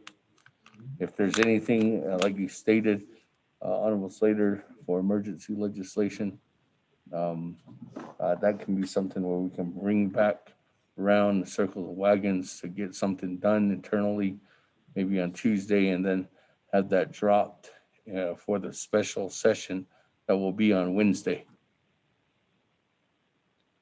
Honorable Slater. That, colleagues, any other comments, questions? Oh, Honorable Otto, sorry. You're in the queue. Council Vice Chair Smith. Thank you. Thank you very much, Speaker. Then, sounds like that we're pushing a legislation that the health department does not support. And, meaning they probably support it, but how can I say, their supervisors are watching them and telling them, no, you only do what you only move when we say move. And clearly, I think we need to really look at those numbers that's being proposed, 17 million.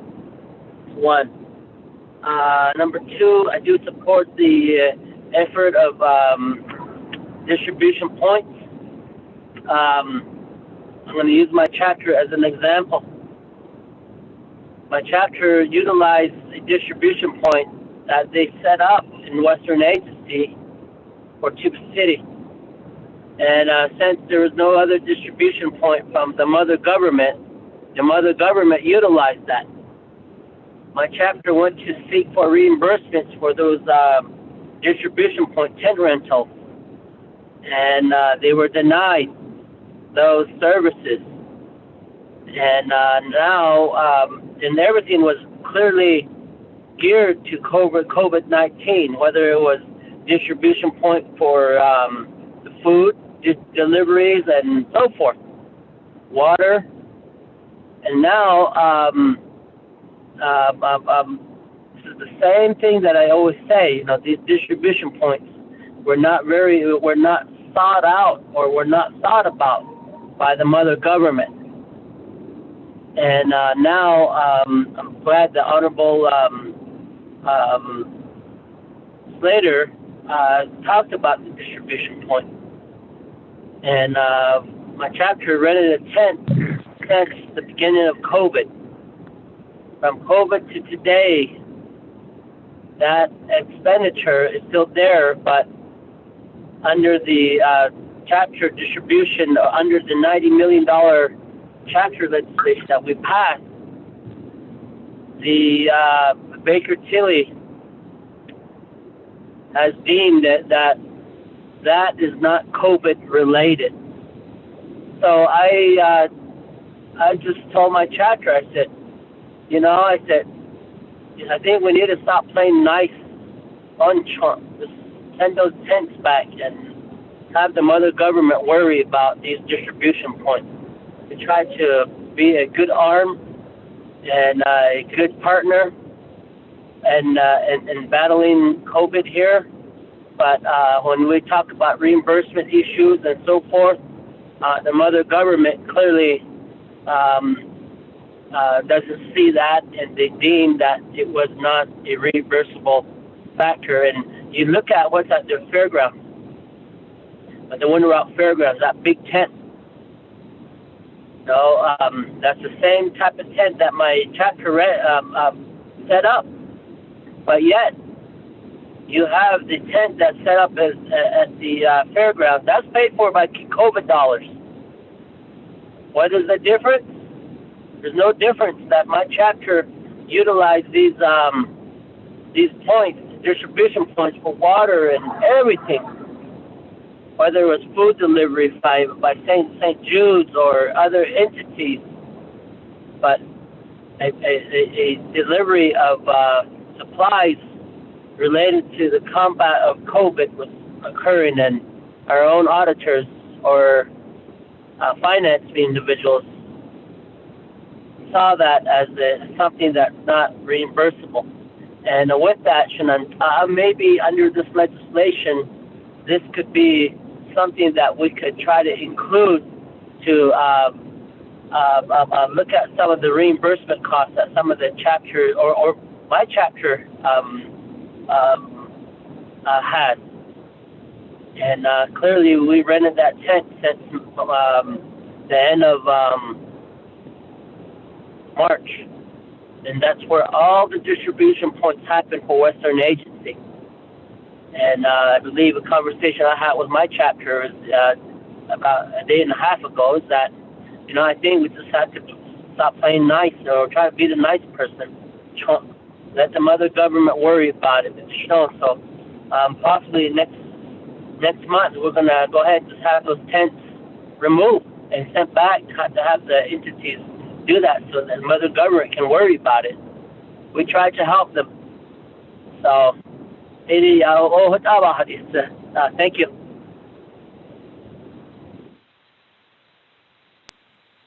Thank you, Honorable Otto. So let me go back to Honorable Vice Chair Smith. Thank you, Speaker, and Naabik'íyáti committee members, and also the report on behalf of this legislation 0311-20, Honorable Slater. I was looking at the legislation, and in there it has a letter that's or a memo dated December 9th, 2020, Exhibit B. And however, also in the legislation, it was saying that controllers should be responding to this legislation, but there's no response as the legislation has been developed. I think that should be in order before it goes to Budget and Finance. I think the Budget and Finance will probably have a special meeting based off of this. My question is on Exhibit B. It's dated by December 9th, and Acting Budget Officer Lisa Jim talks about the UUFB. There's $36,746,624 in the FY21 budget, but $20 million has been set aside for the FY 2020. And if this is enacted, then UUFB will not be enough to fund this proposed current amount. So I think there should be another source to look at on behalf of helping out. The other question I have, this is for FY21 budget. Is this to continue the emergency operations on behalf of the COVID-19? Is that how I understand it? Because you have employees in there, and they're only employed for 160 hours apiece, and that is very minimal. But how's the operation going to continue with the rest of the funds under the $17+ million? That's my second question. And then the next question too is Budget Form 2 should have 5 significant goal statements under the OMB's memorandum. And also, you know, that the line item veto has been line item veto. Maybe those dollars could be utilized for the Health Command, because we need Health Command, and it's imperative that we have that Health Command to be there as the front and providing services for the Navajo Nation in reference to the COVID-19. The $9 million was line item veto, so there could be some funds that could be utilized on that behalf. I'm just trying to help out, so I was just thinking outside the box on that. Shananda, thank you, Speaker.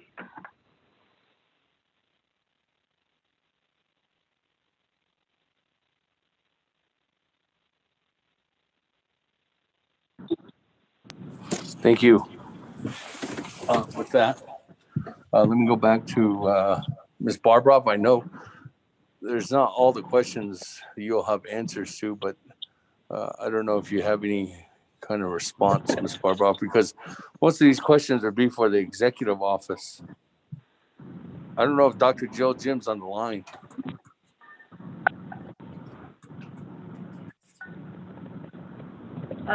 Speaker, this is Ms. Bobroff. I think Ms. Lowell is on the line, and she actually drafted the legislation, and she can speak at least, I believe, to the questions about the drafting and the controller's letter. Kristen, are you on the line? Yes, I'm on the line. Show is all yours. Okay, thank you. Go ahead, Ms. Lowell. Thank you, Speaker.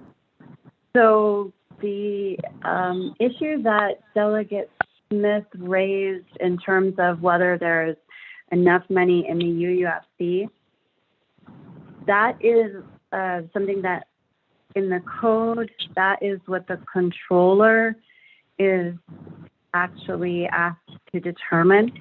So we will need a statement from the controller on that.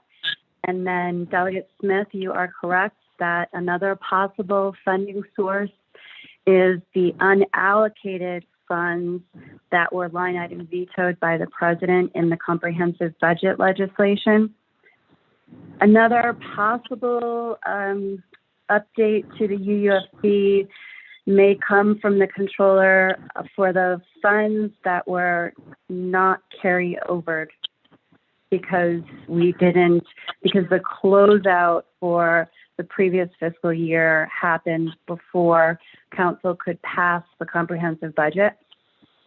So I don't know when that'll be forthcoming from the Office of the Controller, but that is something the controller needs to indicate. The other issue that was raised in the OMB memo was the idea that the UFB is limited to non-recurring funds. And while that is, non-recurring expenses, because the UUFB is considered non-recurring funds, so there's a preference to match up non-recurring funds with non-recurring expenses.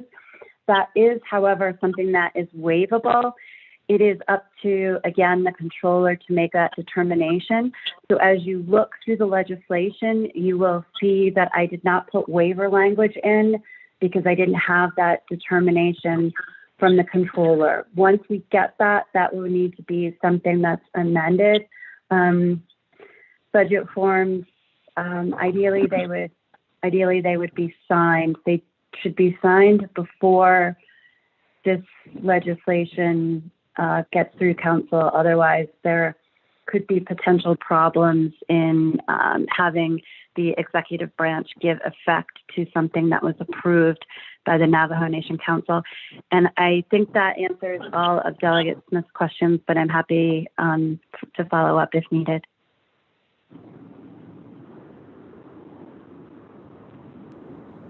Thank you. Any other further questions?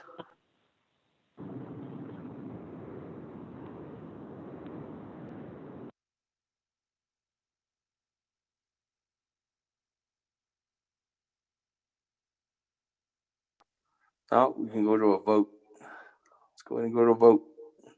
Accepting report.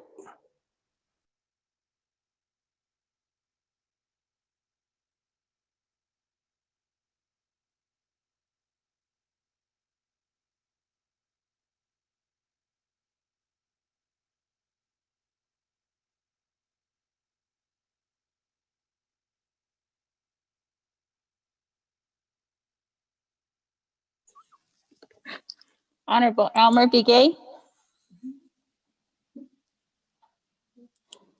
I vote green. Honorable Elmer Begay votes green. Honorable Key Allen Begay Jr.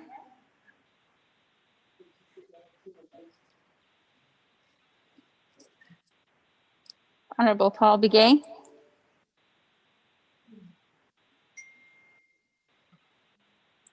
Honorable Nathaniel Brown.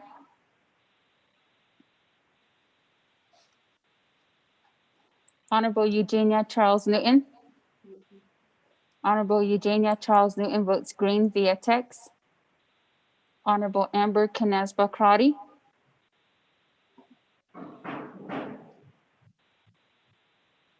Honorable Herman M. Daniels Jr.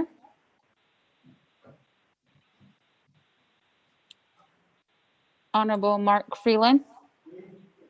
Honorable Mark Freeland votes green. Honorable Pernell Halona.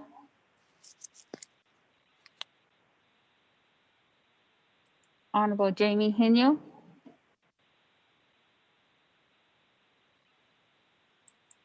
Honorable Vince James.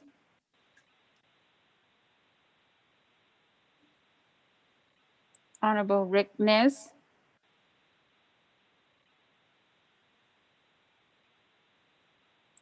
Honorable Carl Slater. Green, Delegate Slater.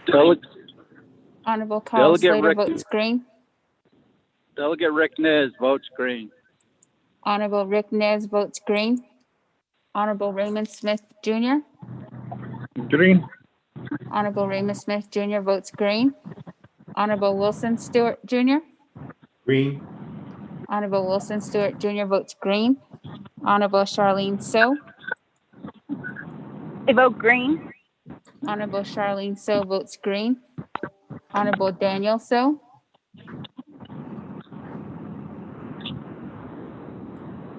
Honorable Eugene So.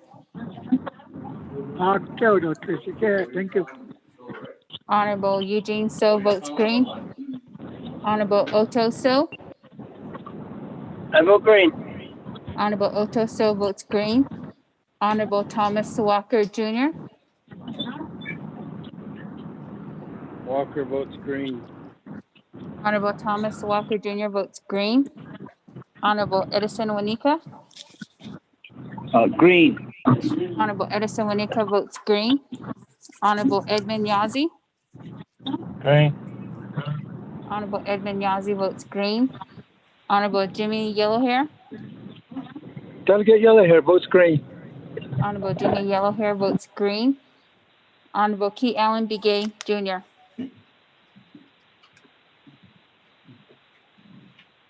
Honorable Paul Begay. Honorable Nathaniel Brown. Delegate Brown votes green. Yeah.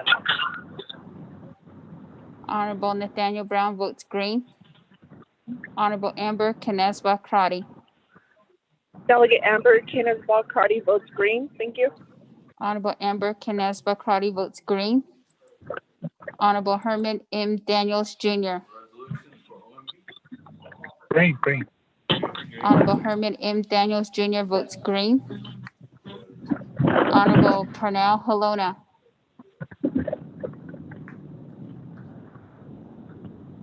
Honorable Jamie Hino. Honorable Vince James. Honorable Daniel So.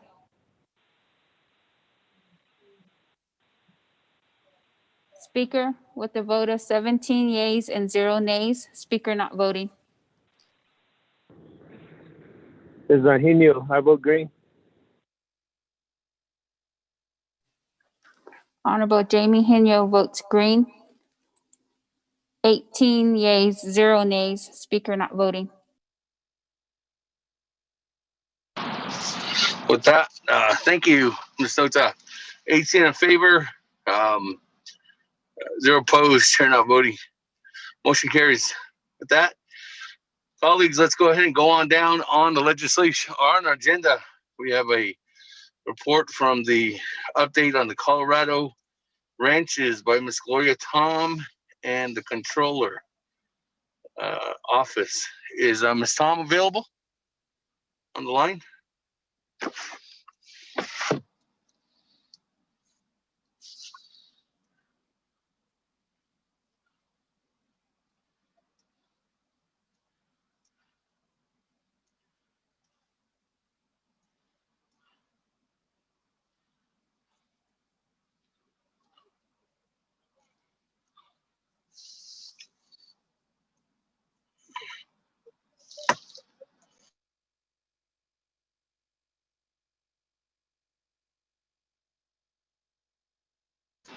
Ms. Tom, are you on the line?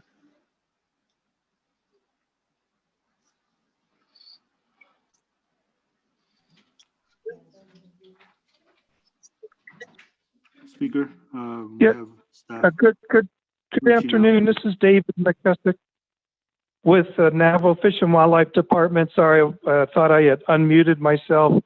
I'm delegated for Ms. Tom today, and I'm available to provide comment on this subject for the Colorado ranches, if that's okay.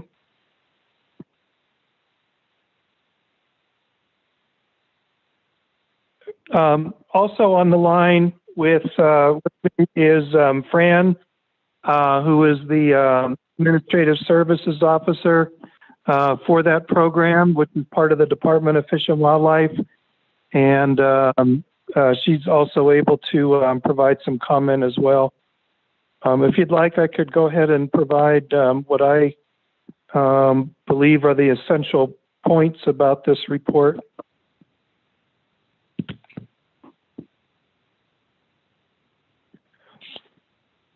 Okay.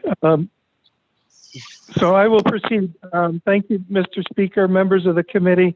Yesterday with the Resources and Development Committee, Ms. Tom provided an update on the Colorado Ranch Enterprise Program, which has been part of the department for several years now since its purchase, since the ranches were purchased for the Navajo Nation. I have a report, and I believe all of the committee members were provided this 2-page report as well. Basically, it shows that, and I'm just going to summarize very quickly so we can get at the main issue that I think we were the committee for today.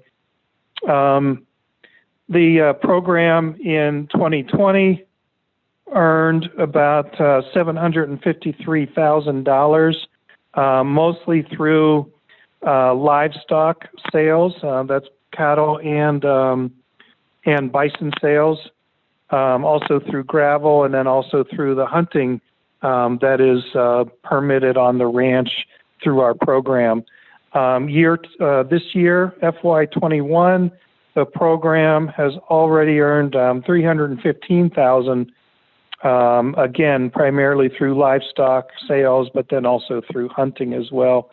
Again, I believe everybody has a copy of the report, so I won't go through all of the details, but suffice it to say that the program is doing very well under the leadership of Mr. Sam Diswood, not only for the cattle, and the bison, but also for the hunting and maintaining the homes or the cabins very well, and also gravel sales and things.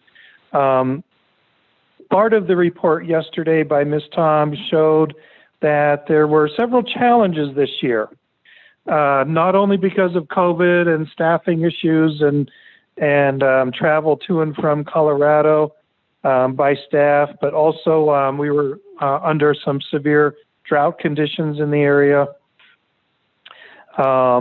which has led to the need for purchasing more hay than is normal, as well as other food supplements and such. So these were some pretty significant challenges to be able to get sufficient water, but also for the production of food, which then kind of brings us to one of the main issues that the program is having. And again, I think the main reason that we were brought to the committee today, and that is with we're having a lot of difficulty with purchasing and trying to be sure that our vendors are paid on time. We have, for example, we have a purchase agreement with NAPI for them to provide us with all the hay that we need. And of course, the program needs to pay for it. A couple of shipments were done. However, NAPI now refuses to provide payment, or I'm sorry, refuses to provide any further shipments until they start getting paid. And Fran has processed several, ORs for PO production and such, and things are just apparently being held up, unfortunately, either at purchasing or somewhere, to the point where NAPI won't deliver any more hay until they start getting paid. We're having the same problems with the Chile trucking company for hay delivery. Trying to get people paid is severely impacting our operations. The other issue that's come up is employment through the contract that we have. We have still not gotten a contract signed because things are still held up. We know, for example, we don't have a contract number yet, even though the paperwork was processed a while back. And so, just even paying contract employees has been difficult. As you could well imagine, many of you may have operations of your own at home. And, when your animals need food, when they need water, when they need, the essentials, you got to provide it, or else things don't go well. And I know this very well for myself. I'm the manager at the Navajo Zoo, and we rely on our P card a lot because it's the quickest, easiest way to get food. When your animals need food, they need food. Anyhow, we're subject to a lot of delays that are causing some issues with providing food for the animals, providing payment for workers, providing payment for shipping of food for the animals. And we're, requesting some help in that. We have a couple of solutions in mind, one of which might be increasing the P card budget for Mr. Sam Deswood, or providing operations under the Fran's P card, or looking into what's happening with the purchase orders and seeing if there's something that can be expedited here. So with that, I don't know if Mr. Deswood or Fran, if you have any other comments to add, and I would be glad to try to answer any questions that the members of the committee may have.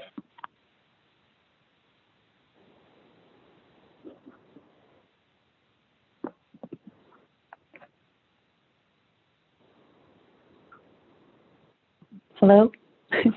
Good afternoon. My name is Francilia Natanaba. I'm the ASO. I handle all of the finance for the Colorado Ranches Enterprise. So I'm the person who, does all of the paperwork behind payments and all of that. And just as Mr. McKessick mentioned, is that we're having I guess, community purchase.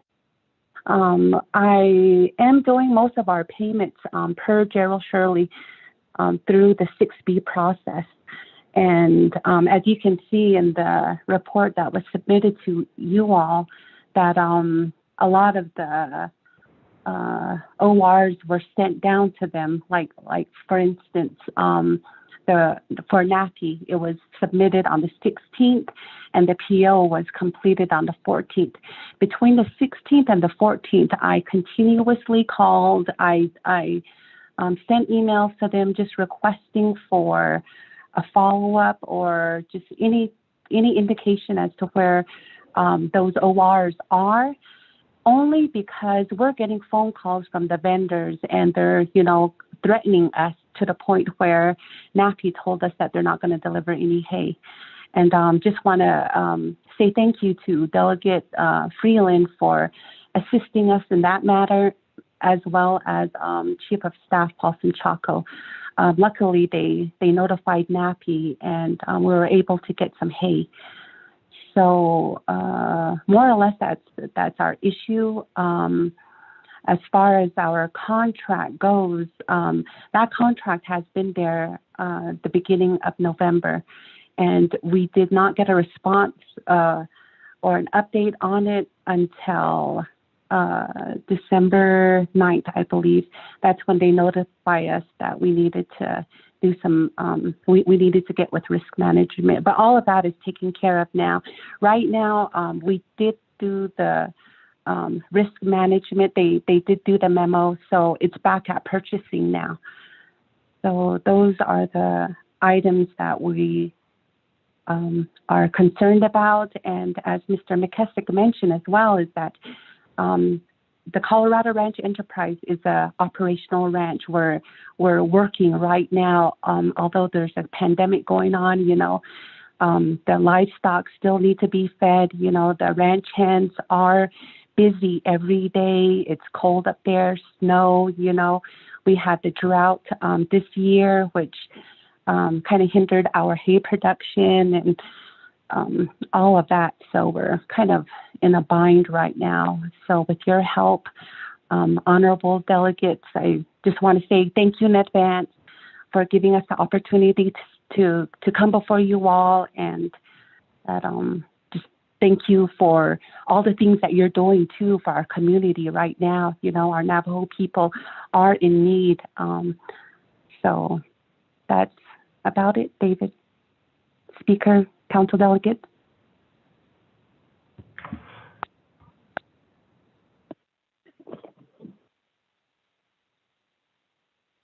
Very good. Thank you, Fran. And again, we would be willing to entertain any questions regarding these matters. Speaker, this is Controller. Thank you with that. And Madam Controller, if you want, the floor is yours. Okay, thank you, Speaker, and then members of the Council. So just a few things. I just wanted to let everybody know, being that this is a report. So I'll first go to the contract that's being discussed, and it was brought up at RDC Atada. So that one, first of all, the contract was initiated by the Department of Fish and Wildlife, and I'm looking at the memo. It's dated for September 29th. Although the subject contract has a term that starts October 1st all the way to December 31st. So my first recommendation is to initiate these contracts well in advance of when these services need to be delivered. So you can't do that a few days, 2 days before the term is supposed to start. So that's one of the issues that OOC sees in these contracts. You'll get these contracts that sometimes are after the fact, or right before they begin services. So that's a problem that we see. And also, it is true, we did see this contract, this just for the council to understand the problems of the 164B process. In the 23rd Council took out the 164B, and that has caused a lot of issues. So, for example, the division director signed this on October 5th. I believe Business Regulatory signed off on October 1st.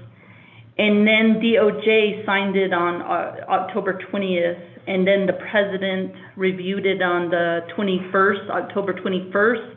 And the president signed the contract on October 22nd. This is all happening before it comes to OOC. So because the 164B is no longer existing, although our office insists that people still get these things reviewed, a lot of times we get these things even though, and I will put DOJ on the spot, DOJ approved, reviewed this contract and signed off on the contract, even though Section 20 in the professional services contract talks about liability insurance requirement. In this particular contract, the liability was, insurance was insufficient for that reason. That is the reason why when this came across our desk around November, I believe we received it November 20th, and then obviously with our having to deal with CARES, we did not respond. I think we reviewed it, but responded on the 9th, December 9th, like Fran, I think it is, that stated that.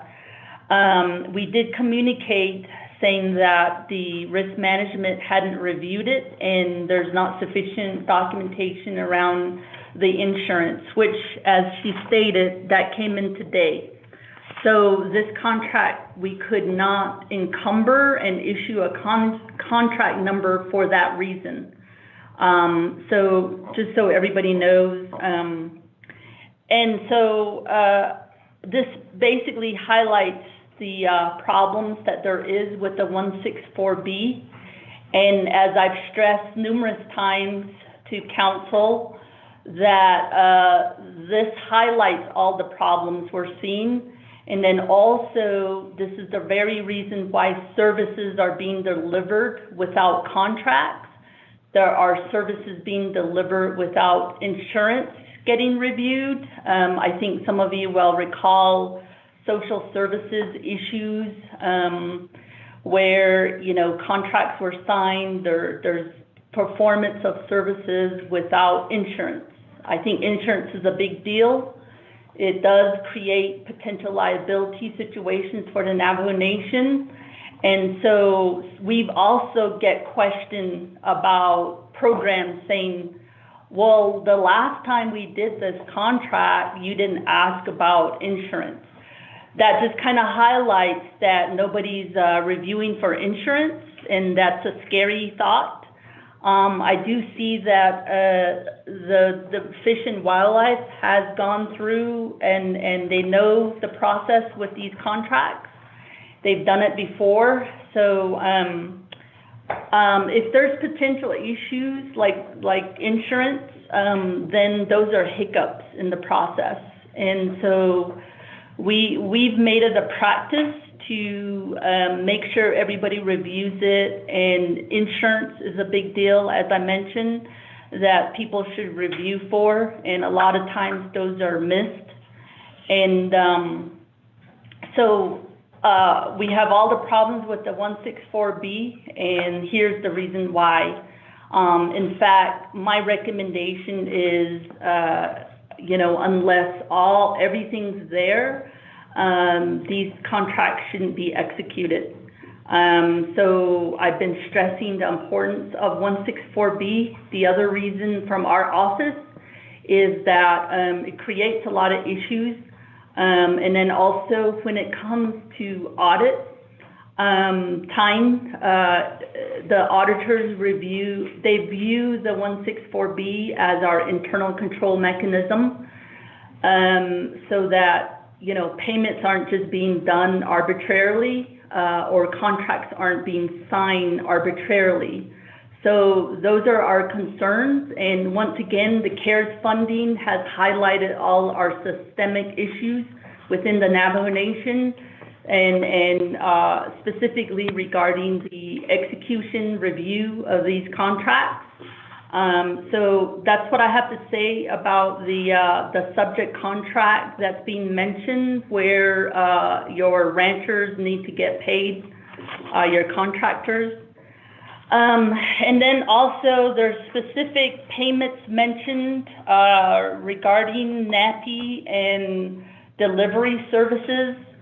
Again, this kind of goes back to, having the nation be dealing with CARES funding. And a lot of leadership here, delegates are talking about lessons learned from CARES, mainly putting things to the front and center of the processes. I think a lot of programs, divisions, departments, they don't know how to do procurement. They need to know how to procure goods, which is different than procuring services. I think in terms of NAPI and delivery services, sending an RDP or an OR for services is not the way to go. Procuring services, meaning you need a contract. So in talking with purchasing, and I got accounts payable here with me from OOC conference room, those are some of the issues we're seeing. So people need to distinguish how to procure goods as opposed to how to procure services. This should all be spelled out in the nation's procurement policies. And I know these things are being questioned right now. So that's kind of what I wanted to share. I do have Mr. Jeremy Ben here if he wants to add additional specifics to what I just said.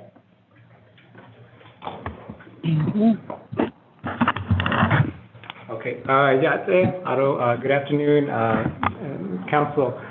This is Jeremy from the Controller's Office Purchasing Section.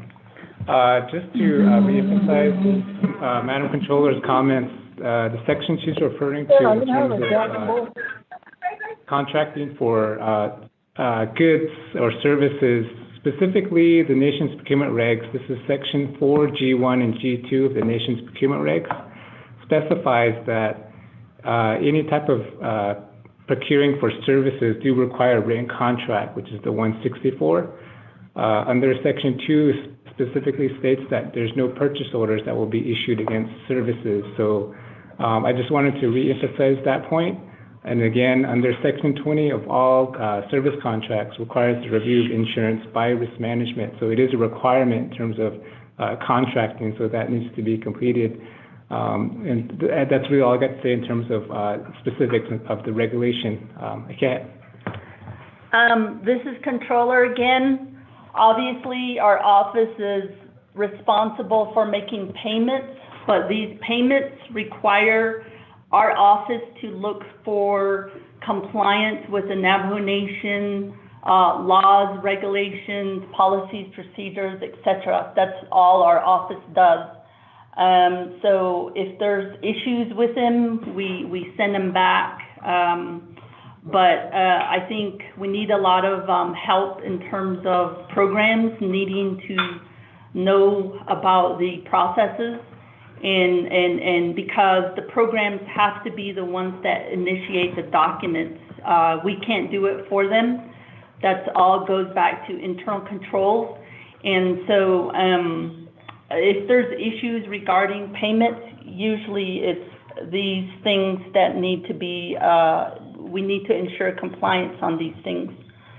So I hope I answered some of those questions regarding payments. So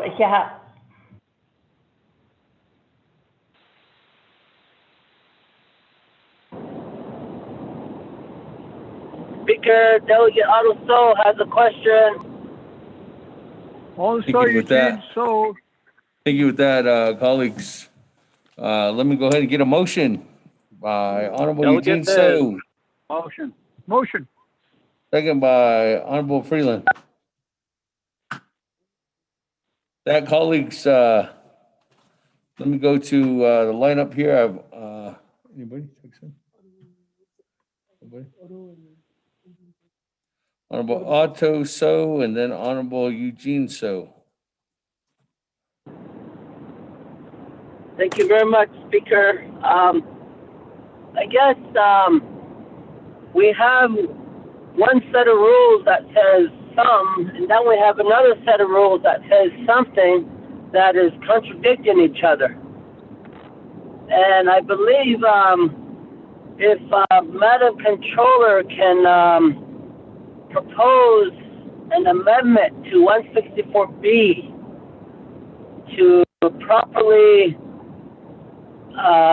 reflect on both portions of what is required by law, whether it's procurement for services and procurement for goods. And I believe we need to propose that amendment, in meaning that the 164B has to reflect the current policies and procedures that are in place. And that's where I think the hiccup is. But with the programs understanding how to put, contracts through the system, the program should understand that. And yes, a lot of that should be from the program level. And it sounds like the controller's office is just doing their procurement by or doing their procedures that that office has to follow by law. But yet the 164 process eliminated under 23rd Council took out a lot of the other checks and balances that happen, such as insurance, checking for insurance or checking for other things. And the reason why this was changed was that when the 164 went through the process, these programs and managers and division directors, these documents would sit on their desk for days and days and days, months, quarters, and even years. And that's the reason why I believe Honorable Kishani Slim amended the process. I believe, Madam Controller, if you could find some language to amend this, I would be willing to introduce amendment to the 164B process. And also, we need to make sure that we put in how many days it sits on when it gets to an office, how many days a division director has to review that 164 when it reaches his or her desk. Because like I said, past previous division directors, these documents has sat on their desk for years and months, quarters, and so forth. Even but it sounds like a policy change needs to happen. Maybe I'm wrong. Maybe I'm thinking out. Maybe I'm playing in the flower field or somewhere else. But it's just something that I have on my mind. The controller did bring this issue out related to the contract procurement of the COVID monies, and I believe we need to address this policy issue, and that's a council issue. But if I could get some recommendation from the controller on that, I'm willing to introduce legislation to change the process so that we have proper individuals reviewing this, such as insurance, and maybe putting the controller office to be their office, to recommend their office to review the document twice, as it is when the procurement request is made, and when the final just right before the president signs off. That way all the right people review these documents. Oh, what about in such a case? Yeah, thank you.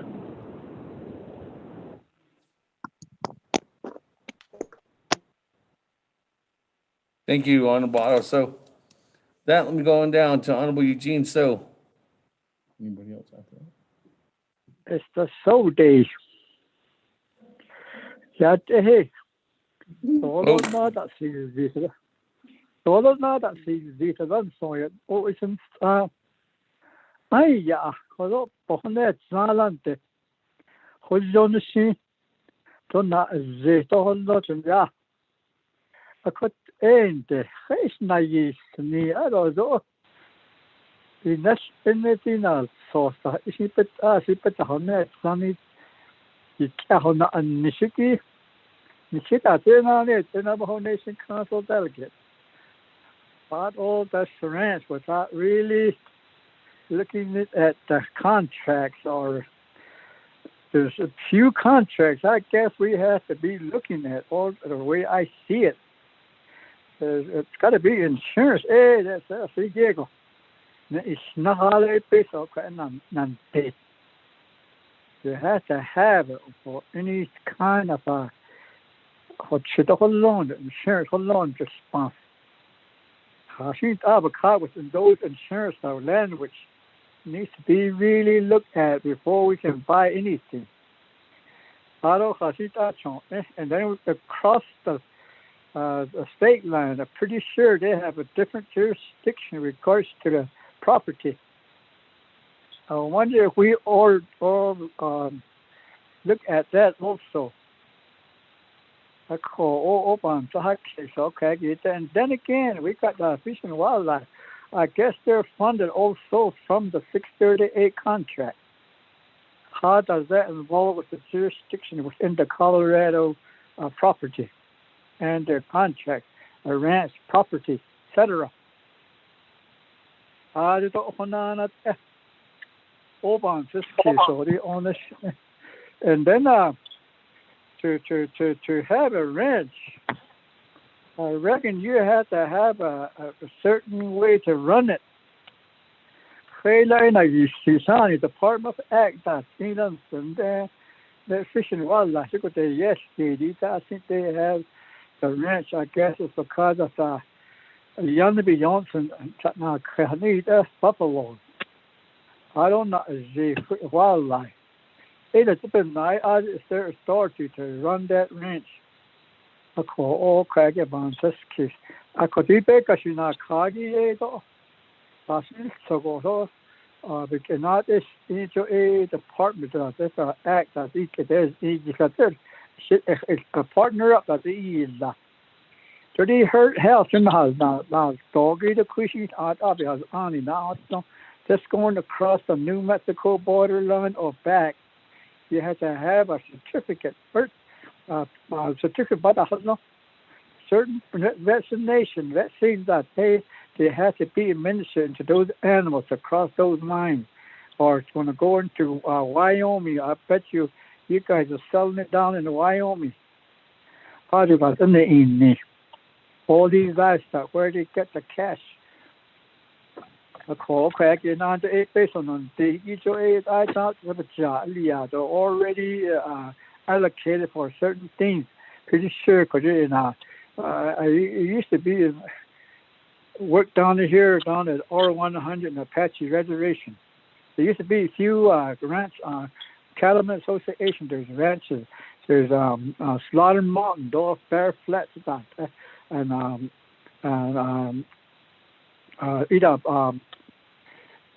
to name a few within their bylaws within there, how they use that money.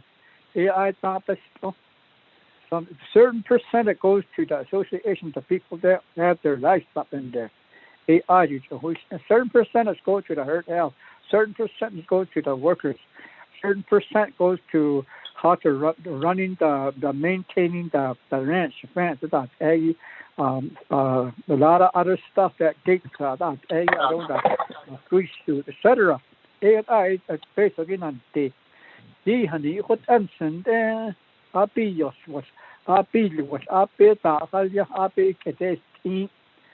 what kind of thought the ranch was in that situated. So I was really proud of it, but now I'm hearing there's not enough money for this and that. So just figuring where did the cattle money go? So it's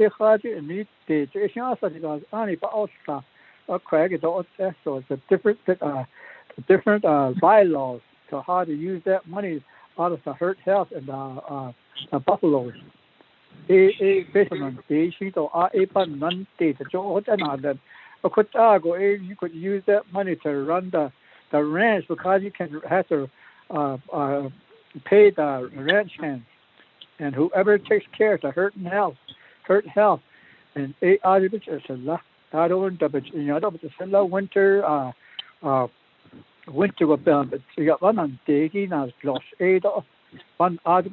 right now at this time, shortly all the way till January, end of January, the big calving. It's in the it all depends on that. So on the way that January, February, the end of so there's work right there. So all these money that you guys make out of that ranch should be going to there. And if it's not making any money, and why have the ranch? So you have to find out if you use that money that you get out of the ranch, a sale, would it be, and also the property tax, etc.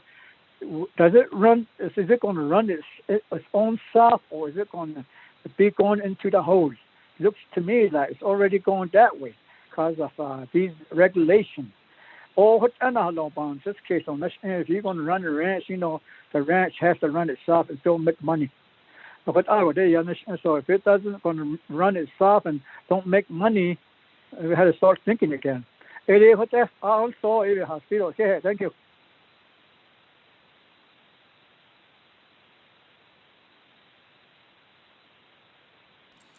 Thank you, Honorable Eugene. So with that, let me go down to one more of my colleagues' comments or questions, and then I'll go back to either Division of Natural Resources or the Controller to answer some of these questions.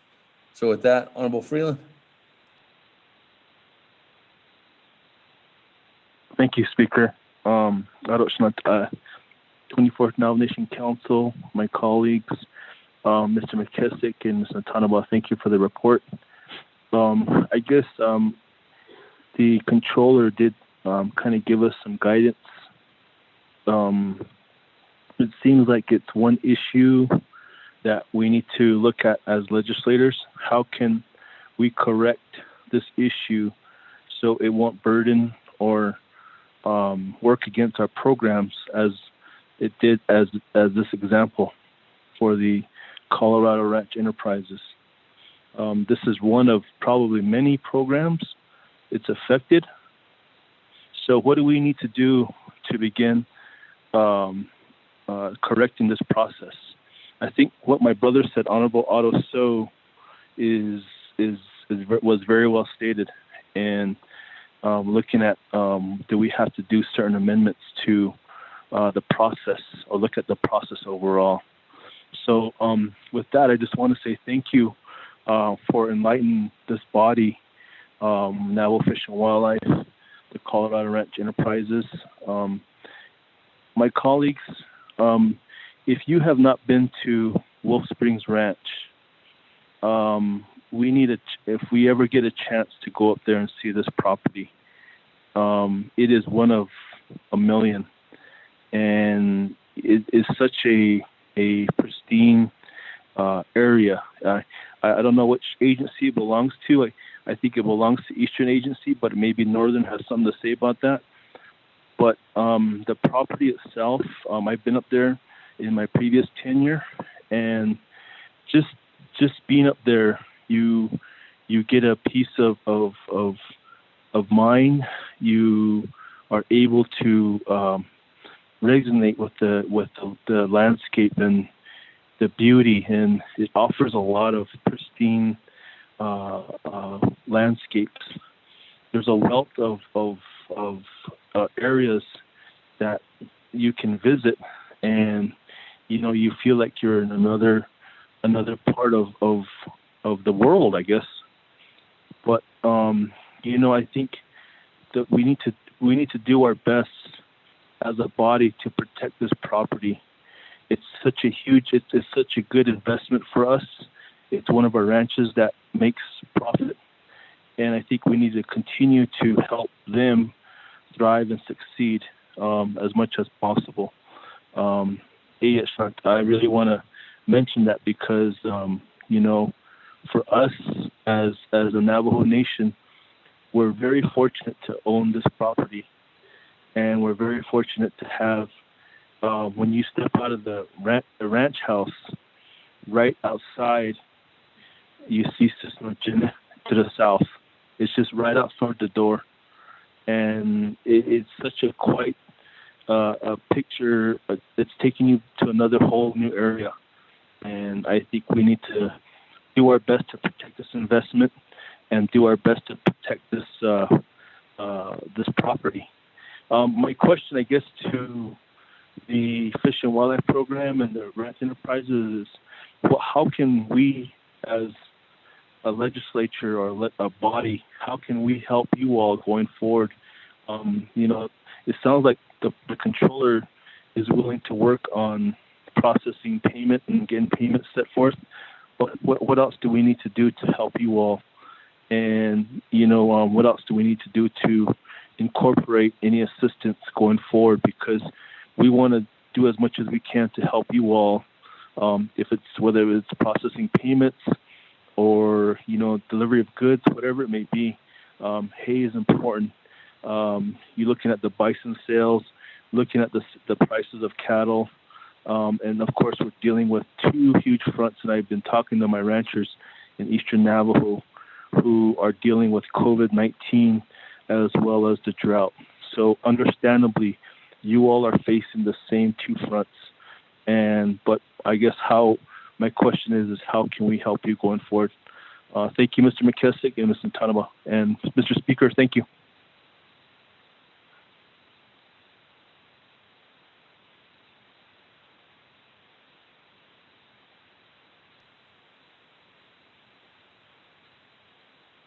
Thank you, Honorable Freeland. That any response then from the presenters, from Controller's Office or from Fish and Wildlife? Speaker, this is Controller.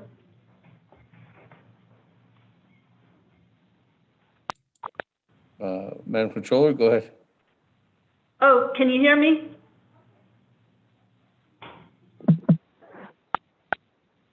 Hello? Yes, Madam We can Controller, hear you. go ahead. Okay. Yes, I can hear you. Can you hear me? Hear you loud and clear. Okay, sometimes I'm trigger happy on the *6.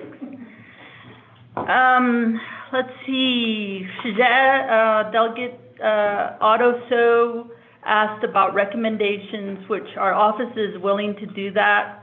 I know in the past, I believe the 164B process was utilized sometimes when people would sit on those things on the review itself, although there was a 7-day period, and if you didn't respond past the 7 days, then essentially you forfeit your opportunity to respond.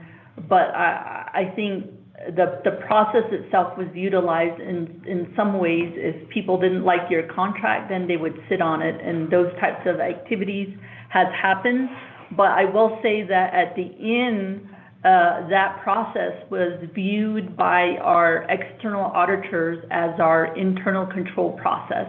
So as you can imagine, when it was taken out, then the auditors were looking at us saying, what is OOC doing?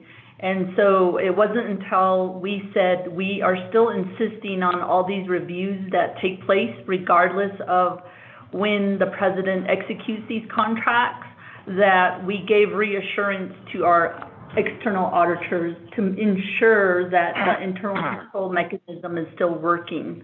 So I just want to make everybody aware of the importance of the review, the contract review process.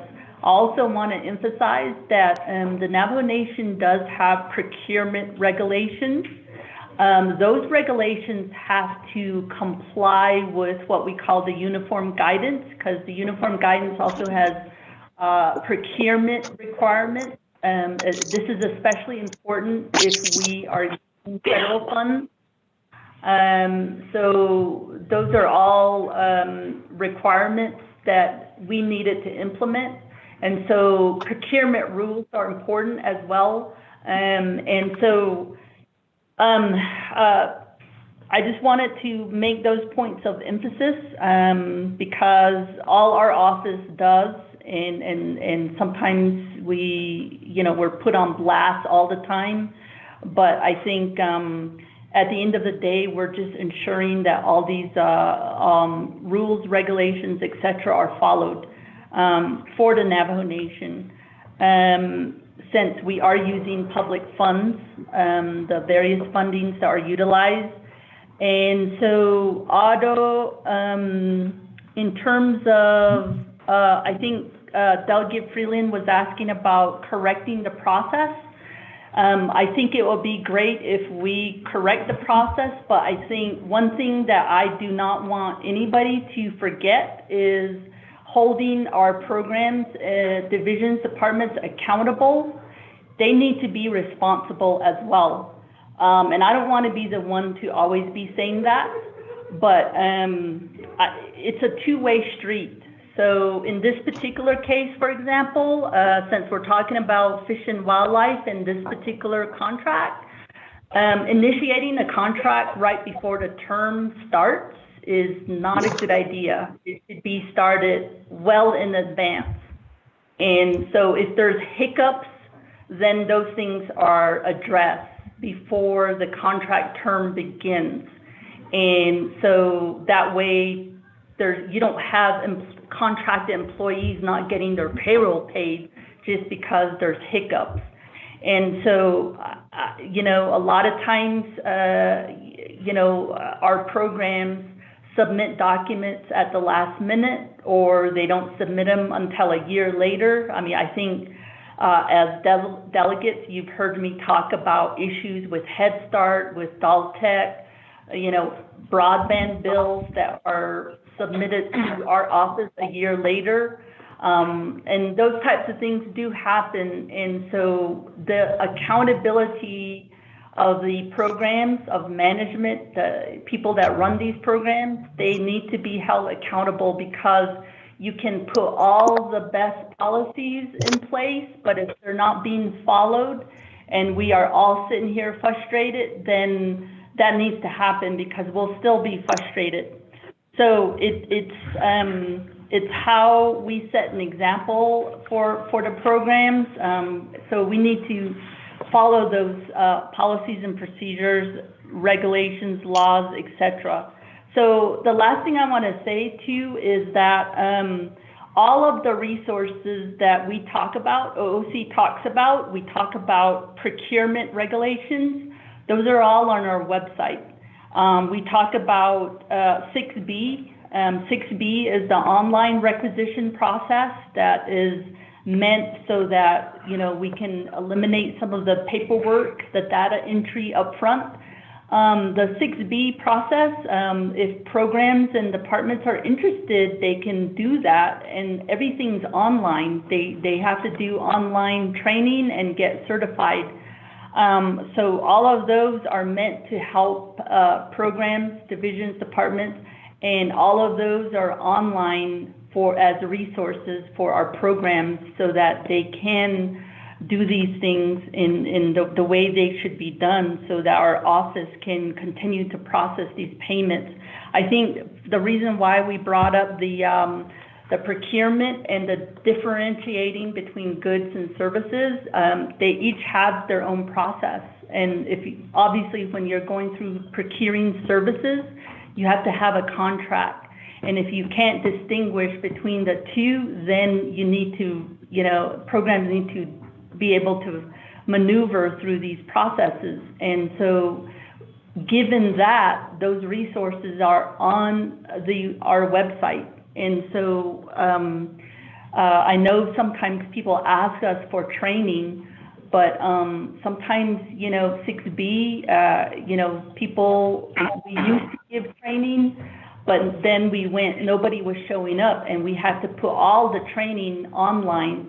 And so people can get certified on 6B online. We also have manuals, which are very good. So if people, once they get certified, they can go back and look for answers on some of these manuals that are online. And so to me, there shouldn't be an excuse to learn these processes.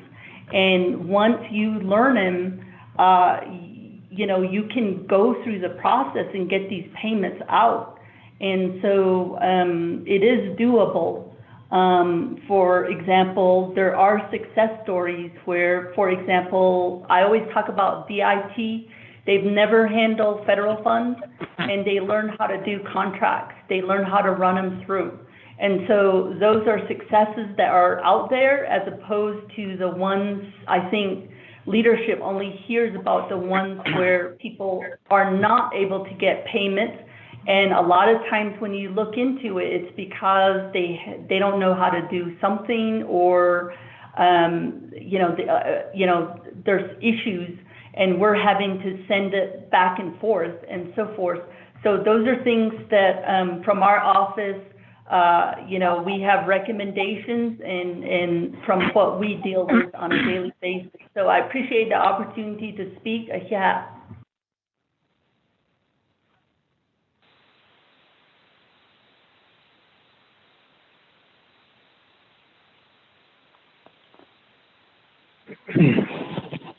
Good afternoon again. This is David McKessick with Department of Fish and Wildlife. I just wanted to respond. Yeah. Dave, this is Sam. Okay. I finally got done with the doctor's appointment, so I'm on. Can you hear me? How about now? Okay. So in response from Fish and Wildlife, who's going to take the helm? Go ahead, David, and I'll fill in behind you. Okay, thank you. Thank you very much. This is Sam Diswood, who's the program manager, the ranch manager for the Colorado Ranch Enterprises, was just speaking there. So I'm going to fill in a little bit again. This is David McKessick, delegated for Gloria Tom with Department of Fish and Wildlife. Just wanted to respond to all of the comments. I did want to reiterate that the ranch enterprise, is operating as an enterprise fund, and again, it is very profitable. It had last year it had generated over $753,000, and the last 2.5 months alone, this FY, already over $300,000. And again, the primary source of revenues are livestock sales, the hunting opportunities that the ranch presents, and the gravel sales as well. And so some of the questions from Honorable Delegate So, is there enough money? Is it not making money? I think, based on the reporting that was done yesterday and then the documents that were provided today, it does show that Mr. Diswood is doing a bang-up job with the ranch, maintaining the herds of cattle and bison and making money off of those, and the ranch is doing quite well. And again, thank you, Delegate Freeland, for mentioning that as well. But we do have a very successful program going on with the ranch enterprise, and but again, Delegate Freeland, you asked how we can help.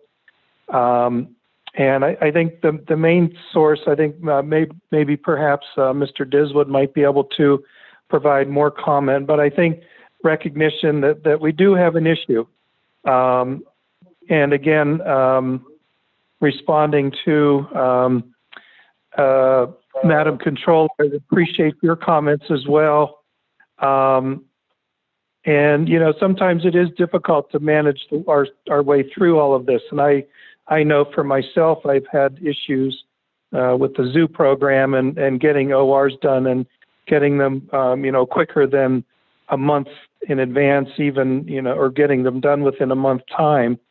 And I think that's often the struggles that we have is, it's not just about the one contract that was brought up, but it is also about ORs and a month delay in between the time that the OR is submitted through the 6B process. And we are trained and using the 6B process, but still, a month lag before the payments are made and such. So, Mr. Diswood, I'd be glad to hand it over to you to provide further comment.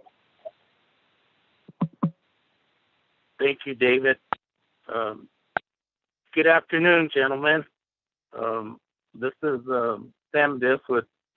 I have a little bout with a cold here and strep throat and an ear infection, but I do want to take the time and thank you for getting us on the agenda and giving an opportunity to present some of the activities we've got going on at the ranch. My clans are Siskagni, Hanagani, Bashishchin, Kachini, the Shichedo, Ashin, the Shinala. I'm originally from up around Ninanzak, so up from the Northern Agency, but that's my clan. So we've had, I guess, kind of going into this a little bit, just taking a little bit. I caught the last part of what Honorable Delegate Freeland was saying. I think I know the state of Colorado. I know the two counties, Custer County and Huerfano County, are glad that the nation is there. They have come and visited. They have welcomed us. I could say they have welcomed the nation with open arms. So it's a good relationship, a government relationship that's happening there. Much of the work that we're doing now is in the report is kind of cleaning up the assets, so to speak, the cattle herd, the bison, and just trying to create working relationships with some of the vendors. And I think that's where some of the issues that we've had in terms of payment. We worked at it. We got the P card, and that has helped a little bit. But I think the guys who are in the ranching industry or the livestock industry, there's a lot of things that most of them don't do credit card type payments. The 6B takes a little bit of time, and the most of them is done by check or cash, which is pretty much against the tribal policies. So I think there's just it's going to take a little bit of work between us and the controller to kind of sit down and look at, what services, the trucking, the veterinarian, the hay sales, and things like that, and how we can work in putting some of these things together. But again, it's slowly coming around. We have some hunts coming. We are doing the shipping on bison calves in a couple weeks. We've changed a lot of vaccination health schedules. Our marketing has changed quite a bit. We're and actually the Navajo Nation Colorado Ranch Enterprise was on Superior Livestock Auction on the Sheridan Classic. So that was viewed by about 4,000 potential buyers. So the name is getting out there. People are understanding the ranch and the ownership by the nation. So the revenues that are generated, again, are put into our proprietary account, and that in turn is used to operate the ranch. We don't have any external funding yet, but we're kind of working on some of those things, maybe a cost share type program, using the agricultural infrastructure fund as cost share. We're working with Colorado State University and doing some additional academia type work. The COVID response, we do have a application in for some funding through the university. The horse barn, we're looking at those. We do actually have a vendor utilizing the stalls, and so we're going to be getting some revenues from the stalls, the rental of the stalls, and actually using the facility, so it's just not sitting there. So there's new things coming along. There's new things that are happening. A lot of it is just the cleanup, and a lot of it is creating the relationship with the various government agencies.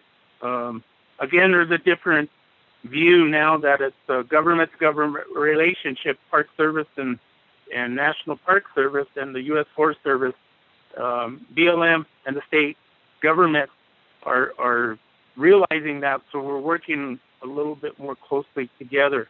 But I just wanted to mention that in light. So thank you. Okay, thank you. Does that conclude your response? Yeah. Okay. With that, colleagues, any other comments, questions? I don't have anybody in the queue, right? Eugene So, please. Oh, okay. Before I go to you, Honorable Eugene So, actually, Honorable Eugene So, go ahead. And then I'll come to Honorable Wilson Stewart. Honorable Eugene So, floor is yours. That's good. Oh, it says, I'll let somebody says we're doing all right. We're doing fine. And at the same time, but they're saying we're having a problem, kind of confuses me. So don't get that bother you. It just kind of don't fit in with me. I don't know why. I reckon you're saying the ranch is making a lot of money, so you gave us a lot of money. And then again, you guys were saying we can't pay for the hay. Kind of confuses me. What's going on? Okay, now, I don't have no questions with any the idea of buying the ranch in the past, which I know Colorado is a beautiful country. Most of my college days, I went to Sheridan College, Sheridan, Wyoming. Most of the roads are in Colorado. All the universities, the college roads are in Colorado, Greeley and Fort Collins and etc. So I know how beautiful Colorado is. There's no question about that. I always wish I had a ranch up there. But I guess we do as a nation, which is good. I appreciate that part. So now, this the thing before the university, like I was talking a little while ago, I worked for way back in the 70s, or 100 down there. I'm already on the lunch. They're at the White Mountain area. So they used to work with Colorado, University of Arizona, and they used to bring a lot of money to the ranch to do a lot of studies, any kind of natural resource studies, land, sand, forest, pines, even they do the herd health, and all those things. It brings money. I was wondering if the universities are also bringing you guys money, the ranch, some money to do what they're doing on the land. Or I don't know what the contract is between you, the universities and the small college there. So it brings money because, I'm trying to also talk to the council because the people case, we should own it and then use the Colorado to give us money too. I mean, all the universities to give us money. So that's how they do their kid studies on the land, natural resource wise. And also you were talking about I'm pretty sure Colorado State Department of Ag, and they have a lot of equip money, and regarding to the Natural Resource Conservation Service, they have a lot of money in there where you can use. They can help you to restore some areas on the land. Those are real good areas too. Maybe one of these days you might bring some people there, and we can all visit that area. So those are the things that I understand, and I know you guys are using. You said you guys are using the P card and all that. So I'm sorry if you guys hurt anybody, because to me, when somebody says I'm doing fine, and then at the same time say he has a problem or she has a problem, it kind of confuses me, because my dad and my grandpa always ask me question, what's wrong with you? Anything bothering you? And then you say, oh no, Grandpa, I'm fine. And then they'll say, I don't think so, just the way you are. But you need some help. That's what he'll tell me. I can help you if you want some help. So that's the reason why I guess that's I guess I'm trying to put my boots on or something, and that there's nothing wrong. So those are some of the things I think about when that question comes up. When I'm doing fine, but we have a problem. So my question is, I want to know if you guys are working with the universities and the college regards to some students that are learning things on the ranch, because I think that's how the other tribes are doing to get money, from the universities. They pay for what they're doing to teach their kids. So that's one of the things I always want to ask. And also, you said another question I wanted to ask was if you guys are working with the Natural Resource Conservation Service, and I think you said that you guys are doing that. If they can do a lot of rebuilding, a lot of areas where it's deteriorated, natural resource area. So I've been with them for maybe about 38 years, working with them here and there, trying to rebuild some natural resource. Yeah, thank you.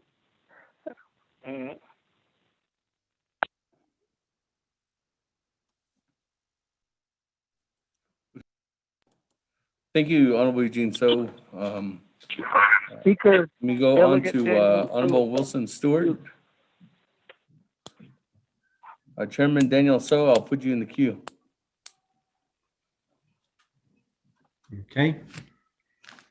Good afternoon, Tilla and our colleagues of the 24th Nomination Council. Ms. Kirk, staff, a lot from the ranches as well. I'm going to ask a couple of questions, and this is all related to Shanola, Madam Controller. You say that it's the way I understand it, Shanola, is that it's a problem with the 6B and the staff who use the 6B. if that's my understanding, and then, and I know that they do go through training, and that they do have to have a certain percentage score when they get trained in order to process paperwork and to get certified to say that they can use that 6B. I know when 6B first came out, it was encouraged to use that system rather than the regular purchase requisitions, the purchase orders. It would cut back on the time. It would cut back on the papers being turned in, and they wouldn't be lost in the shuffle. And right now, I'm going back to an incident or a situation with the 45-inch chapter with NDOT, where we had to wait almost 4 months, maybe longer than 4 months, just to get funds transferred from NDOT into 45-inch chapter's account.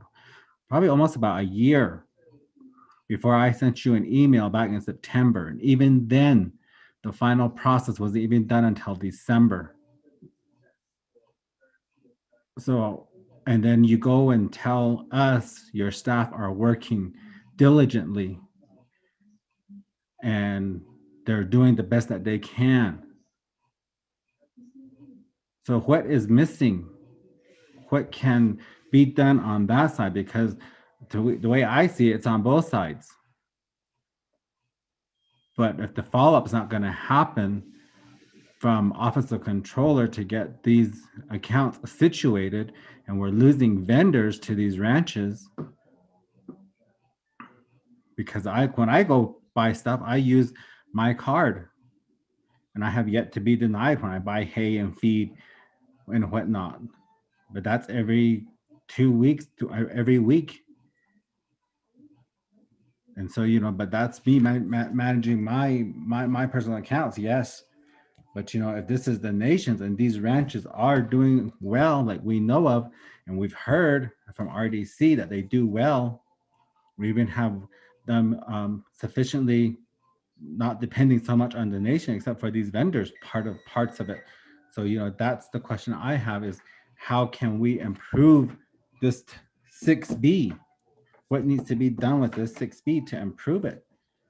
You've been there how many years, and how come this hasn't come up to say, this is what we need to change? This is how I see it. Because that, to me, that would be part of your duties to say, this is what's working, along with the other accountants that are there. That's my concern is, why are these payments taking so long, even to transfer within the nation, the funding? Almost a year. That's my concern. That's it. So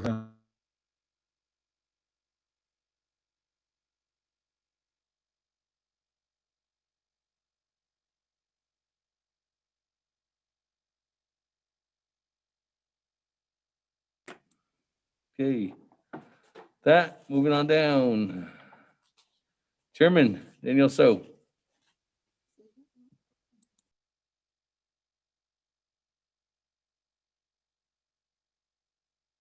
I'm on mute. Siya lang sa tala. Sanantay, Naabik'íyáti committee members, Mr. Dishwood, and the other folks. On Madam Controller. Even though this particular operation is under a business unit, is there a way that we could get a balance sheet? Get the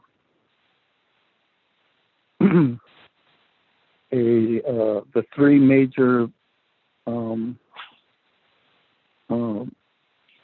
a profit and loss statement and assets and liabilities. Could we get something like that? Because, Mr. Dishwood, basically saying, oh, we did good, we have good sales. That does nothing for me to basically put it against my fiduciary responsibilities. I think that if we have that type of report, I could basically have some better way of judging whether the operation is successful or not. And if it's marginal, we'll find out. So that would be one of the things that I would request of the controller. And the other aspect is Mr. Dishwood, earlier in, I think it was in November, there was indication by Ms. Gloria Thon that you didn't irrigate as much because of the drought, and you forewent cutting and baling hay. And I'm wondering what kind of winter feed you have available for the seed stock that's still there, the buffalo and the cattle. So those are some critical aspects that I'd like to hear about. And so that's the extent of my questions, Cecilia, Mr. Chairman, Speaker, Damon. Thank you.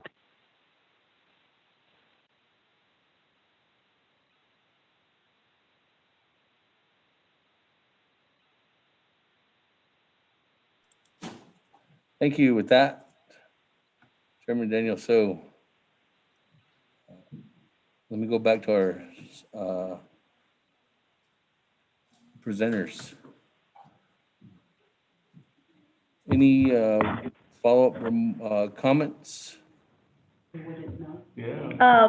Speaker, this is Controller.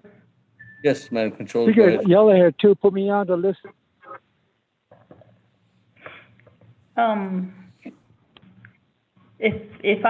If I may, I can respond to Shanella Delegate Wilson Stewart.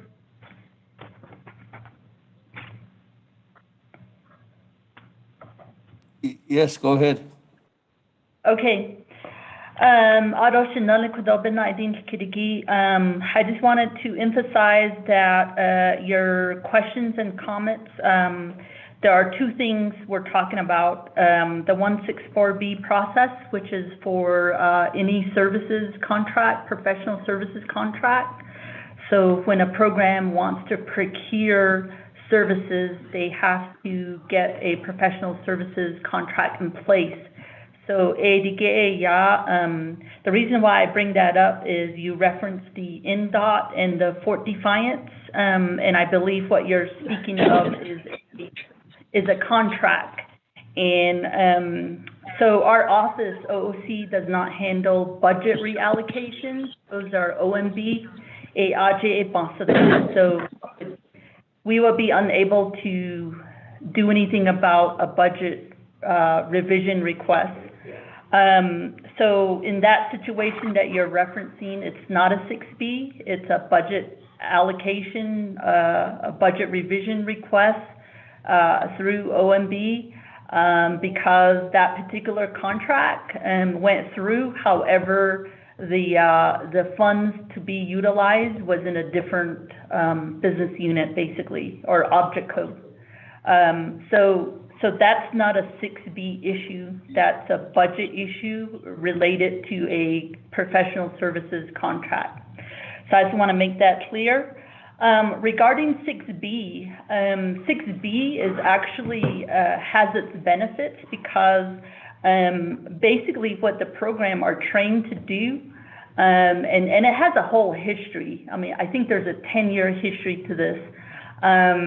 sometimes it takes off and people see the benefits and they get trained, and sometimes they don't. There's people that wanted it online training, and we've done that, and then they say, oh, we want, in-person training, and we've done that, then nobody shows up. And then I think right now we're doing the online training again, although now we're getting more requests to do in-person training. This is before COVID, so we go through those ebbs and flows of what programs want. But the whole benefit to that is when programs are trained to go through the 6B, they do what we call the receiving of the goods, and then they do the voucher matching on their end. And so, and then they enter it into the system. So the whole thing expedites the payments, because once they do the receiving, the voucher matching, and they enter it, it bypasses purchasing and OOC. It automatically goes to AP, accounts payable, to the check writer. And so essentially it was put in place to expedite payments. So there are some programs that are very successful in utilizing 6B, and they see the benefits and so forth. So it is something that is beneficial. It does expedite payments, and so if done right, people are trained, and usually they're trained for certain roles, and so forth. So once they're certified, it has its benefits, but unfortunately sometimes people don't take advantage of that as well. So 6B is basically your online requisition, and those are mainly for procurement of goods, not necessarily services, because those require contracts. So those are different things we're talking about. 6B, and then in procuring services, then we're dealing with this 164B process, these documents that need to be executed, namely professional services contract. So I think in explaining this stuff, you guys might, know more than some programs. So, but all of this, as I mentioned, 6B and the procurement rules and regulations, they're all online. So in this day and age when we're supposed to socially distance, those resources are out there. So, and then the only other thing I can say, Chair Daniel So, I think he's asking about reports, kind of like a financial performance maybe, or operational. I'm not sure if our office can do that. I understand the need for some sort of field audit, performance audit. I don't know if that's something the Auditor General can look into, because I think the history is that, for example, on some of these programs like Parks and Recs and ranches, sometimes they deal with a lot of cash, and wherever there's a lot of cash laying around, then there's the propensity to commit fraud. Those types of issues do exist.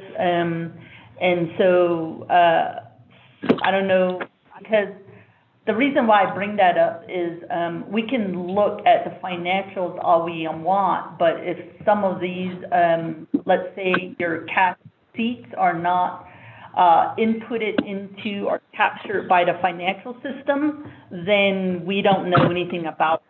So wherever there's cash collections, cash receipts occurring within the nation, those are something somebody should be looking at, and so forth. So those are my thoughts about the some type of reporting on some of these enterprise type funds, or what was the other? Proprietary funds. So yeah.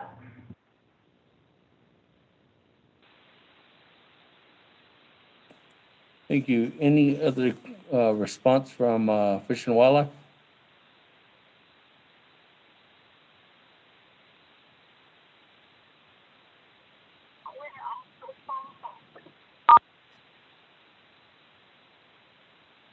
Good afternoon. This is David McKessick again.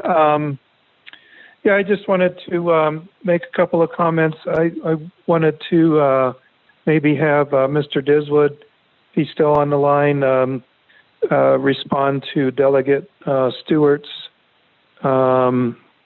questions as well. But Honorable Delegate, so I'm very sorry if I confused you as to my language on we're doing great, but we're still having trouble spending money. I think that's kind of the crux of it is, there is a lot of revenues coming in, but we're having difficulty with paying for basic services and foods and things like that. So that is the crux of it. Mr. Diswood, if you could talk to about whether we're working with the colleges and NRCS and things like that, that would be helpful.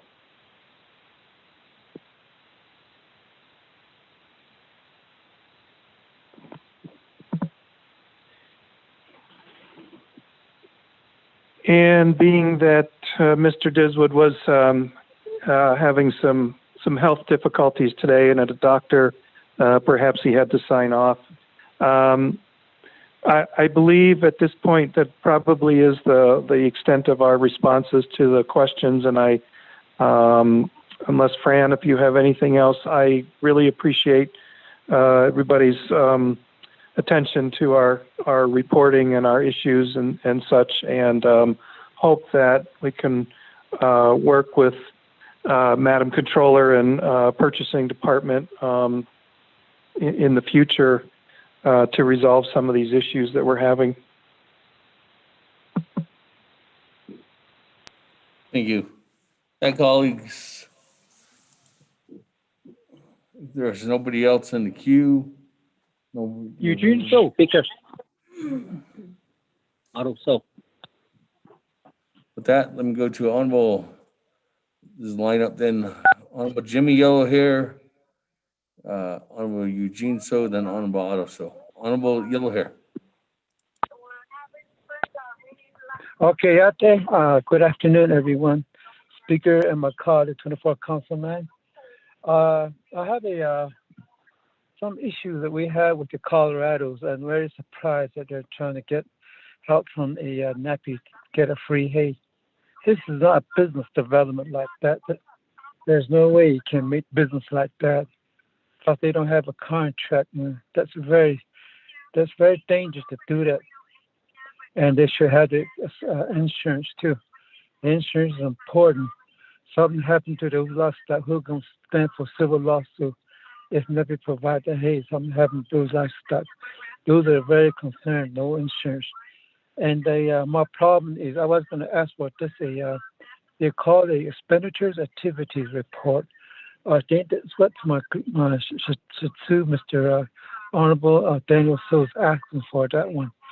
That report should be for the whole report activities, operations, and Colorado. Did they call Wolf Creek, Colorado? And that's what they call. And we need to see that one, because how much money they make in revenue? What do they pay besides that buying hay or something like that? Do they pay for the lease? Do we pay lease? How much money we pay to state tax? We need to see that one. And this issue, because the people ask me from a hard drug opinion, what is the benefit to the nations? What does the buffaloes doing for us? Are we eating buffaloes, or do we make money out of it, or something like that?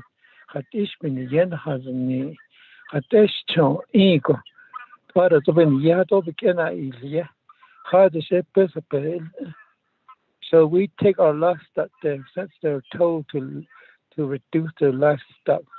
Ain't that this kid? I done it, and the out up in the year on the house in the Colorado land, it then does it benefit us, the Navajo Nation done just a chamber on that. I don't need it. If I heard Mr. Honorable Freeland and Is it just for Easter? Did I hear that? Is this the case? That's wrong. This is the Navajo Nation that fought for it, but what does really benefit out of it? Big Kashishan. The Kush Pesapes, Big Kashi. Ado Buffalo though. How much we made out of it too? How much is the revenue, and how much we pay for it? I know this land though. That's in the shita. Is this land ours, or we just lease? Or what the action? Just said we need a contract. I haven't seen the contract yet. I'd like to see this land. Maybe this coming spring to check out the land up there in Wolf Creek, Colorado. Cause in the hot it all you.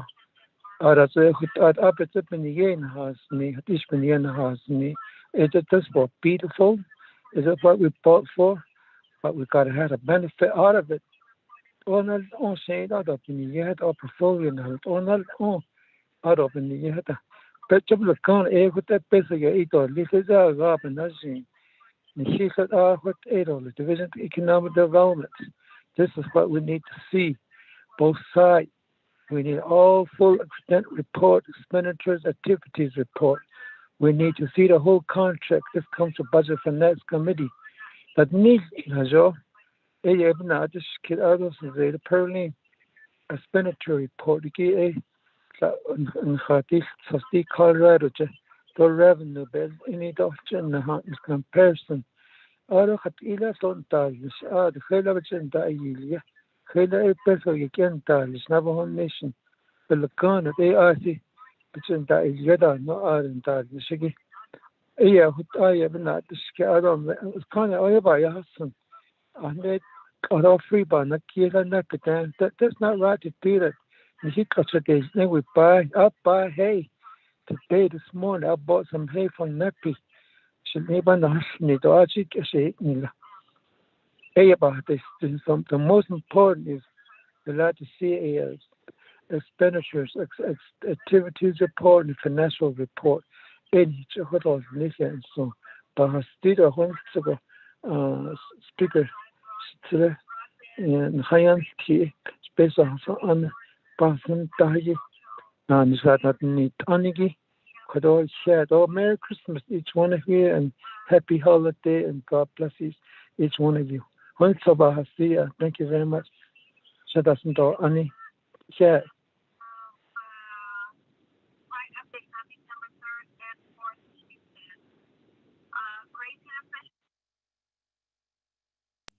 Thank you, Honorable Yellow Hair.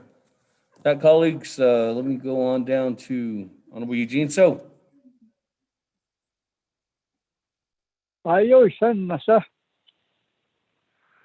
sometimes I say things in Navajo, and that same thing is all said again by other the council delegates in English.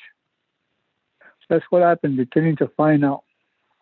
So I guess nobody hears me in Navajo, so the council delegate that talks English or better. I just want to ask you guys, I don't know if when you have your branding, I'd like to be invited up there and look at the beauty of Colorado again. I would sure like it. I've been branding for about 36 years for the people. And I'd like to smell some hair again. Thank you. That's all I'm asking.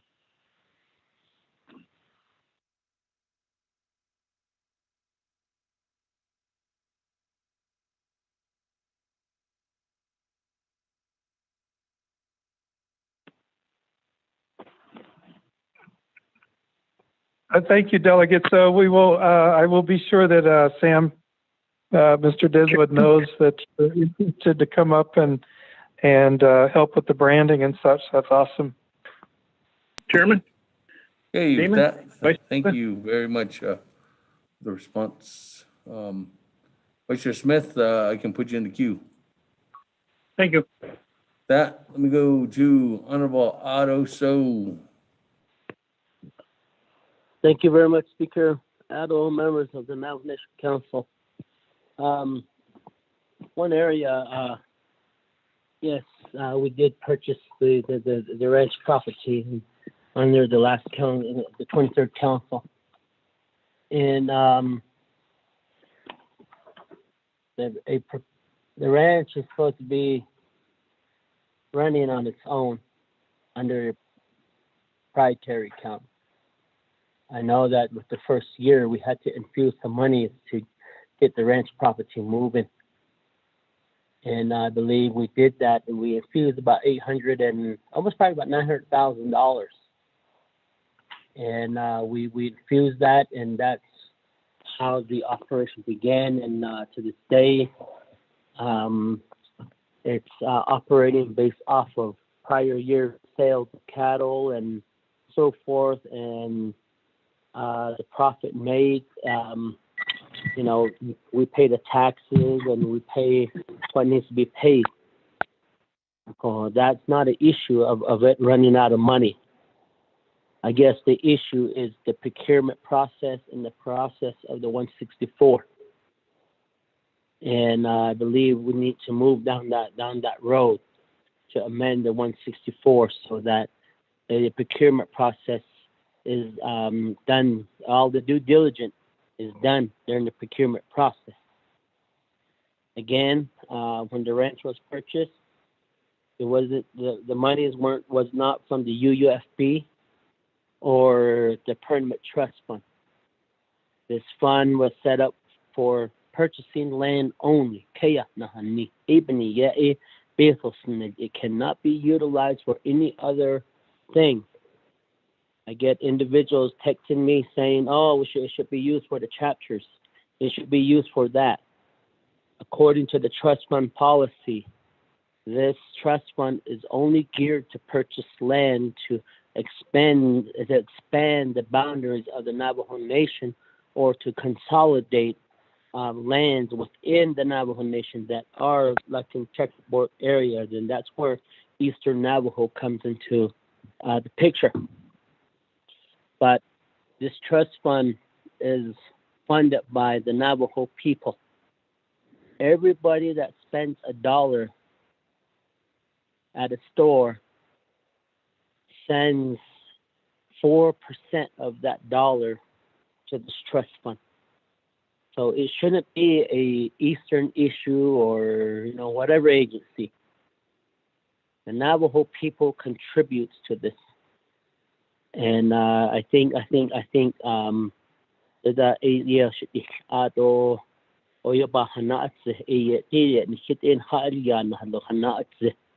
maybe this is a time that we go ahead and amend the trust fund policy and divide it into 5 agencies. That way, the revenues picked up on the 4% could be held within that agency for land purchase, so that way, no one that says, oh, that money is ours. The bottom line is this money right now is funded by the Navajo people. And when land is bought, it's in the best interest of the Navajo people. And whether it's in state of New Mexico, state of Arizona, or state of Colorado or Utah. Oh, the partners. When they're I see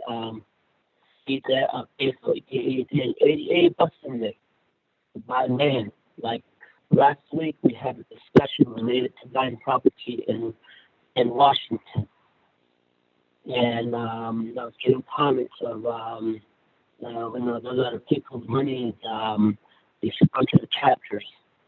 But these dollars are only destined to purchase land only.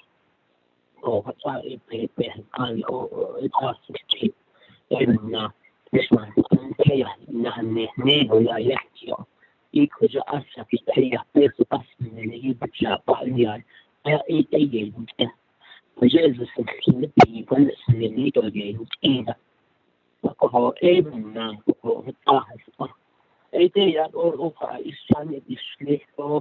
I said, this the land acquisition trust fund. I just bought coffee at a gas station this morning, and I contribute 4% of that sales to land acquisition trust fund. So we contribute to that. And that land acquisition trust would belong to the Navajo people. About so, yeah.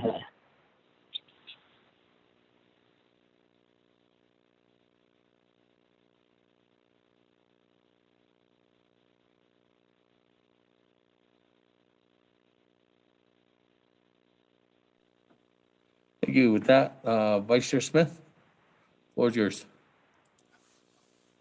Thank you, Speaker Damon and Fish and Wildlife. I think I'll go ahead and just bypass my question because it's getting close to 7 o'clock, and I'll just some of the questions that are being asked, I'd like to hear them. Thank you. Thank you. That. And is there any kind of response or any response from the presenters? Speaker, this is Controller. Madam Controller, go ahead. Otto, my response will be to Shazada, Delegate Yellowhair, and probably in part to Chair Daniel Soto, essentially, the OOC has received or has gone through the financial audit for fiscal year 2019, and that was done, when was that done? September. I want to say that was passed in September, and CS-71-20, resolution number, and that had the exhibit attachment of the nation's basic financial statements. So if, and we can send out the financial statements again electronically, but on Schedule 10, page 67, it does have the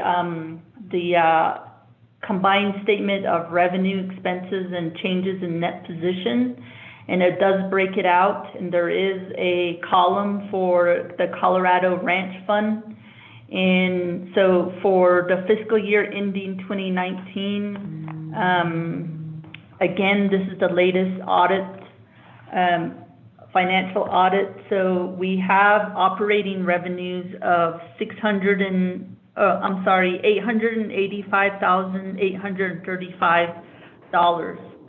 Although there is operating expenses of $925,892.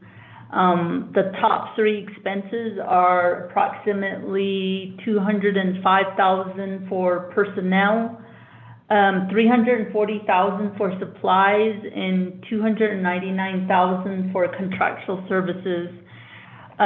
So then that results in a operating loss of $40,057, and this is as September 30th, year ending September 30th, 2019. And so Delegate Otto So talked about there was some UUSB dollars that were put in place, and I believe that would be reflective in what we call the net position. So the net position on that financial statement is beginning of the year was $561,061. And if you subtract out the operating loss, then the net position in the Colorado Ranch Fund is $521,004. So just to kind of give you some sort of some numbers out there regarding the financial statements for fiscal year in 2019, and this is the latest audit. So we can again send out the electronic version of the nation's basic financial statement, and on Schedule 10, page 67 is where you'll see the Colorado Ranch, and that will give you an idea of at least as to the financial statement for this particular Colorado Ranch Fund. So I just want to let leadership know on that. Yeah.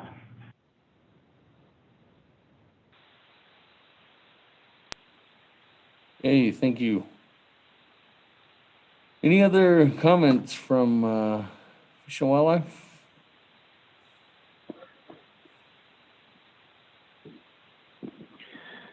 I think at this point, I think that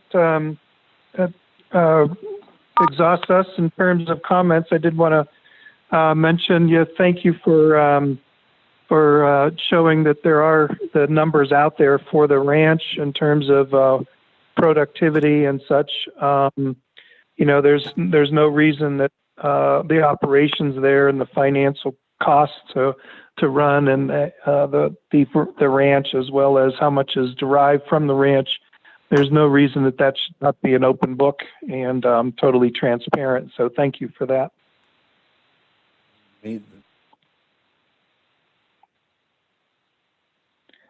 So, I think I just want to say thank you to Speaker, members of the committee, and all involved for their attention and for inviting us to participate in the meeting today. Speaker, Delegate Daniel So.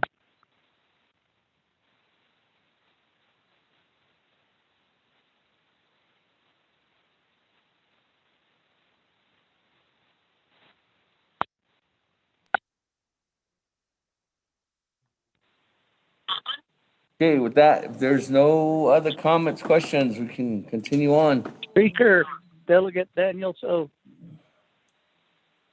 Chairman Daniel So, go ahead.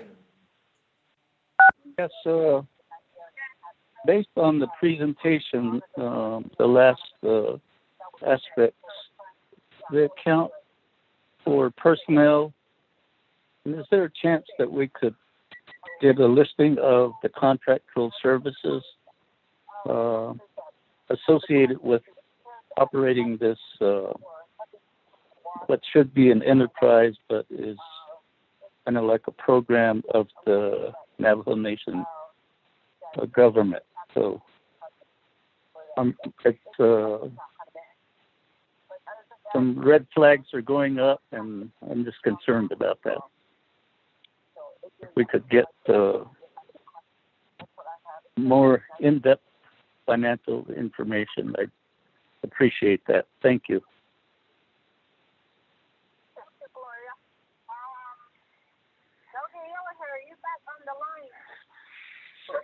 The line. Yes.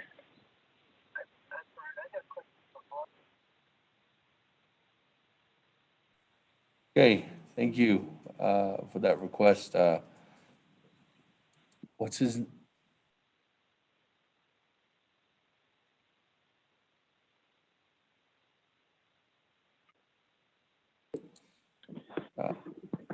Mr. McKessick. Okay. Yeah, I wasn't sure if I was. Yes, this is David McKessick again. Yes, we would be glad to provide you with any and all information that you request. If you would like it to be derived from Office of the Controller, I'm sure that they would be willing to put out additional information as needed. Well, I hope they would. And but yes, I will mention that to Mr. Diswood, who runs the program, to provide a full financial breakdown of income and outgoing contracts, as mentioned, and other sources of revenue or sources of expenses.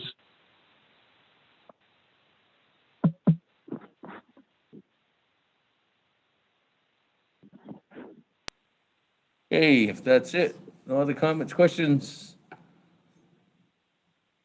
you can go ahead and go to the board to accept the report. Speaker, this is Yele. I'll make it shorter. Speaker Delegate Yele here. Honorable Yellow Hair, go ahead. Oh, yeah. Thank you very much, Speaker. This is going to be to Mr. Leo Wetchman. I'd like to talk to him sometime next week at his office very hard to get to his office. I want to talk to other subject. Information relates to NPL and HPL livestock reductions and other maintains the land. Naabik'íyáti next week. The HS United Chef. It's very important, Mr. Watchman. And if I'll call you, and maybe I don't know if I have your number. Speaker, thank you very much. Thank you very much. Go back on mute now. Thank you, Honorable O'Hara. I don't believe Mr. Leo Watchman's on the line, though.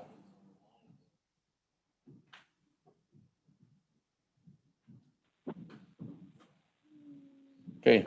But I'll work some way. I'll try to contact him maybe tomorrow through his staff. Okay. Yeah, thank you, Speaker. Okay.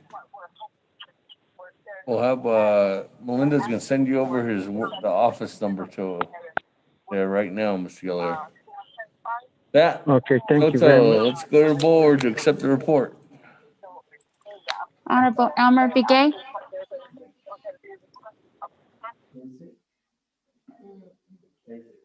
Honorable Key Allen Begay Jr. Honorable Elmer Begay votes green.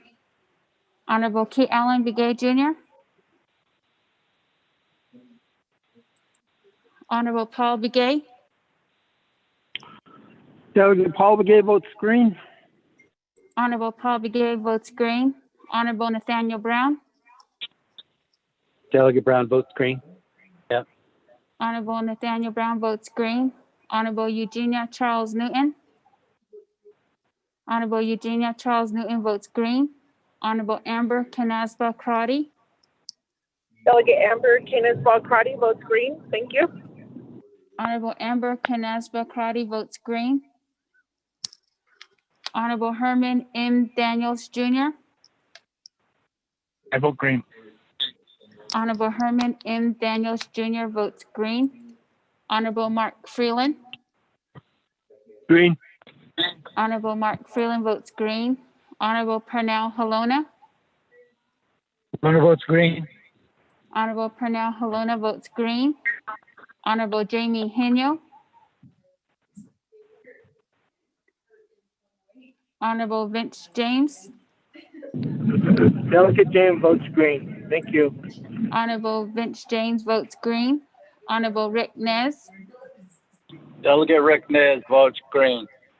Honorable Rick Nez votes green. Honorable Carl Slater.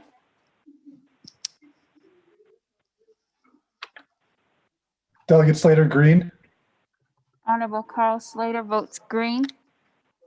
Honorable Raymond Smith Jr.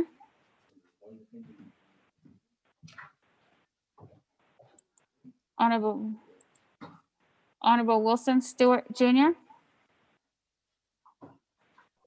Green.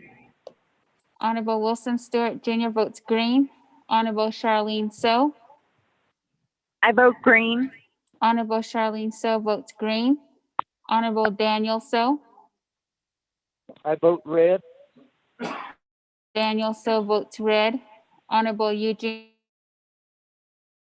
What is thank you. Honorable Eugene So votes green.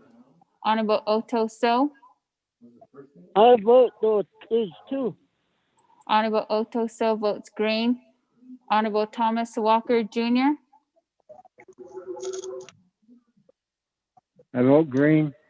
Honorable Thomas Walker Jr. votes green. Honorable Edison Wanika.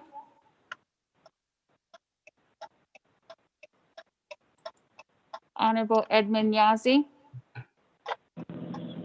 Green. Honorable Edmund Yazzie votes green. Honorable Jimmy Yellowhair. Delegate Yellowhair votes red. Honorable Jimmy Yellowhair votes red. Honorable Key Allen Yes. Begay Jr. Honorable Jamie Henyo.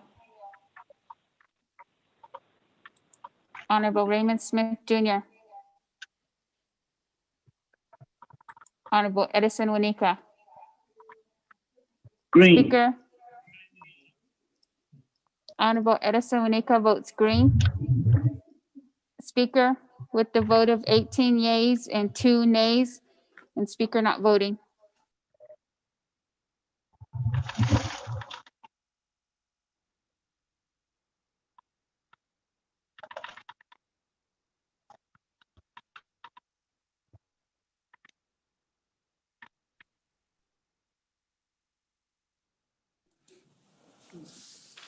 Thank you. 18 in favor, 2 opposed. Chair not voting, motion carries. Thank you very much for being with us. Thank you, Madam Controller, you and your team, and Mr. McKezick. Thank you for you and your team members too as well. That, colleagues, continue on down. We are now on to item number 7, old business, legislation 0221-20. Sponsor is myself. So before we read it into the record, colleagues, is there someone like to take over as chairing the meeting? Am I the only one that sponsored this legislation? Sorry. Since I'm the only sponsor of the legislation.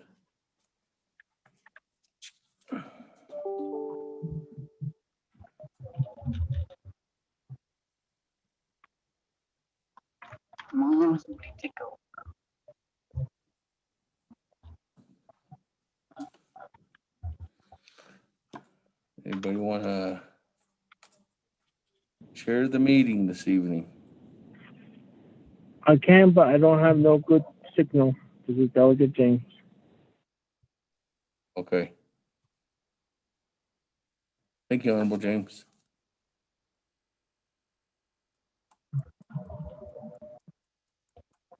Anyone?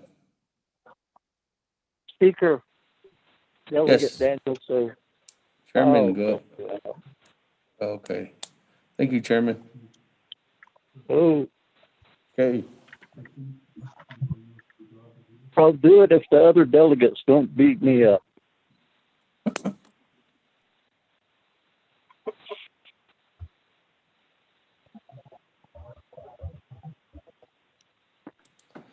Okay, we called the legislation to the floor. Mr. Rico, this legislation's already read into the record. Mr. Chairman Pro Tem, I can read into the record. I think we should bring it off the table. Right now, it's on table status. Okay. And I, members of the 24th Navajo Nation Council, convened as the Naabik'íyáti Committee. This is before us, and it was tabled previously, and I need to basically get a motion to bring it back to the table. On top of the table, not make it a motion to put it back for action.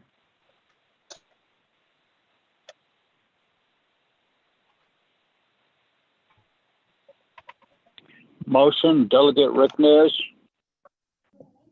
Thank you, Cecilia. I guess we all need another cup of coffee to get through these 2 last items. Second, Daniel. Oh, it's a Che, my favorite Che, second. Honorable delegate from way over there. Okay, committee members, that doesn't take a debate, so let's go straight to roll call vote to bring it off back on to the table for discussion. Legislative staff, roll call vote, please. Honorable Elmer Begay. I'll vote green. Honorable Elmer Begay votes green. Honorable Keith Allen Begay Jr.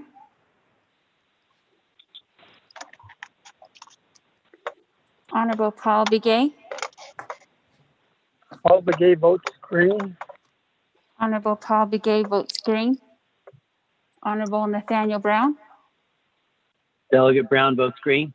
Yeah. Honorable Nathaniel Brown votes green. Honorable Eugenia Charles Newton. Honorable Eugenia Charles Newton votes green via text. Honorable Amber Canasba Crotty. Delegate Amber Canisbalk-Crotty votes green. Thank you. Honorable Amber Canasba Crotty votes green. Honorable Herman M. Daniels Jr. Green. Honorable Herman M. Daniels Jr. votes green.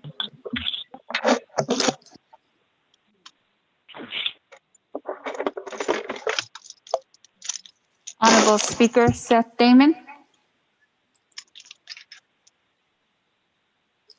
Green. Honorable Speaker Seth Damon votes green. Honorable Mark Freeland. Green. Honorable Mark Freeland votes green. Honorable Pernell Halona. Lorna votes green. Honorable Pernell Halona votes green. Honorable Jamie Henyo. Honorable Vince James.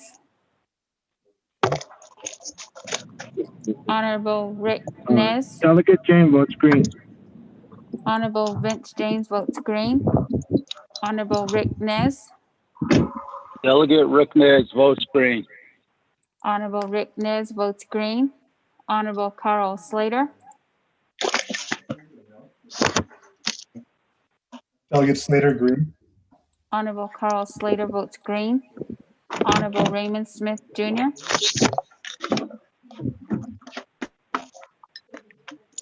Honorable Wilson Stewart Jr. Green. Honorable Wilson Stewart Jr. votes green. Honorable Charlene So. Green. Honorable Charlene So votes green. Honorable Daniel So. Oh, I'm sorry. Honorable Eugene So. Honorable Eugene So votes green. Honorable Otto So. Green. Honorable Otto So votes green. Honorable Thomas Walker Jr. I vote green.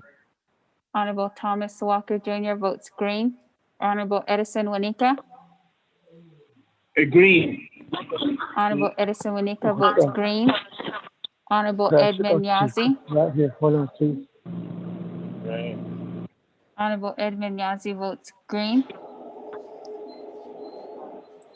Honorable Jimmy Yellowhair. I'll vote green. Thank you. Honorable Jimmy Yellowhair votes green. Honorable Key Allen Begay Jr. Honorable Jamie Henyo. Honorable Raymond Smith Jr. Honorable Chair Pro Temp with a vote of 20 yeas and 0 nays. Chair Pro Temp not voting. Thank you, Ms. Nota. Let's go to. I'm sorry, Honorable Pro Temp. Yes. Jamie Henyo voted green with a vote of 21 yeas and 0 nays. Thank you, Ms. Nota. 21 yeas, 0 nays, and Chair Pro Temp not voting. Thank you. So with that, Mr. Rico, provide a status on this particular legislation.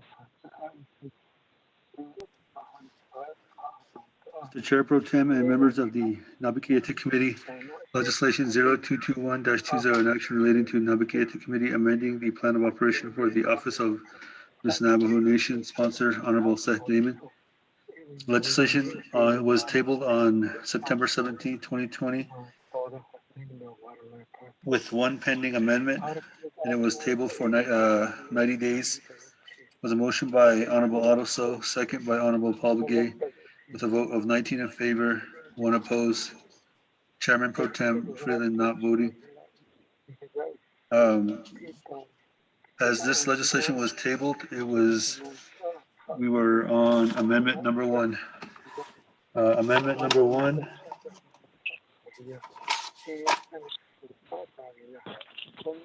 Page 7, line 12, strike the National Guard or other and insert the before military services. 2, page 7, line 12, strike line 14.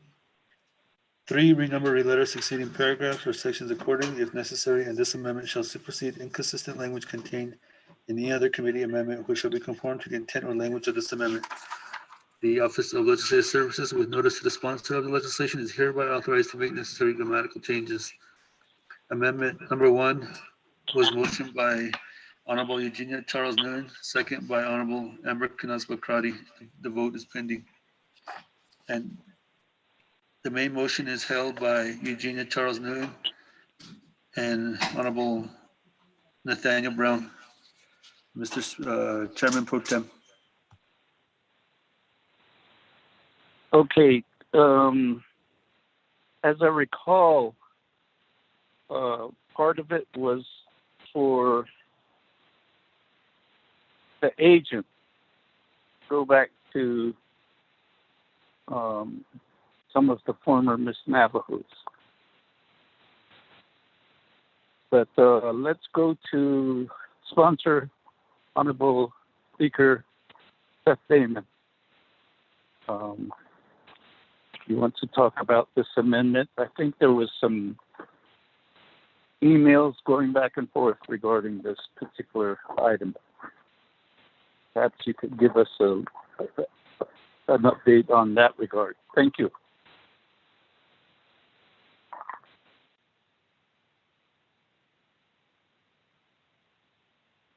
Okay.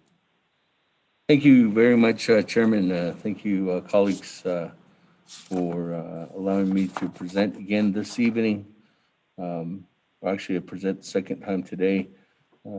I bring to you, to the committee, actually 0221-20, and it's the legislation, just as a recap. It's amending the plan of operations for the Office of Miss Navajo. As we look to some of the conditions of appropriations in the past, this was one of the conditions of the appropriation, was that we're updating the plan of operations. Anything that's usually older than 10 years, those come back for recommendation. And since Naabik'íyáti Committee is the oversight, this amendments or amending the plan of operation in itself in entirety is here before you for the Office of the Miss Navajo. When we did last, when the legislation was tabled before for 90 days, it was in regards and recommendation to the Office of Miss Navajo to work together with that, and the leadership from Ms. Carletta Benali to go ahead and refer or utilize services in meeting possible recommendations from not only prior Miss Navajos, but also getting some information just in response from other membership or leadership individuals. So with that, what we can do, Mr. Chair, is defer the next portion of the presentation to Ms. Benali and see where that status is at as of right now.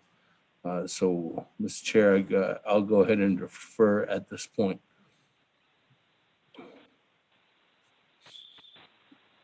Thank you, Speaker, Chairman, and sponsor of the legislation.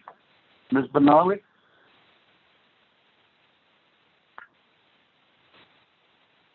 The floor is yours. Okay.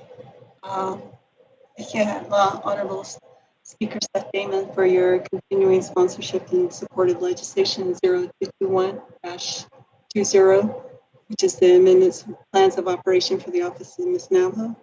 Honorable Daniel So for seconding their sponsorship of this legislation.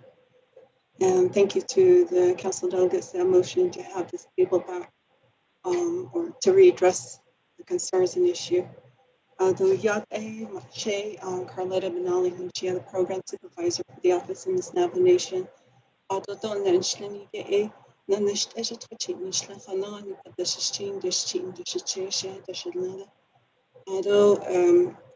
been working with this office now for approximately 1 year.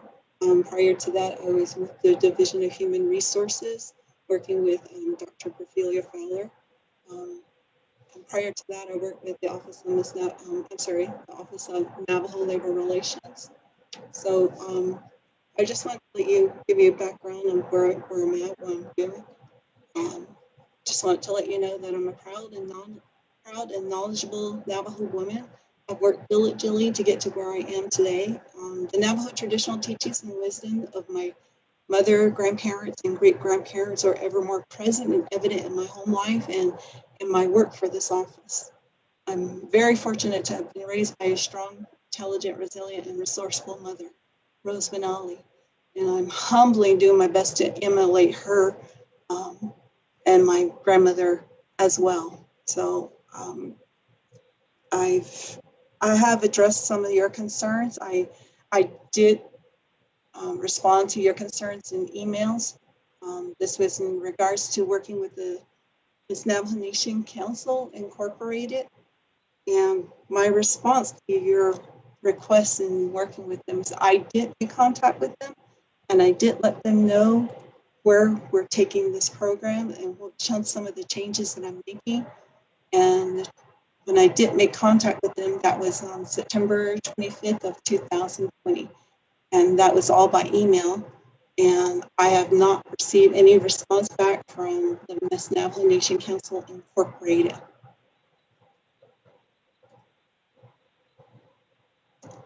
Hello, can you guys hear me clearly? Yes. Okay. So in response to that request and that recommendation, it's unfortunate that I haven't received any response back from them. But I would still like to move forward with this. Although here had launched to the Naabik'íyáti committee of the 24th Nomination Council to have an opportunity to readdress this legislation, and I'm still seeking your support in passing this amendment for the plans of operation.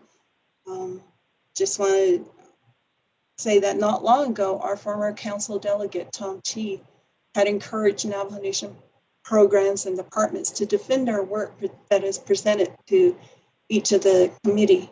And whether it be amendment, plan of operation, or an annual budget, or any type of contract.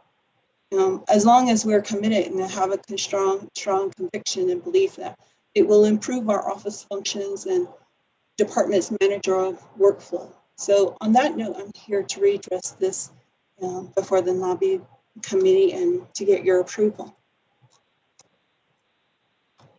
Although for the proposed plan of operation, this is all prepared and formatted in accordance to the Navajo Nation Executive Branch, specifically the Office of Management and Budget Manual regarding the plans of operation and enabling legislation, which has been implemented back in September 20th, 1994. As Honorable Seth Damon had pointed out, this plan of operation is well over 20 years, and normally as a condition of appropriation for each of the programs, they're recommended to revise them every 10 years or even sooner than that. So I am now, we're approaching the 21st year. As of January 11th of 2021 is going to be 21 years that we've been working with the same plan of operation. I really believe that what I have presented to you will improve the management and the department's operation. It is strengthening its own function, purpose, and authority, thereby providing better assistance to the reigning Miss Navajo and all of our future Miss Navajos.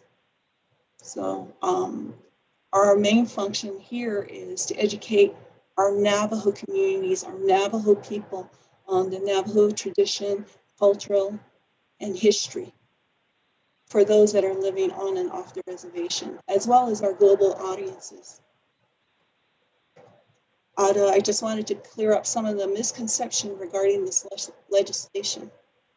I know last time there was some really major concerns about the mission statement, which you'll find on page 3 of 9, lines 8 through 18. So the action that I'm taking is deleting the mission statement, just the wording, so that it be consistent with OMB's plan of operation and enabling legislation manual. Now, the concepts and principle of the current mission statement, we plan, and I plan to continue using this as an interdepartmental usage. It is already currently incorporated into the Navajo Nation's Goodwill Handbook.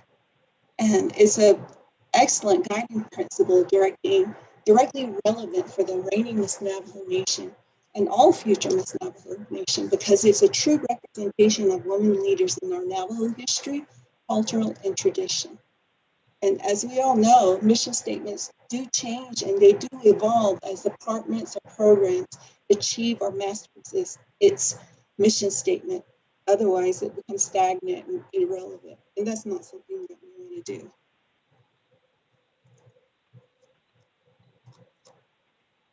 Moving forward, the changes that I also made is the staffing and organization. This is where the major concentration was. You'll find that on page 3 of 9, lines through 26 and 9, and also you'll find it on page 4 of 9, again, lines 28. This was really the structure to allow the program supervisor more direction, guidance, and growth for this department. I've identified all the applicable and appropriate policies and procedures. A structure for the program manager or supervisor to request more funding and creating more employment opportunities for this office. There are needs to create new positions for this office. We do need a public information officer. We do need a senior network specialist. We do need chaperones, extra people. And then there's also the potential of also having an intern employment position that we can create. So this is really just to move this office forward. Right now, my office is comprised of myself as the program supervisor, and I have an office specialist, Ms. Pamela Myron, and then there's Ms. Navajo Nation, Ms. Shondine Paris. So that's what our office consists of. This office needs growth. It needs professional growth. And so this is where I'm concentrating on it. Also, the other changes that I made is the insertion or clause of these unforeseen events, such as this coronavirus pandemic. It's really impacting our lives right now. It's impacting all of our government programs and departments. And really, the current plan of operation, there's no language that speaks to that. So you'll find the changes that I made, the insertion on page 4 of 9, lines 13 through 22.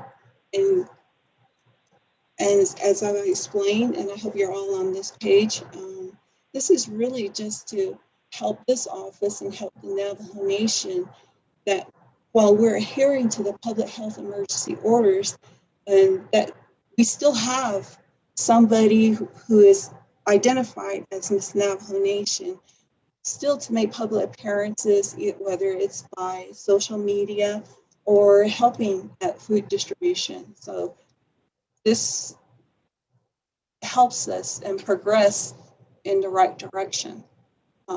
So far, she's been very resourceful and creative in using social media to continue interacting with our people. We've been limited to that right now. So moving on, I've addressed the responsibility and authority, and this section is on page 5 of 9, lines 2 through 24. And this gives a program supervisor authority in developing, implementing, amending standard procedures, manuals, handbooks, and performance measures and accountability. And am looking back at previous legislations when there was a change in from legislative branch, when this office was transferred to the office of the president and vice president. It was done real fast, real quick, and it was just shuffled quickly into the office of the president and vice president. And these were some of the areas that were never addressed, which is what I'm addressing now in this plan of operation. It also affords Ms. Navajo Nation as a title holder the option that she has if she's considering, if she wants to move on, to relinquish her crown or something should happen, she's in non-compliance of the Navajo Nation executive policies and procedures. These are some of the effects that are going to happen, and they could potentially happen. Moving on, next is the changes to the eligibility requirement for Miss Navajo Nation candidates. You'll find this on page 6 of 9, lines through 21 and 30, and also on page 7 of 9, lines through to 19. What you'll notice is that I've separated several of the sentences. This is just an effort to provide clarity and eliminate a lot of the ambiguous interpretation, because a lot of it was mainly run-on sentences. 2, I've inserted the language of female and having always been a female and biologically born a female. This language right now is already in the Miss Navajo Nation candidate application. And honestly and truly, I feel like if Navajo Nation wants this office to be transparent and they want a true representation of First Woman, White Shell Woman, and Changing Woman, then it must be stated within this plan of operation under the eligibility requirement. Okay, so that's one of the main reasons why. 2, this is also a classified full-time position. It draws a salary, and personnel policy is applicable to this position. And if this individual should continue or is allowed to serve in the military or National Guard, it will require an approval of a secondary employment. This position requires the reigning Miss Navajo Nation just for a period of 1 year to be dedicated to our Navajo people. And it's a selfless act that you're there to help teach the Navajo cultural history and tradition. It's ado oho ahita, ado a yisifto apahati yino, doshi atzabayat kita. Finally, I'm going to get to the other changes that I made. Oh, Ms. Benali, oh. 20 minutes is up. Committee members, do you want to allot her some more time?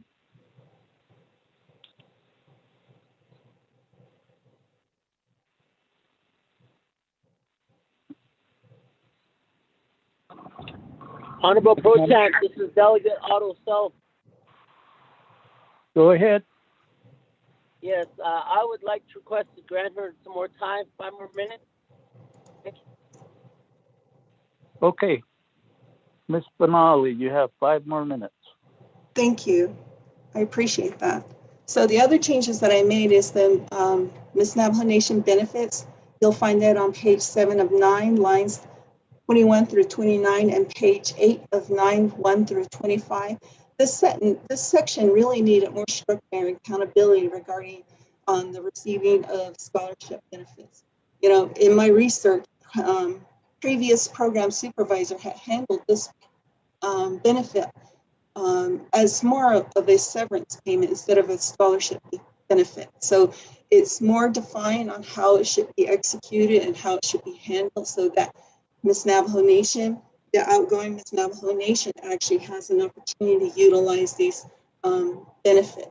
So those are the changes that I made.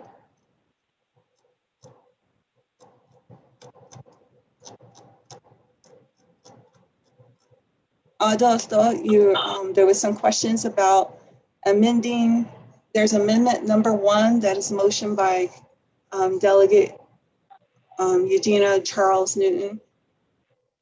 And that's to eliminate the qualification section regarding active duty in the National Guard of the Military Services.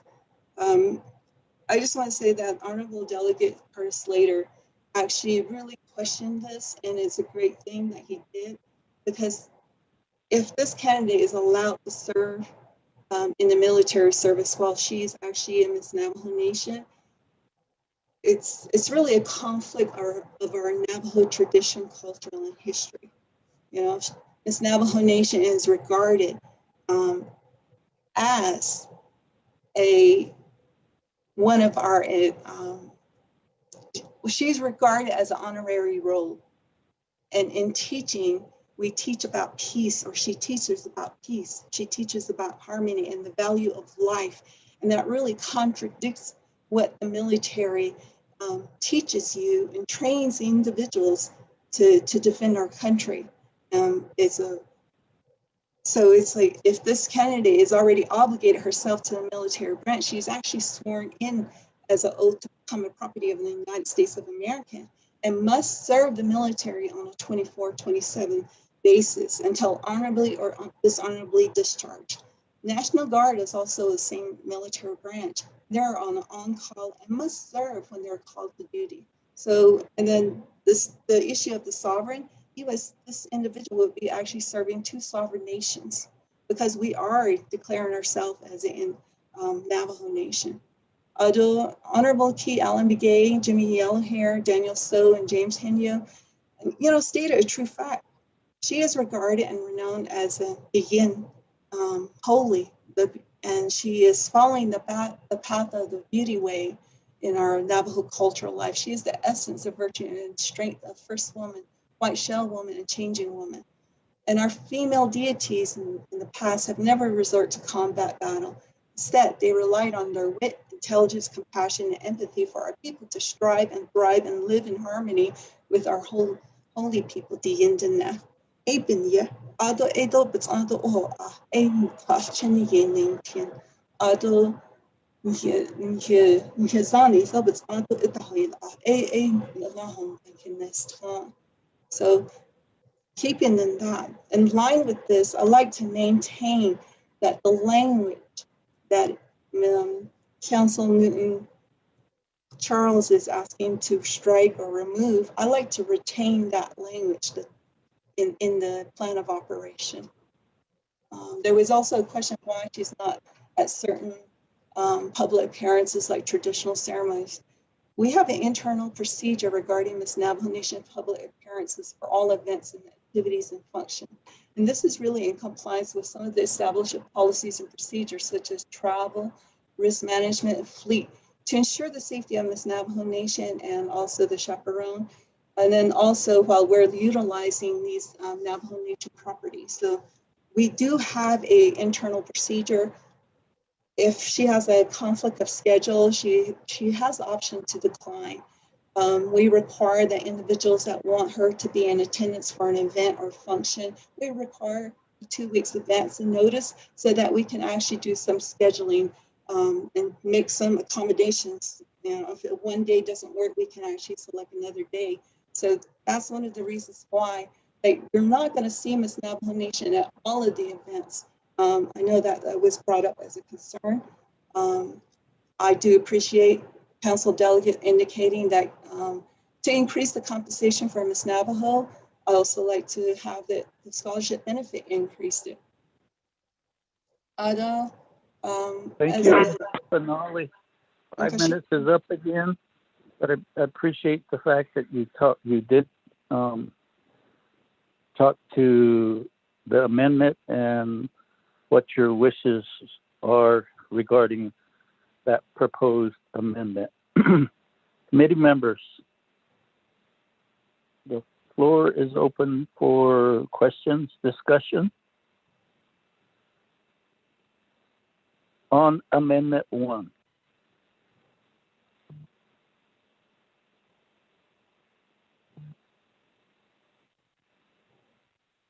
And legislative staff, Mr. Rico has sent out the wording on that amendment.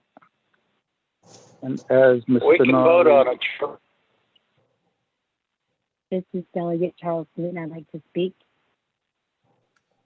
Okay. Can you send me the amendment? Chairman Pro Tem, we sent the amendment out as a about 5 minutes ago, I think. But I can reread it. Yes, reread it, and that way we're apprised.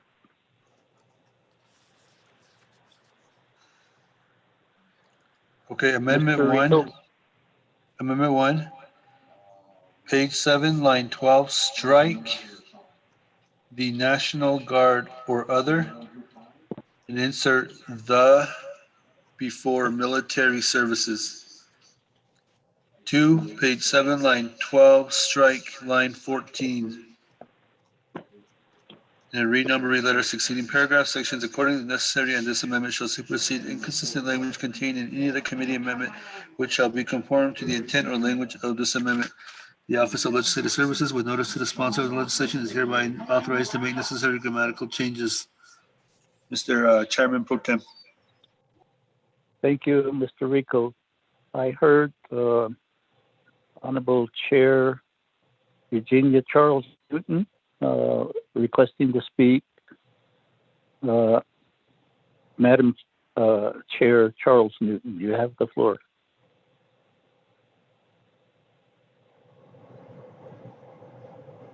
Thank you so much. Good evening, colleagues. Just really quickly, I wanted to first say that I couldn't really hear your presentation. I don't know if it was just me, but there was a lot of echoing that was occurring. And so it was a little bit difficult to hear the presentation. But I do think that what you spoke about is what you have already stated in an email that was sent to us on December 11th, 2020 at 4:31 p.m. with the statements that were made, and then also what you agreed and disagreed with. I think it's very interesting that you made these changes in your 1 year being in office there at the Navajo Nation, Miss Navajo office. And even though you state in this email that this actually discourages people from coming home and working because of the statements that are made to them in regards to their limited experience, I think one of my colleagues, which I'm surprised that you didn't mention in this email, since you've been very clear in sharing what you heard during our debate, but what you didn't state is that many of us believe that it was very difficult for us to speak on this issue because none of us have ran for Miss Navajo, and none of us are aware of what Miss Navajo has had to endure and then the image that she has to uphold. I'm assuming that based on your email that you provided to us that you have that you yourself were Miss Navajo at one time.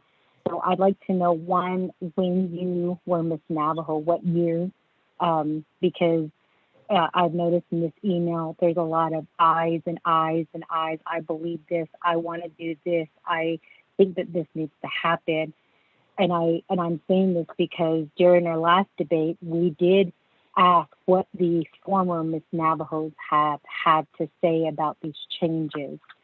And I know that you did also state in this email that they don't have any, they don't have a say-so because the only thing that they do is sponsor two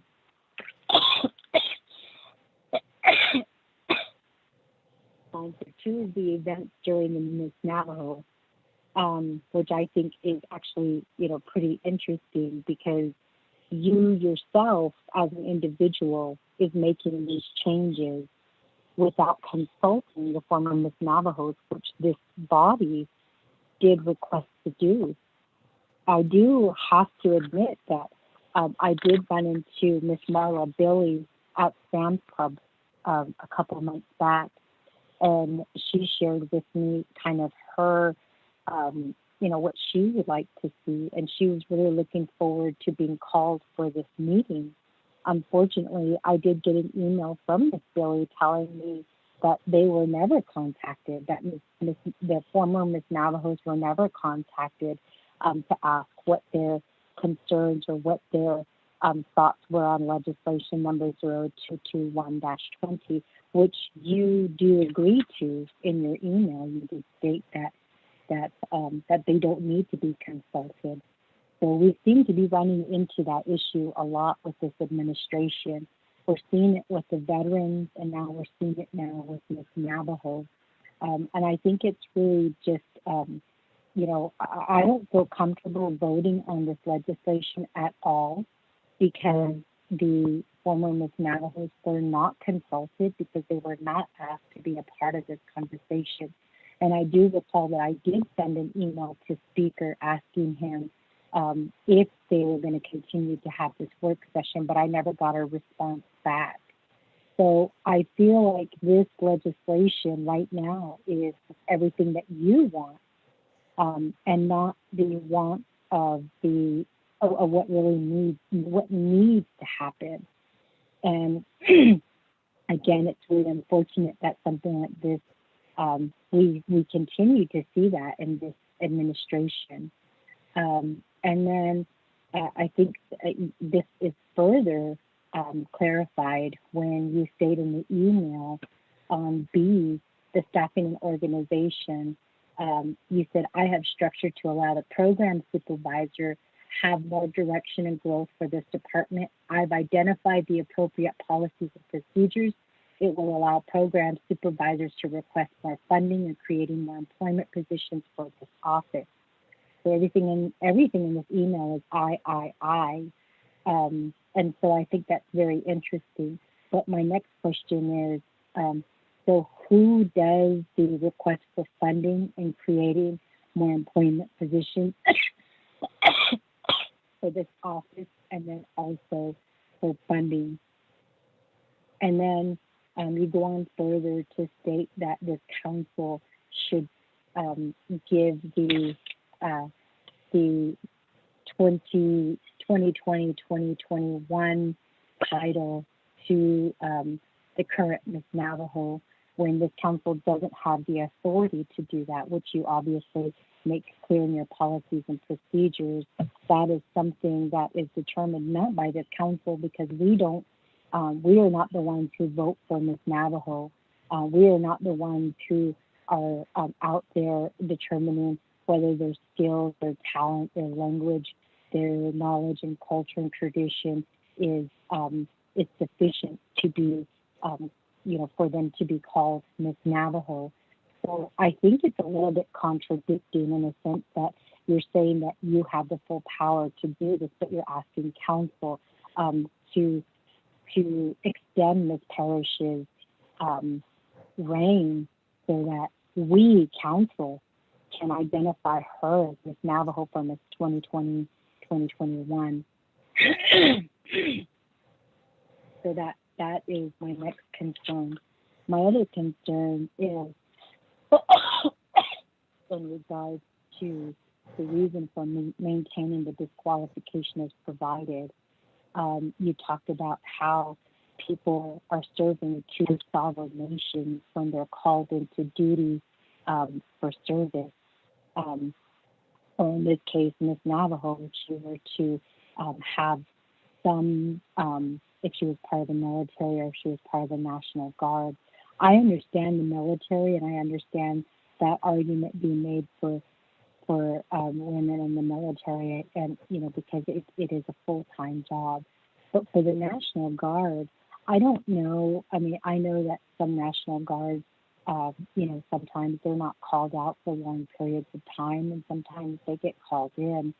But I think it's a little bit dangerous to state, especially in an email, that these women who serve in the military and who serve in the National Guard, that they, I guess in a way, I questioned, are you saying that they don't have essence, virtue, and strength of first women? First Woman, White Shell Woman, and Changing Woman. And then the reason why I ask this is because you go on further in your email to state they did not go into combat battle situations. Instead, they relied on their wit, intelligence, compassion, and empathy for all our people to survive, thrive, and live in harmony with our holy people. And so I read that as, you know, a downgrade for the soldiers, for the women who are currently serving, for you to say that they don't have any wit, they don't have any intelligence, they don't have any compassion and empathy for our people. So I think it's a little bit dangerous, you know, in my opinion, to be writing a statement like this, because this is public information. I don't know how other women would feel knowing that Miss Navajo, you know, that she embodies this characteristic that is so sacred, but anybody who doesn't embody those are witless, they're unintelligent, they don't have compassion or empathy. And I say that because we have many women who serve in the military who have wit, who are intelligent, who embody compassion and empathy more than other women. So I think, you know, your arguments in your email, I find offense to it, and I'm a woman. I know that you're trying to make your point, and I think that your point would have been well taken if you just would have stopped at saying that, you know, that the mission statement is included in the policies and procedures, and that your office will continue to encourage young girls to embody what you see as being good characteristics of what Miss Navajo should embody. And then you go on a little bit further to state that that you didn't agree with what Honorable Otto So said, in stating that men are not allowed to speak on women issues or matters. But then you go on further to say that the president and the vice president, both of who are men, do have that right to tell the office what can and can't be done. So again, it's a little bit contradicting in a lot of ways.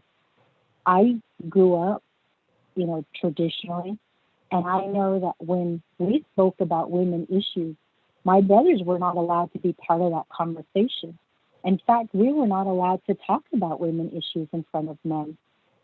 So I understand what Honorable Otto So was saying, that men are not allowed to speak on women issues or matters, because that's true. And don't we even encourage our women today to tell themselves that they're beautiful, that they're worthy, that they don't need to be graded by men? And yet you're saying here that you disagree with that statement. And then you go on further and you say it's important to remember this is an official government legislation. But then previously you stated that your body, the purpose of your office, is to help assist Miss Navajo to carry her role as Miss Navajo, to carry the concepts and principles that you state is in your mission statement. And you make such a very strong argument as to why you have to have input into the way Miss Navajo Nation office is being run. But then there's a lot of contradictions in your argument. The fact that you say that again, that a man, that you don't agree that a man should not be allowed to speak on women issues or matters. I think that these are important points that our former Miss Navajos need to be a part of. And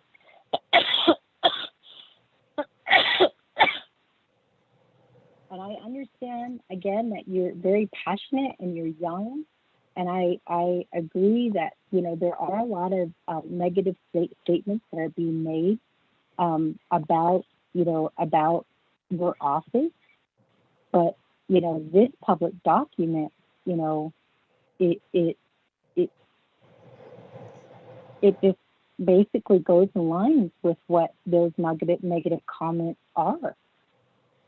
So I agree that our Navajo people do need a positive role model. And I think it's really important that our young girls see that. But I think that we need to be very careful in what we say, what our young girls can or cannot do. Because every single one of us, whether we're listening in, whether we're on council, whether we're a part of this office, we have young girls who are looking up to us, who are watching us.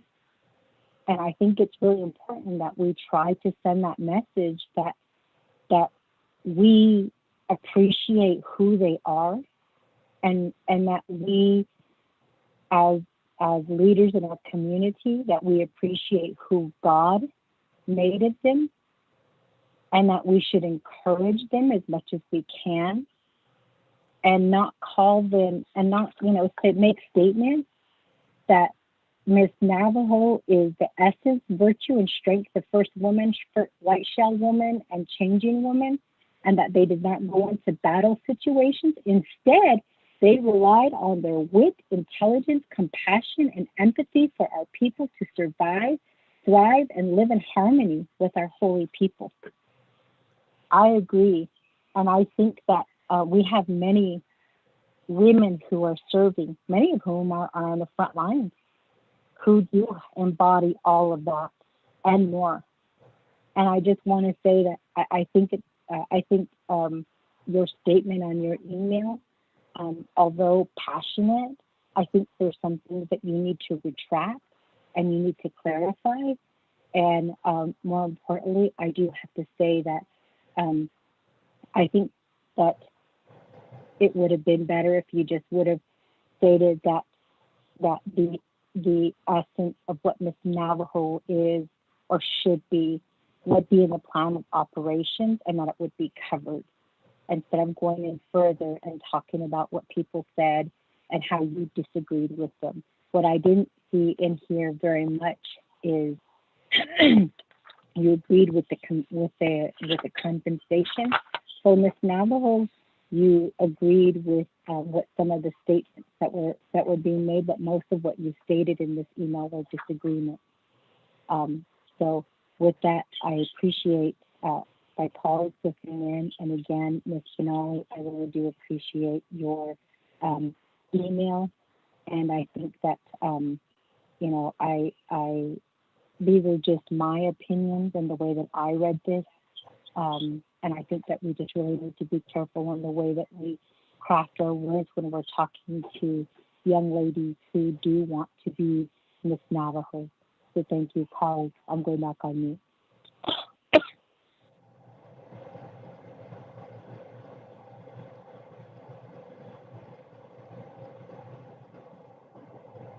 Committee members, do we have anybody else that wants to speak to the amendment? Protect, this is Otto South. Go ahead, Priscilla. Honorable Otto So, you have the floor. Yeah, last ago, Shadinin Ado Ade Asche. Ben Anicodoni, Tato Beniniande, no Ade Yab a Hilsago in Sozo. Ade Yab Kah Nalto. The Yego, the Ahaki Yadashi and me. Sanat Ashipe. The Nashi Bicheda, yeah. So the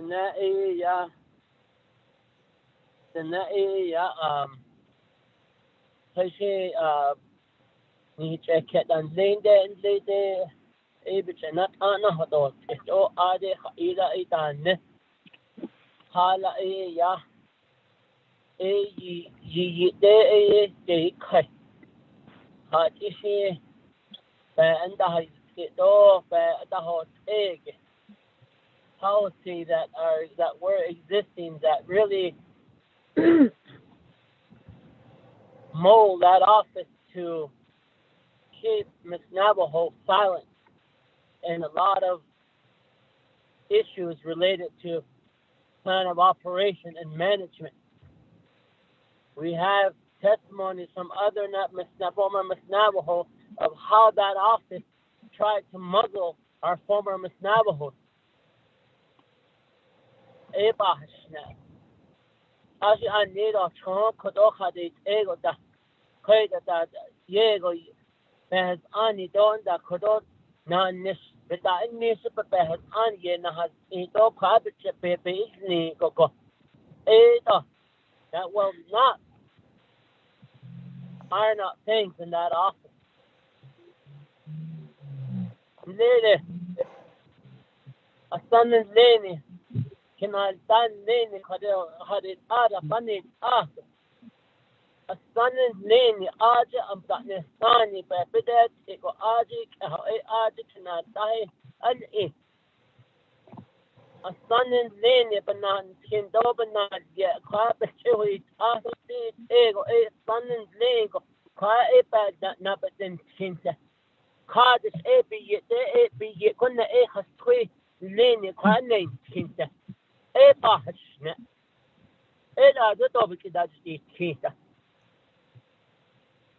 and then le anna jita ajita and esha has aje na ajita and esha aje ne biyagi ne aje ya san ni na aje sani banan kindo banan ya kape hanadin hadis be kunna the nebanan can be salah bahashna da nan de da eginan kiniki to be na glada na halin on simple to khashi khada na handa na hasa and oh what they has quit and leni just quit ma san dan leni yani yada kiyashna oh ego ko on tas kesa kon de sat de da do chona honni no bilak aho oshi khashi even na the national job on so this heza ban hate kiko ya tite na be hobich ken leni patient de ke ya jo the nan leni on ke de kha na hat ay de no ase de ade babna hot ego pe bi la as queen lede it ya ke leni da yo le the can't go but I would go with us just can't go to your lake. Dito I just say later on the I just what the hell I get out of the boho I don't bend the yashkita. But I have cheap baby he has that. Bag go ya up a banan kim has your best ego I just has under baby kid. It's a hard to listen. Akonde onnaste be do onnaste o danos ngoshishi ako de le naste anahot it's a lot of le kaish et enaho de do ni kaish hot ego be ani last ni na ho de do ni an he bes man an ba na ho do even not the stain that did not be hobit kan which can le that then but no aja hunty aja the non city le a son and lead no car son had the yago with me yagistin it a yego son begin and you know that is the night god it's oh she it's in non many kadades in sin aro an lede kui hot aya hadna akoko koko ya hot o nihin skate o lesson do kodo bata di sha do kodo bata na hasgada do le mtete da has ajite da nabi check to lag has aje khale go lai vedes des nego nan kini donda be ani aje be hata inni sit da pe ego ndo ye we have a chance to do this, honorable delegate. Honestly, Shadow stars and the Kodonle, Sana Banan, Skin Banat, yet not leg, not like it. And none later, Twiddle Sunny, yeah, a Twiddle Sunny, yeah. I call her back and I said, oh, what are you to have sweet or this? Not any name, had a heart to her back and I said, Ban took a kiss. I laid egg on the air, ye had zig, ya, yan yaski, ya, and Nila. I can't change it. Later, the night, had a yaski on talk, Koski. I did the non skinny on and talk, cause it's enough thought, I mentioned Nilo. Halet, dear yaski, the Halet, la ebasi, ya yaski, ye best had it all later. Yat eho, now it all arching, then that all the hair. Looks like leadership was undermined. All I was trying to do is trying to get the rightful individuals, people that ran for the crown, people that had sweat, tears, running for that office, for that recognition, to be recognized as Miss Navajo.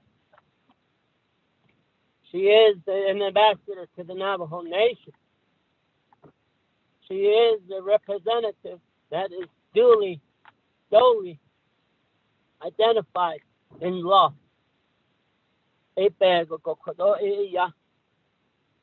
think so. Oha state ode. She also she to out of the she wins. Then later be it New York Sani hima benan skin. Be that just kill it ni ade. Sani benan skin ni ade la yego pistor yes. So they has on in lane ade kati say left. They are putting the Western law into this policy and procedure. That's the way I see it. Given the chance of the former Miss Navajo who held the reign to put their input, a chance to say, when I was Miss Navajo, this was an issue that I came across. Each Miss Navajo was different. We had one Miss Navajo that was told, you can cut it in, I don't know, so sip it off me. And was out of the office of the president. And that was very troublesome to me. To hear that Miss Navajo weep. These are the common values that we protect as Navajo. We talked about fundamental laws on this very floor. And this fundamental law is going to be diminished and tried to be chipped away at. These are the very principles that actually, or begin. These are Leni. Nihinan kin Leni. Nihiaod is Leni. Nihikea. Quite and then Leni, Baba Natchet. Nikia Dilson. That's who identifies who we are. Oh, what Aban, that's kitchen and Janan Diego, Yat Eho. Because it's Edo listen. Legit. I conducted the onas. But those little single go. She in the castle.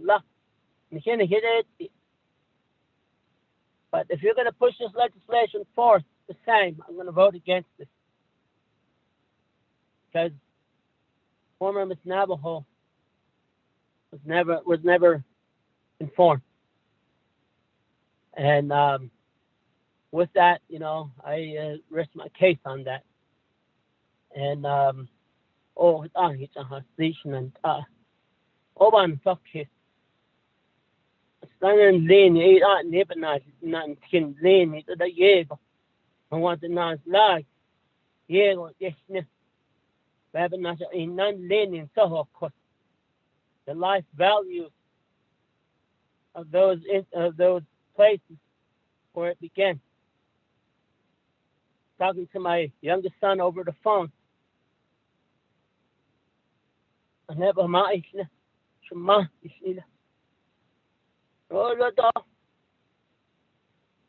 powerful words, Shema. Instead of saying mom, those are the values that households should carry. This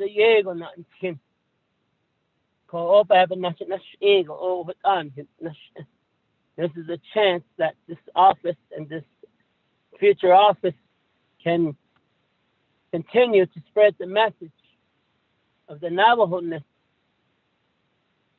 and the teaching of Asanatle, Toyoskoy son. Beninani Leni Yoskoy Asan Leni Hima. Ah, we get Jehota that Netakazi Leni Kotzmesa. Yoskoy son Nego. Cousin, Christ. Abab National Ego, oh, but Nash. He never to me there. It's just Jago. A son and lane you could all begin to the best ego beside it. Had none lady without son begin, that is, it all not large no. And now just it. A son and I,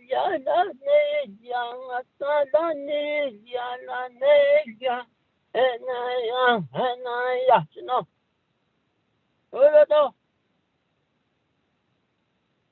Today we get the artist, you catch what?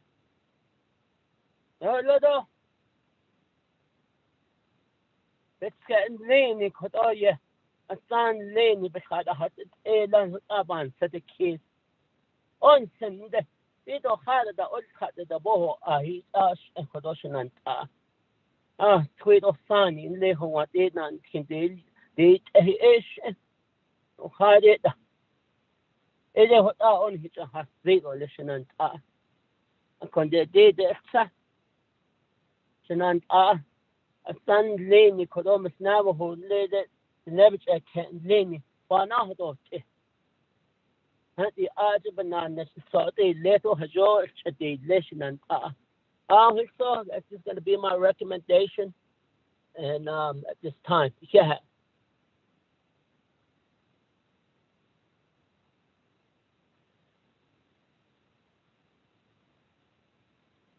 Yeah, ma. Silly. I see. But Kone, Casey, Befraincy. Craggy, you see me, that's the only Amendment 1. I laid out that initiative Craggy Amendment 1. Sorry, Chairman, Chair, this is Delegate Crotty. Shemayaza, Honorable Delegate Amber Knezbot Crotty, you have the floor. Thank you, Pro Tem Speaker and Speaker Damon for sponsoring this legislation and my colleagues. I think we all agree that, I hope we all agree that the conversation should involve, I would even say not only the former Navajo Nation Miss Navajo Council. I find that I have a pretty strong working relationship with the council, and I'm not exactly sure why they did not respond to the September email, which was about 3 months ago. I'm apologizing for my dog. I'm on regular contact with a handful as they're helping out with a mutual aid effort. Some of them are first-line responders. I'm not sure at this time, Chairman. I know we're speaking to the amendment, but it appears that there needs to be additional conversation with the Miss Navajo Council. They sponsor 2 events, the White Shell Conference, and I believe it's called the Twin Warrior Conference. And I think their role and understanding could shed light on some of what's being proposed and what some of the recommendations. I think at this point, if I could get guidance as a sponsor, maybe I could ask the sponsor, and hearing this, and I have some issues with the email that was presented, but I just don't understand if we could have communication. Maybe Speaker's office can host the Miss Navajo Council, or I'm sorry, I'm getting it. Miss Navajo, Council call, like a Zoom call, how we're all on right now. So the overview of this amendment and opportunity for them to have recommendations. I don't agree with everything that was said by the office in terms of how we represent changing women. And it could be because of where I'm geographically from, right here in Sheep Springs along this Narbona Pass. There are many stories of changing woman and her role and her guidance and her battles here on this mountainside. So this mountainside bears a lot of those scars and stories that are here and that are used by the families, and we retain that knowledge. So I think there needs just to be a little bit more fleshed out, and that's not to say then that's my expectation of Miss Navajo. I don't want to put that role and responsibility just solely on one individual. And so if I could get guidance, maybe I'm going to ask the sponsor.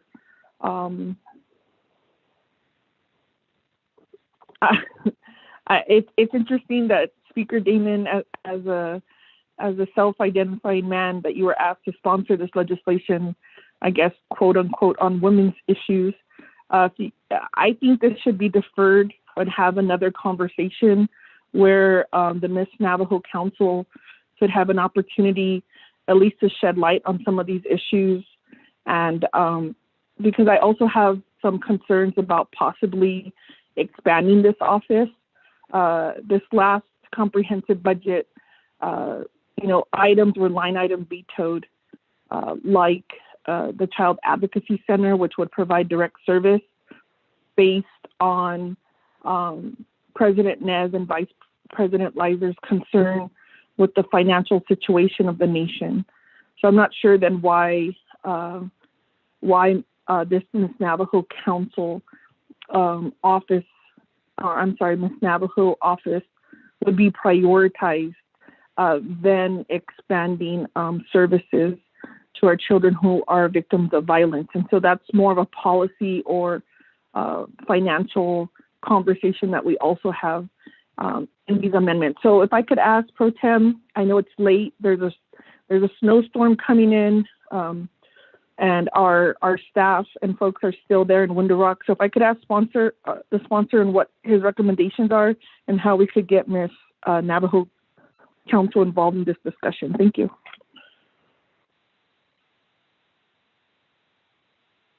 Thank you. Thank you for that question. I too had entered into conversations, and I was somewhat scolded. And basically, the intent and purpose of Miss Navajo has changed over the years. And to the point that they don't, anyway, from that aspect, Cecilia Speaker, what if we allow the three women, Samayazdo, Siyazdo, Shapiza, to convene along with Miss Benali, the former Miss Navajos,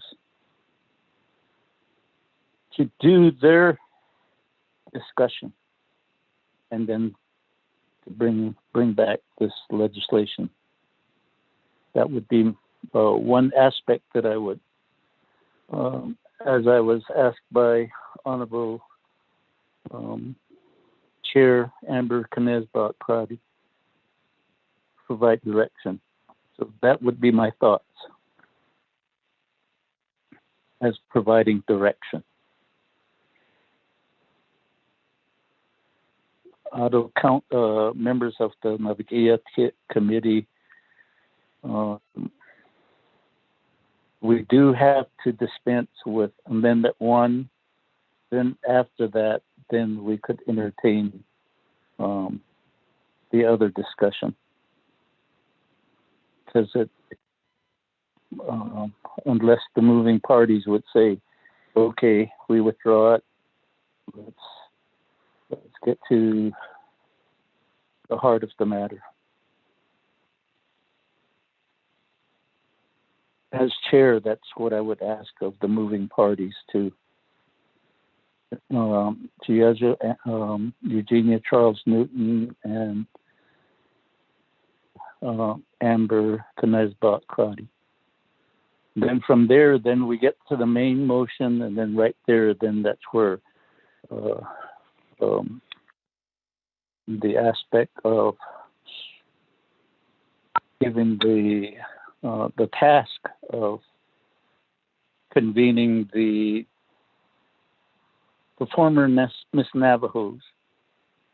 Right now, what I'm hearing is that the council is non-functional. But Chairman, so Delegate Crotty, I can withdraw my second if we could move forward with that discussion. Thank you for the guidance. Thank you. Shiaza, Miss. I will withdraw my motion as well. Thank you, Shiaza. So we're back to the main motion now.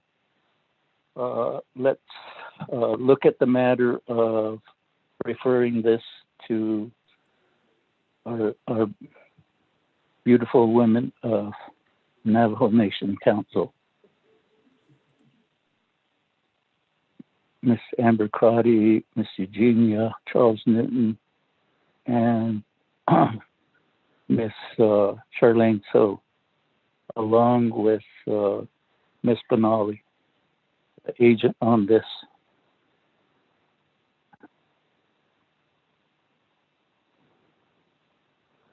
Could we call it a task force? Yeah, this is Delegate Crotty. Yeah, I'm not sure if we call it a task force. I appreciate the recommendation.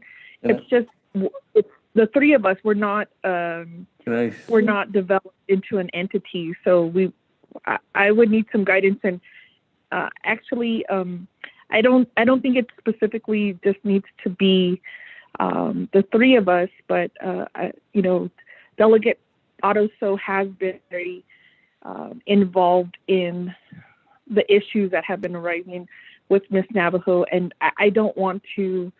I think it's an inclusive discussion. We're talking about all of our mothers here, and so to me, I see it as a very inclusive discussion. Thank you, Chairman. So,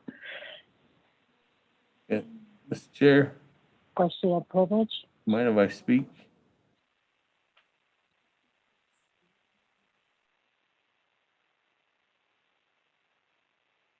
I'm on mute. Yes, Cecilia, Honorable Speaker, regarding the discussion on some recommendations. Thank you, thank you, Mr. Chair. the recommendation in here moving forward, one of the possibilities is that Chairman Daniel So, and thank you to my colleagues for the recommendations and moving forward in the direction on the legislation. And I really want to put together something that's cohesively one that's a cooperative, not only from our colleagues, Madam Chair Charles Newton, Madam Chair Amber Crotty, and Honorable Charlene So, but also we as the Speaker's Office have identified Ms. Melinda Siaco to work together, and Ms. Yazzie to work together to bring that collaboration forward and recommendation, not only to utilize what we have done in the past, but also organized to meet with the former Miss Navajos and the Miss Office of Miss Navajo. We can coordinate that meeting, get that going, Mr. Chair, and the Speaker's Office will host that meeting and the guidance and making sure that we can go ahead and move forth in that direction and get everybody on the table. But this meeting will not just be, as Madam Chair Amber Crotty indicated, closed just to certain individuals, but an invite to everybody to listen in and give their thoughts as well. This is open discussion, and we can go ahead and let other leaders too as well, inviting them to the community, from the community. But most importantly, Mr. Chair, the reference in time and back to the legislation and our rules of order. If there was a or if there was any kind of complex move in order for us to make sure that this legislation still is viable and able to move forward. One of the recommendations then is that with the help of the Health, Education, and Human Services Committee too as well, we could refer this back to your committee, Chairman, so that this legislation stays alive and moves forward. But once we have that collaboration meeting put together, because of the recommendations that we see as fit, not only from your oversight as HESI, but in leading that charge, we could bring that amendments and thoughts back to Health, Education, and Human Services Committee through that guidance, move that through the process, and then bring it back to NABI finally. So that would be a recommendation for the referral motion, Mr. Chair, instead of tabling it, which would kill this legislation, Honorable Chairman Daniel. So that's just a formal observation since what we've been talking about this evening, and just a possibility in order for us to make sure that this legislation stays afloat. Yeah. Thank you. And to give good guidance, I would Shapiza, Honorable Charlene So would like to speak, and then after that, then the chair would be open for a motion. Jay, I think you have a question of privilege by Honorable Charles Newton, Jay. I think I heard her. Just FYI, Jay. Okay. Okay, this is Dan. Put me in the queue. Okay. Staff, could you keep track of the request? Question of privilege, Eugenia Charles Newton, and then after that, Honorable Charlene So. Honorable Chair Eugenia Charles Newton, your question of privilege. Yes, thank you, Arashna. Honorable Chair, and thank you so much. I feel like I'm trying to yell, but I don't have the voice or the energy to do that. I was just going to ask the question, and I believe Speaker did already mention this, but is it possible to just table or to refer this legislation back to Health, Education, Human Services so that we can have this discussion, and then also possibly do a directive to the Office of Miss Navajo to contact the Miss Navajo, I guess it's their office, or what is it, the Miss Navajo Council, Inc., and invite the former Miss Navajos to come to the table to have this discussion about the changes that should be made so that we have, as Shadeja Honorable Claudia stated, an inclusive discussion on this. I'm really curious as to what the former Miss Navajos have to say about this, and I think that only they would know how this office could be improved and possibly maybe even present some ideas to this council about how the office should move forward. So that was my question of privilege is twofold. One is, can we move this legislation back to Health, Education, Human Services and have this discussion? And two, to do a directive to include Ms. Navajo Council Inc. in this conversation and start moving towards addressing the plan of operations. Thank you. I'm going back on mute. Thank you, Shiaz. Honorable Chair Charles Newton. I think we answered the question of privilege with Speaker Damon's recommendations. Shabeja, Honorable Charlene, so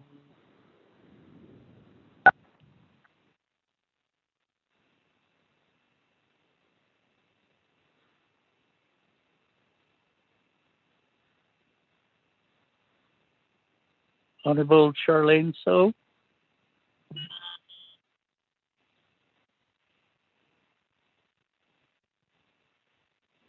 Yes, Shiaj, I apologize. I'm driving over the mountain, so my call keeps dropping. you have the floor. No, Shiaj, I didn't ask to be put on the queue at the moment. Oh, okay. All right. Thank you, Shabeja, but you will be part of the discussion going forward. Who's on the queue? Honorable Herman Daniels. Oh, my favorite Che, Honorable Herman Daniels Jr. You have the teleconference floor. Yes, good evening. Go to Shanantana Senegi.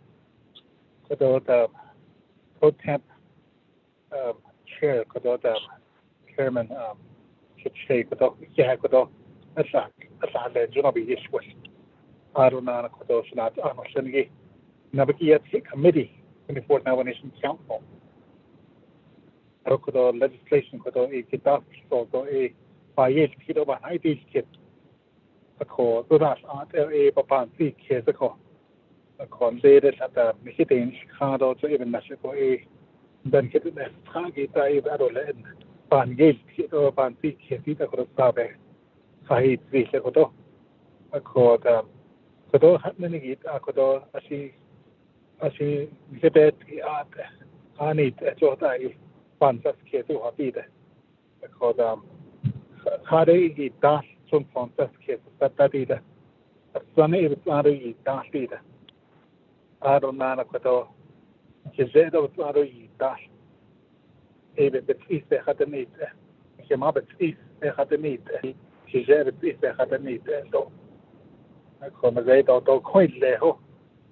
So I have on me, but if they have stood eggy, I could say what Ecuador dam.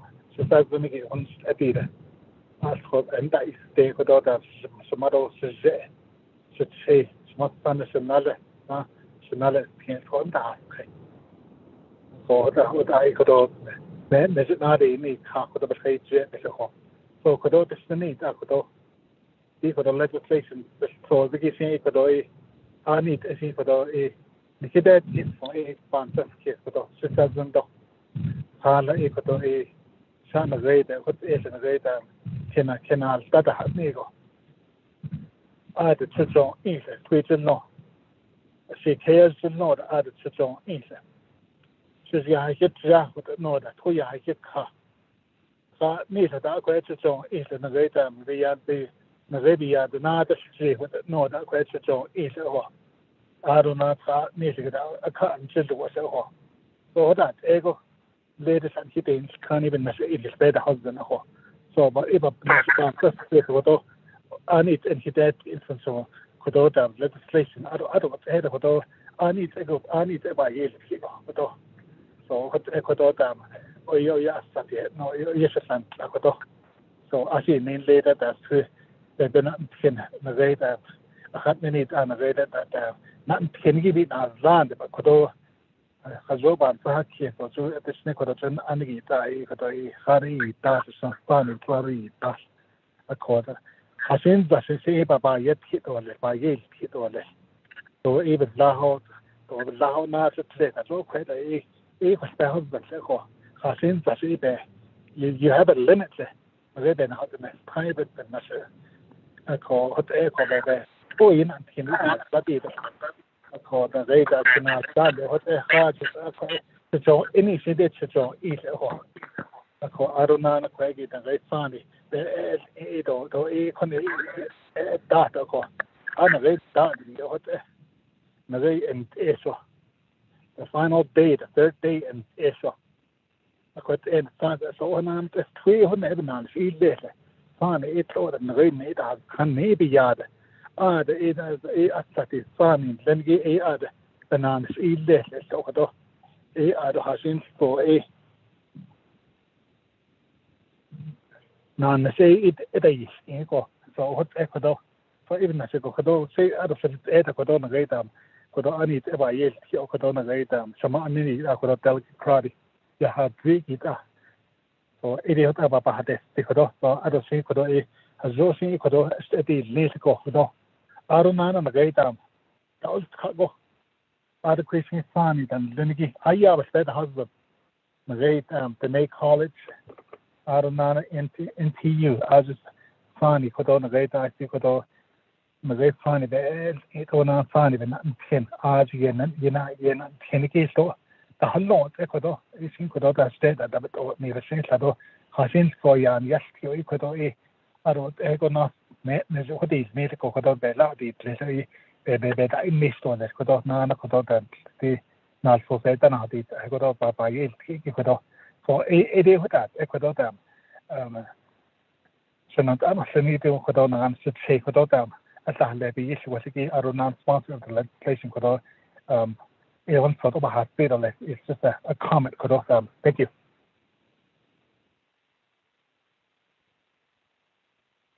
Okay, anybody else in the queue? If not, then the chair is open as Speaker, Honorable Speaker Damon, sponsor, basically suggests that this item be referred back to Health, Education, Human Services Committee, and then the other aspects of the directive to have the office of the Speaker and his staff convene discussions regarding this moving forward on how this plan of operation would be composed. So the chair is open for a motion. Chair, can I make the motion to refer this back to Hess? Okay, we have a motion by Honorable Otto and a second by Honorable Chair Eugenia Charles Newton. With that, vote. Legislative staff, can we have a roll call vote?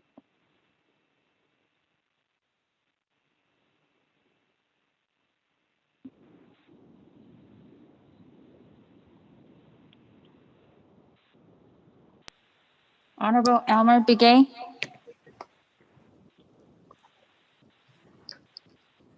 Honorable Key Allen Begay Jr. Delegate Key Allen votes green. Thank you. Honorable Key Allen Begay Jr. votes green. Honorable Paul Begay. Delegate Paul Begay votes green. Honorable Paul Begay votes green.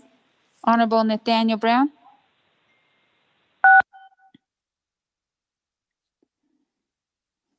Delegate Brown votes green. Honorable Nathaniel Brown votes green. Honorable Eugenia Charles Newton.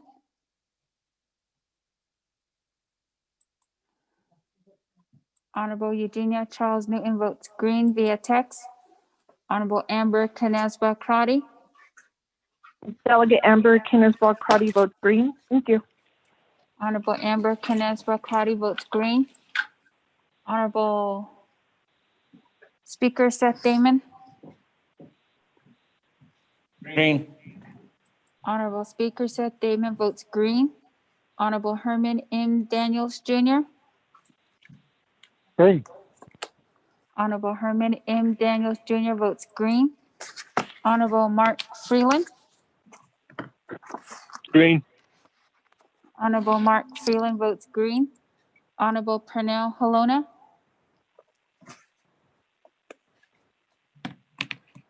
Honorable Jamie Henyo. Kenya votes green. Honorable Jamie Henyo Hello. votes green. Alona votes green. Honorable Pernell Halona votes green. Honorable Vince James. Honorable Rick Nez. Delegate Rick Nez votes green. Honorable Rick Nez votes green. Honorable Carl Slater.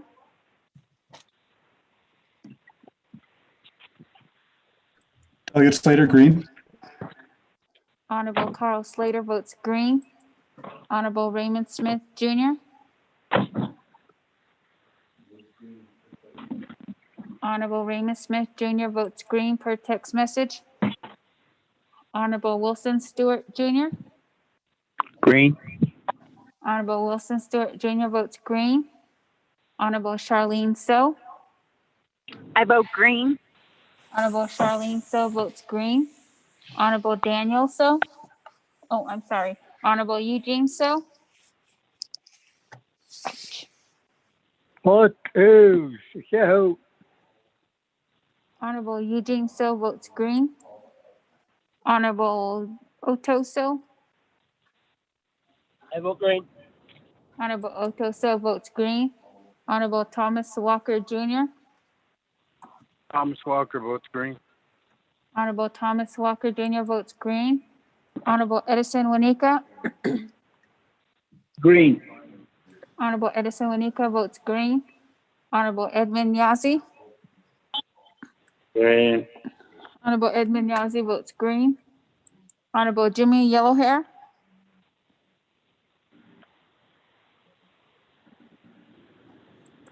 Honorable Elmer Begay. Honorable Vince James. Delegate James votes green. Thank you. Honorable Vince James votes green. Honorable Jimmy Yellowhair.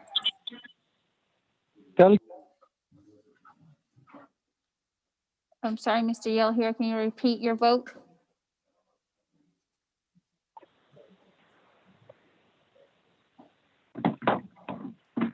Honorable Yellowhair.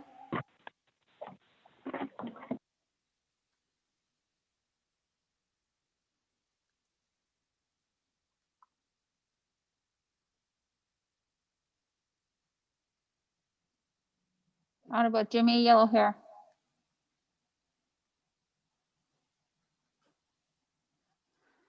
Pro Temp Chair with a vote of 21 yeas and 0 nays. Pro Temp not voting.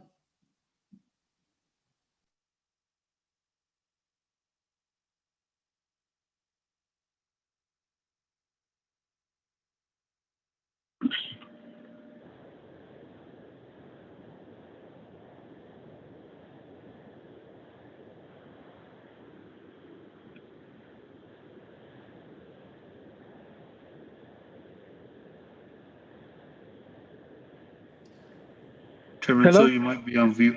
Is there a motion to adjourn? Do we have another item? Speaker. Yes, This is Delegate Yellowhead. Did you call me a vote? A vote green.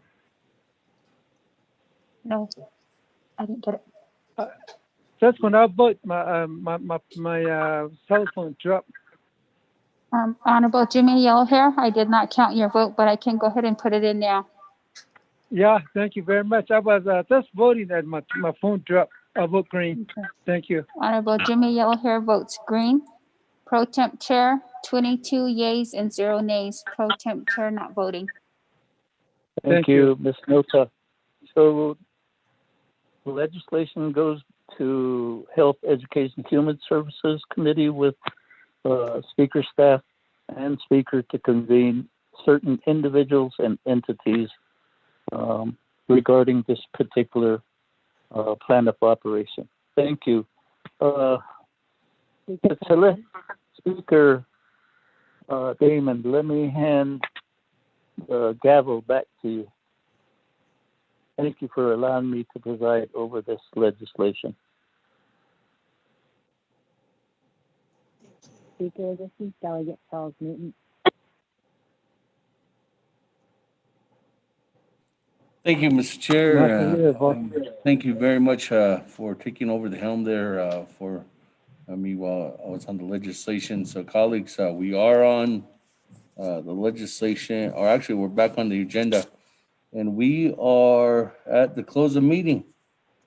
Announcements. Speaker, this is Delegate Charles Newton.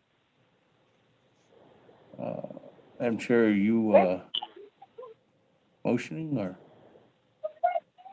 No, Speaker, I'd actually like to ask that we also have a directive put in place for the Office of Miss Navajo to work with the Miss Navajo Council, Inc., and the former Miss Navajos with this plan of operation, possibly to inform this body of the changes that needed to occur, and then also recommendations that are being made by the former Navajo speaker.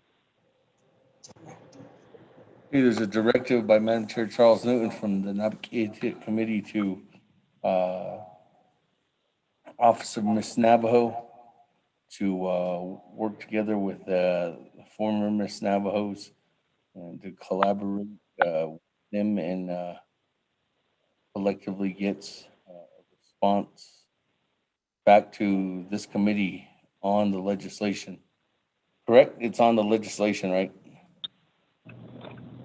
Yes, sir. Thank you.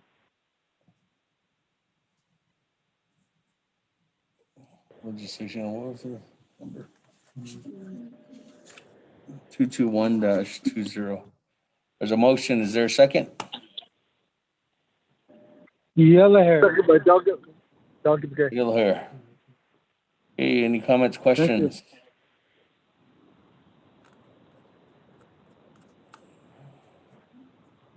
Yep. Yes. Not, you can go to vote.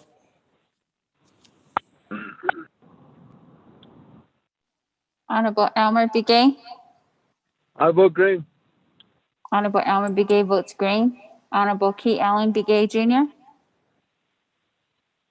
Delegate Key Allen votes green. Honorable Key Allen Begay Jr. votes green. Honorable Paul Begay. Green. Honorable Paul Begay votes green. Honorable Nathaniel Brown.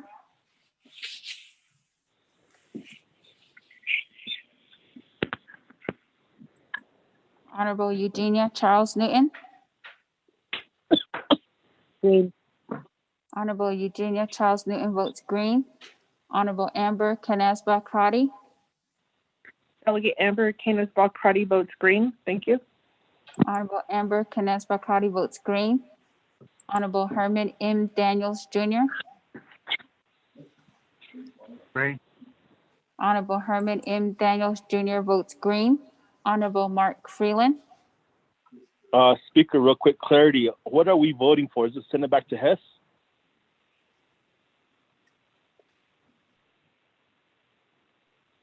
No, the Speaker Damon, Chairman Damon, Honorable Freeland, we took that vote to refer to Hess. That was the last vote.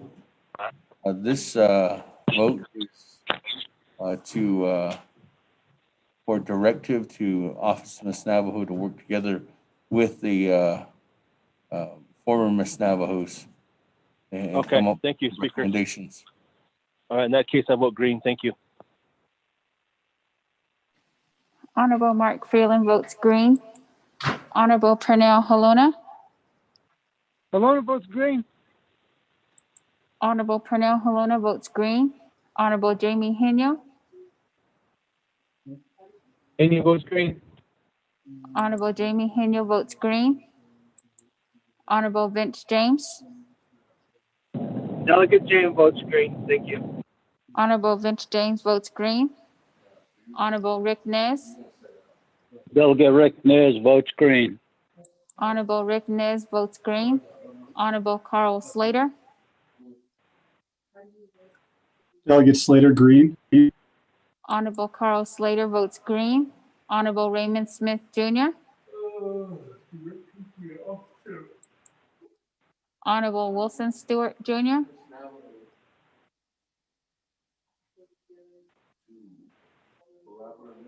Honorable Charlene So.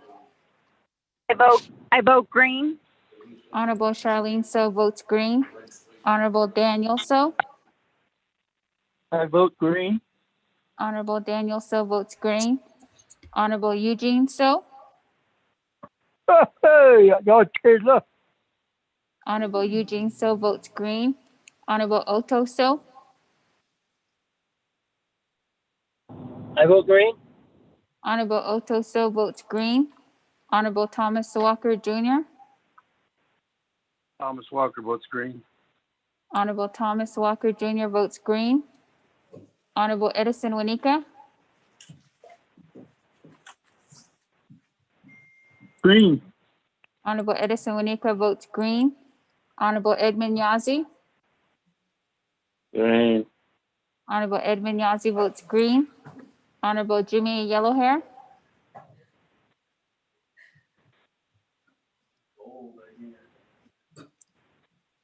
Honorable Nathaniel Brown. Delegate Brown votes green. Honorable Nathaniel Brown votes green. Honorable Raymond Smith Jr. Honorable Wilson Stewart Jr. Green. Honorable Wilson Stewart Jr. votes green. Honorable Jimmy Yellowhair. Delegate Yellowhair votes green. Honorable Jimmy Yellowhair votes green.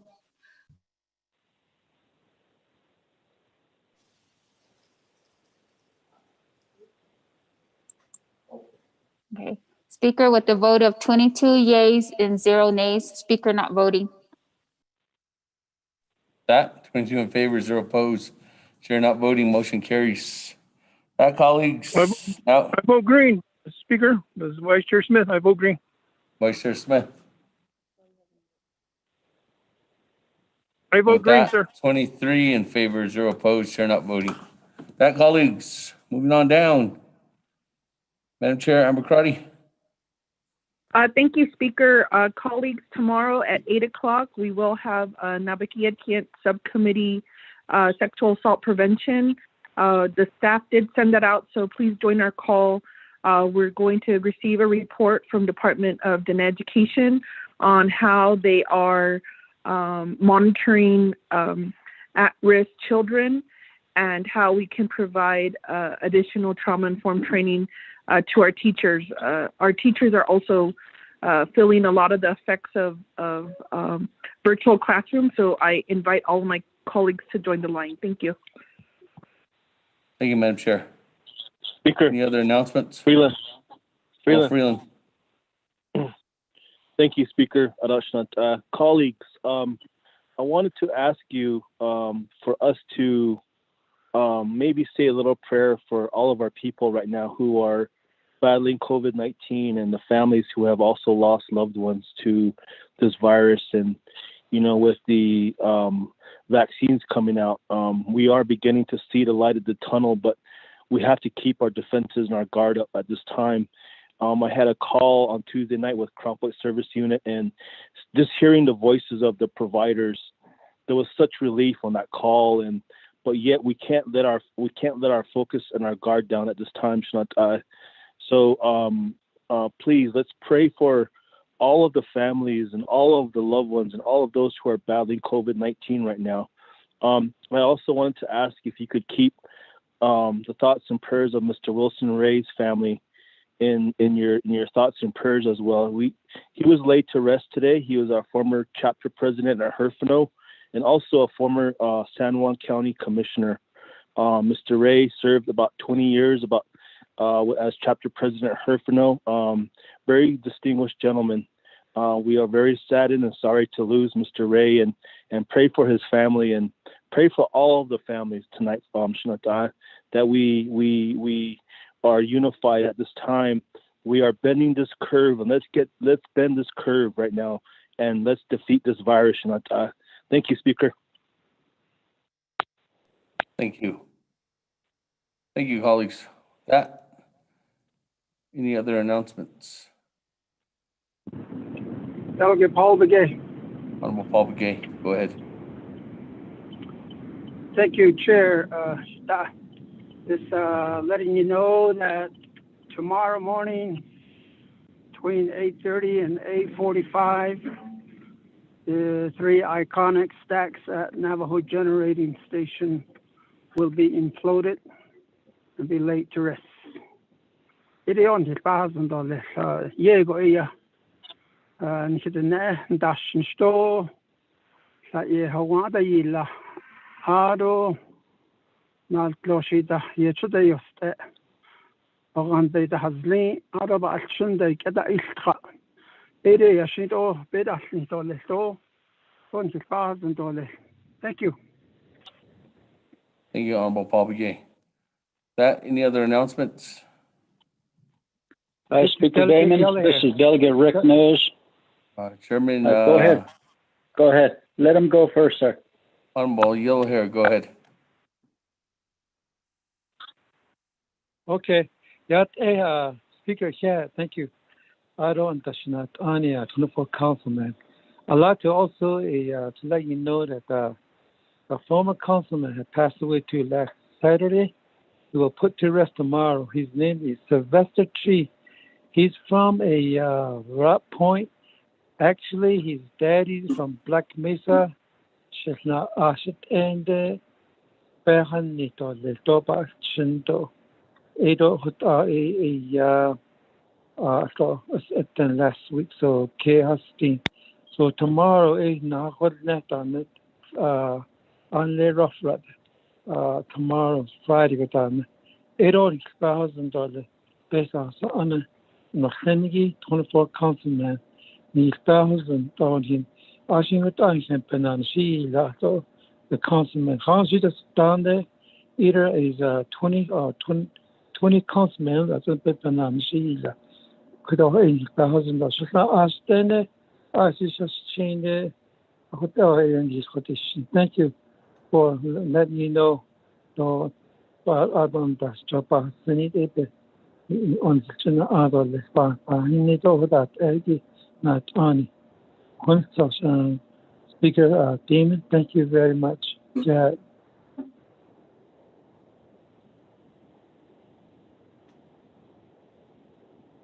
Thank you, Honorable Yellow Hair, for that recognition. Chairman Nez, the floor is yours. Thank you, Speaker Damon, others and honorable members of the 24th Council. Speaker, just a reminder, I'd like to have the Antelope Point Marina Holdings provide a report to the full Naabik'íyáti committee at our next Naabik'íyáti. Thank you very much. You all be safe. Okay, thank you. Staff is aware of that, so thank you again, Chairman, for reminding. Any other announcements? Speaker Kalen. Honorable Kalen Begay, go ahead. Santana Senegate, I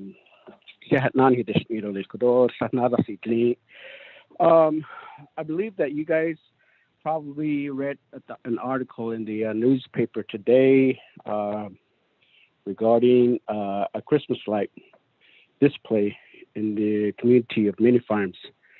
So actually, that's the my family display through all this situation that we're in. We're just trying to put some stuff together to give some hope.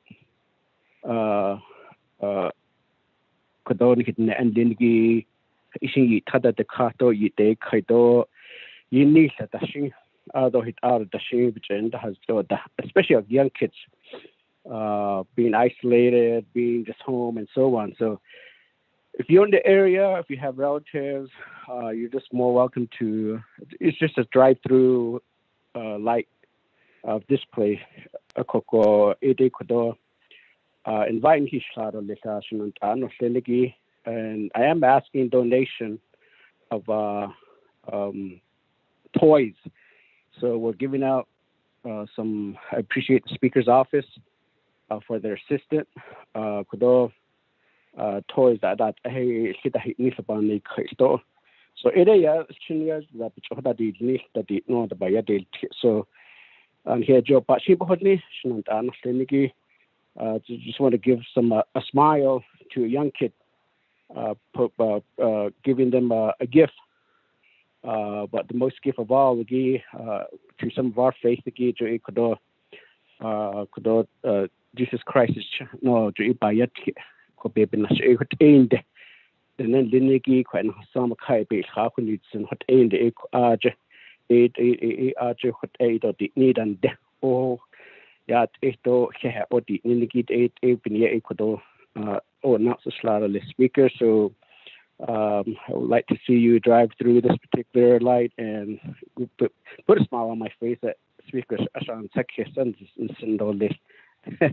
So at elas and anasengi ecuador inviting his slowly. So it's nothing more we can, like I said, we abide by the health order.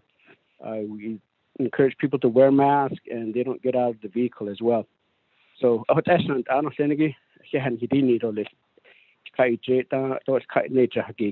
speaker, appreciate it. Please, thank you, Honorable. Colleagues, any other announcements? Speaker, this is Delegate Yell here again. I'd like to hear a wonderful voice again from our chairwoman, Charles Newton. Welcome back. We pray for you and God bless you and Merry Christmas to you with your husband and your family. On behalf of the 24th Navajo Nation Council, the NATO community there. Chairwoman, God bless you. Thank you, Speaker. Thank you. Thank you for that. Colleagues, any other announcements? Eugene So. If there's none, Honorable Eugene So, go ahead. Mr. So. Just your hate, he saw. Yeah, kid, I'm standing in the good card of just. Oh, you just. Happy. That's in need.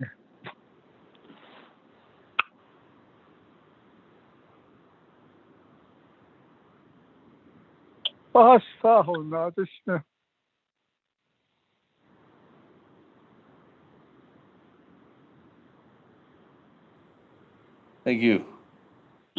That, colleagues, there's no other announcements? Motion to adjourn, Delegate Mays. Okay, before we go into that motion, colleagues, Honorable Freeland, do you want to go ahead and do it? I know you said you wanted to have a prayer. I don't know if you want to lead that prayer.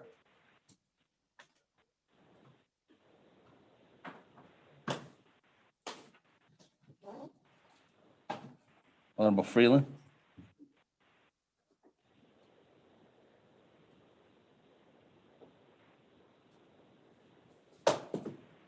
Speaker, did you call me? Did you say you were going to do a prayer? No, I was just going to say keep him in your thoughts and prayers. Oh, okay, all right now. Okay. The family. Right. Thank you. Mr. Wilson Ray. All right. Must have hearing things. Okay. Thank you. With that, Che, I'll try to make it out there. At the break curfew to go out there. Honorable Chairman Rick Nez, motions adjourned at 6:27 p.m. Is there a second? Yellow. Honorable Yellow Hair. That, colleagues. Thank you. Board.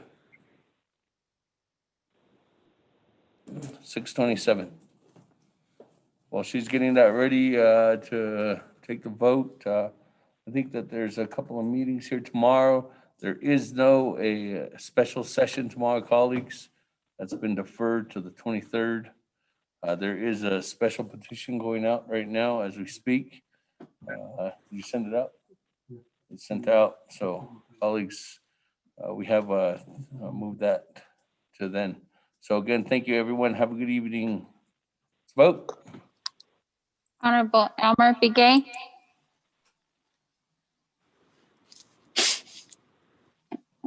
Honorable Key Allen Begay Jr. Delegate Key Allen votes green. Thank you. Honorable Key Allen Begay Jr. votes green. Honorable Paul Begay.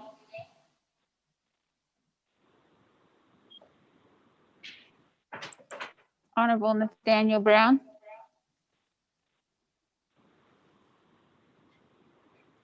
Honorable Eugenia Charles Newton. Honorable Eugenia Charles Newton votes green via text. Honorable Amber Canespa Crotty. Honorable Amber Canespa Crotty votes green via text. Honorable Herman M. Daniels Jr. Green. Honorable Herman M. Daniels Jr. votes green. Honorable Mark Freeland.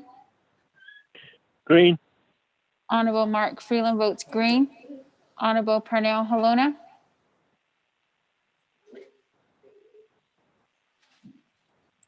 Honorable Jamie Henyo.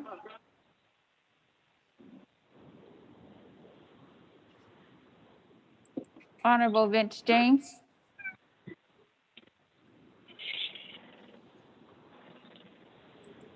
Honorable Rick Nez. Delegate Rick Nez votes green. Honorable Rick Nez votes green. Honorable Carl Slater.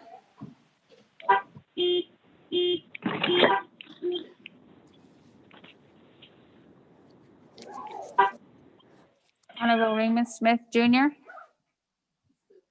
Green. Honorable Raymond Smith Jr. votes green.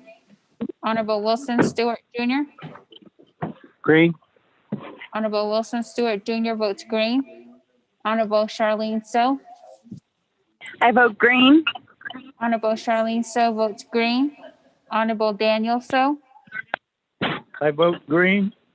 Honorable Daniel So votes green. Honorable Eugene So. Vote So. Honorable Eugene So votes green. Honorable Otto So. I vote green. Honorable Otto So votes green. Honorable Thomas Walker Jr. Thomas Walker votes green. Thank you. Honorable Thomas Walker Jr. votes green. Honorable Edison Wanika. Green. Honorable Edison Wanika votes green. Honorable Edmund Yazi. Green. Honorable Edmund Yazi votes green. Honorable Jimmy Yellowhair. Delegate Yellowhair votes green. Honorable Jimmy Yellowhair votes green. Honorable Elmer Begay. Honorable Paul Begay. Paul Begay votes green. Honorable Paul Begay votes green. Honorable Nathaniel Brown. Delegate Brown votes green. Yeah. Honorable Nathaniel Brown votes green. Honorable Paul Parnell Halona. Halona votes green. Thank you. Honorable Parnell Halona votes green. Honorable Jamie Henyo. Honorable Vince James. Delegate James votes green. Thank you. Honorable Vince James votes green. Honorable Carl Slater. Honorable Carl Slater votes green via text. Speaker with a vote of 21 yeas and 0 nays. Speaker not voting.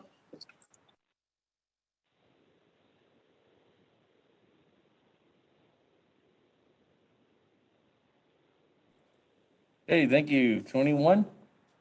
21 in favor, 0 opposed, turn out voting. We're officially adjourned. Thank you. Have a good evening, colleagues. When you see you, safe travels. Merry Christmas. Your meetings tomorrow Stay morning. safe, Speaker. Happy New Year. Thank you. Have a good evening. Staff, we'll see you too as well. Thank you.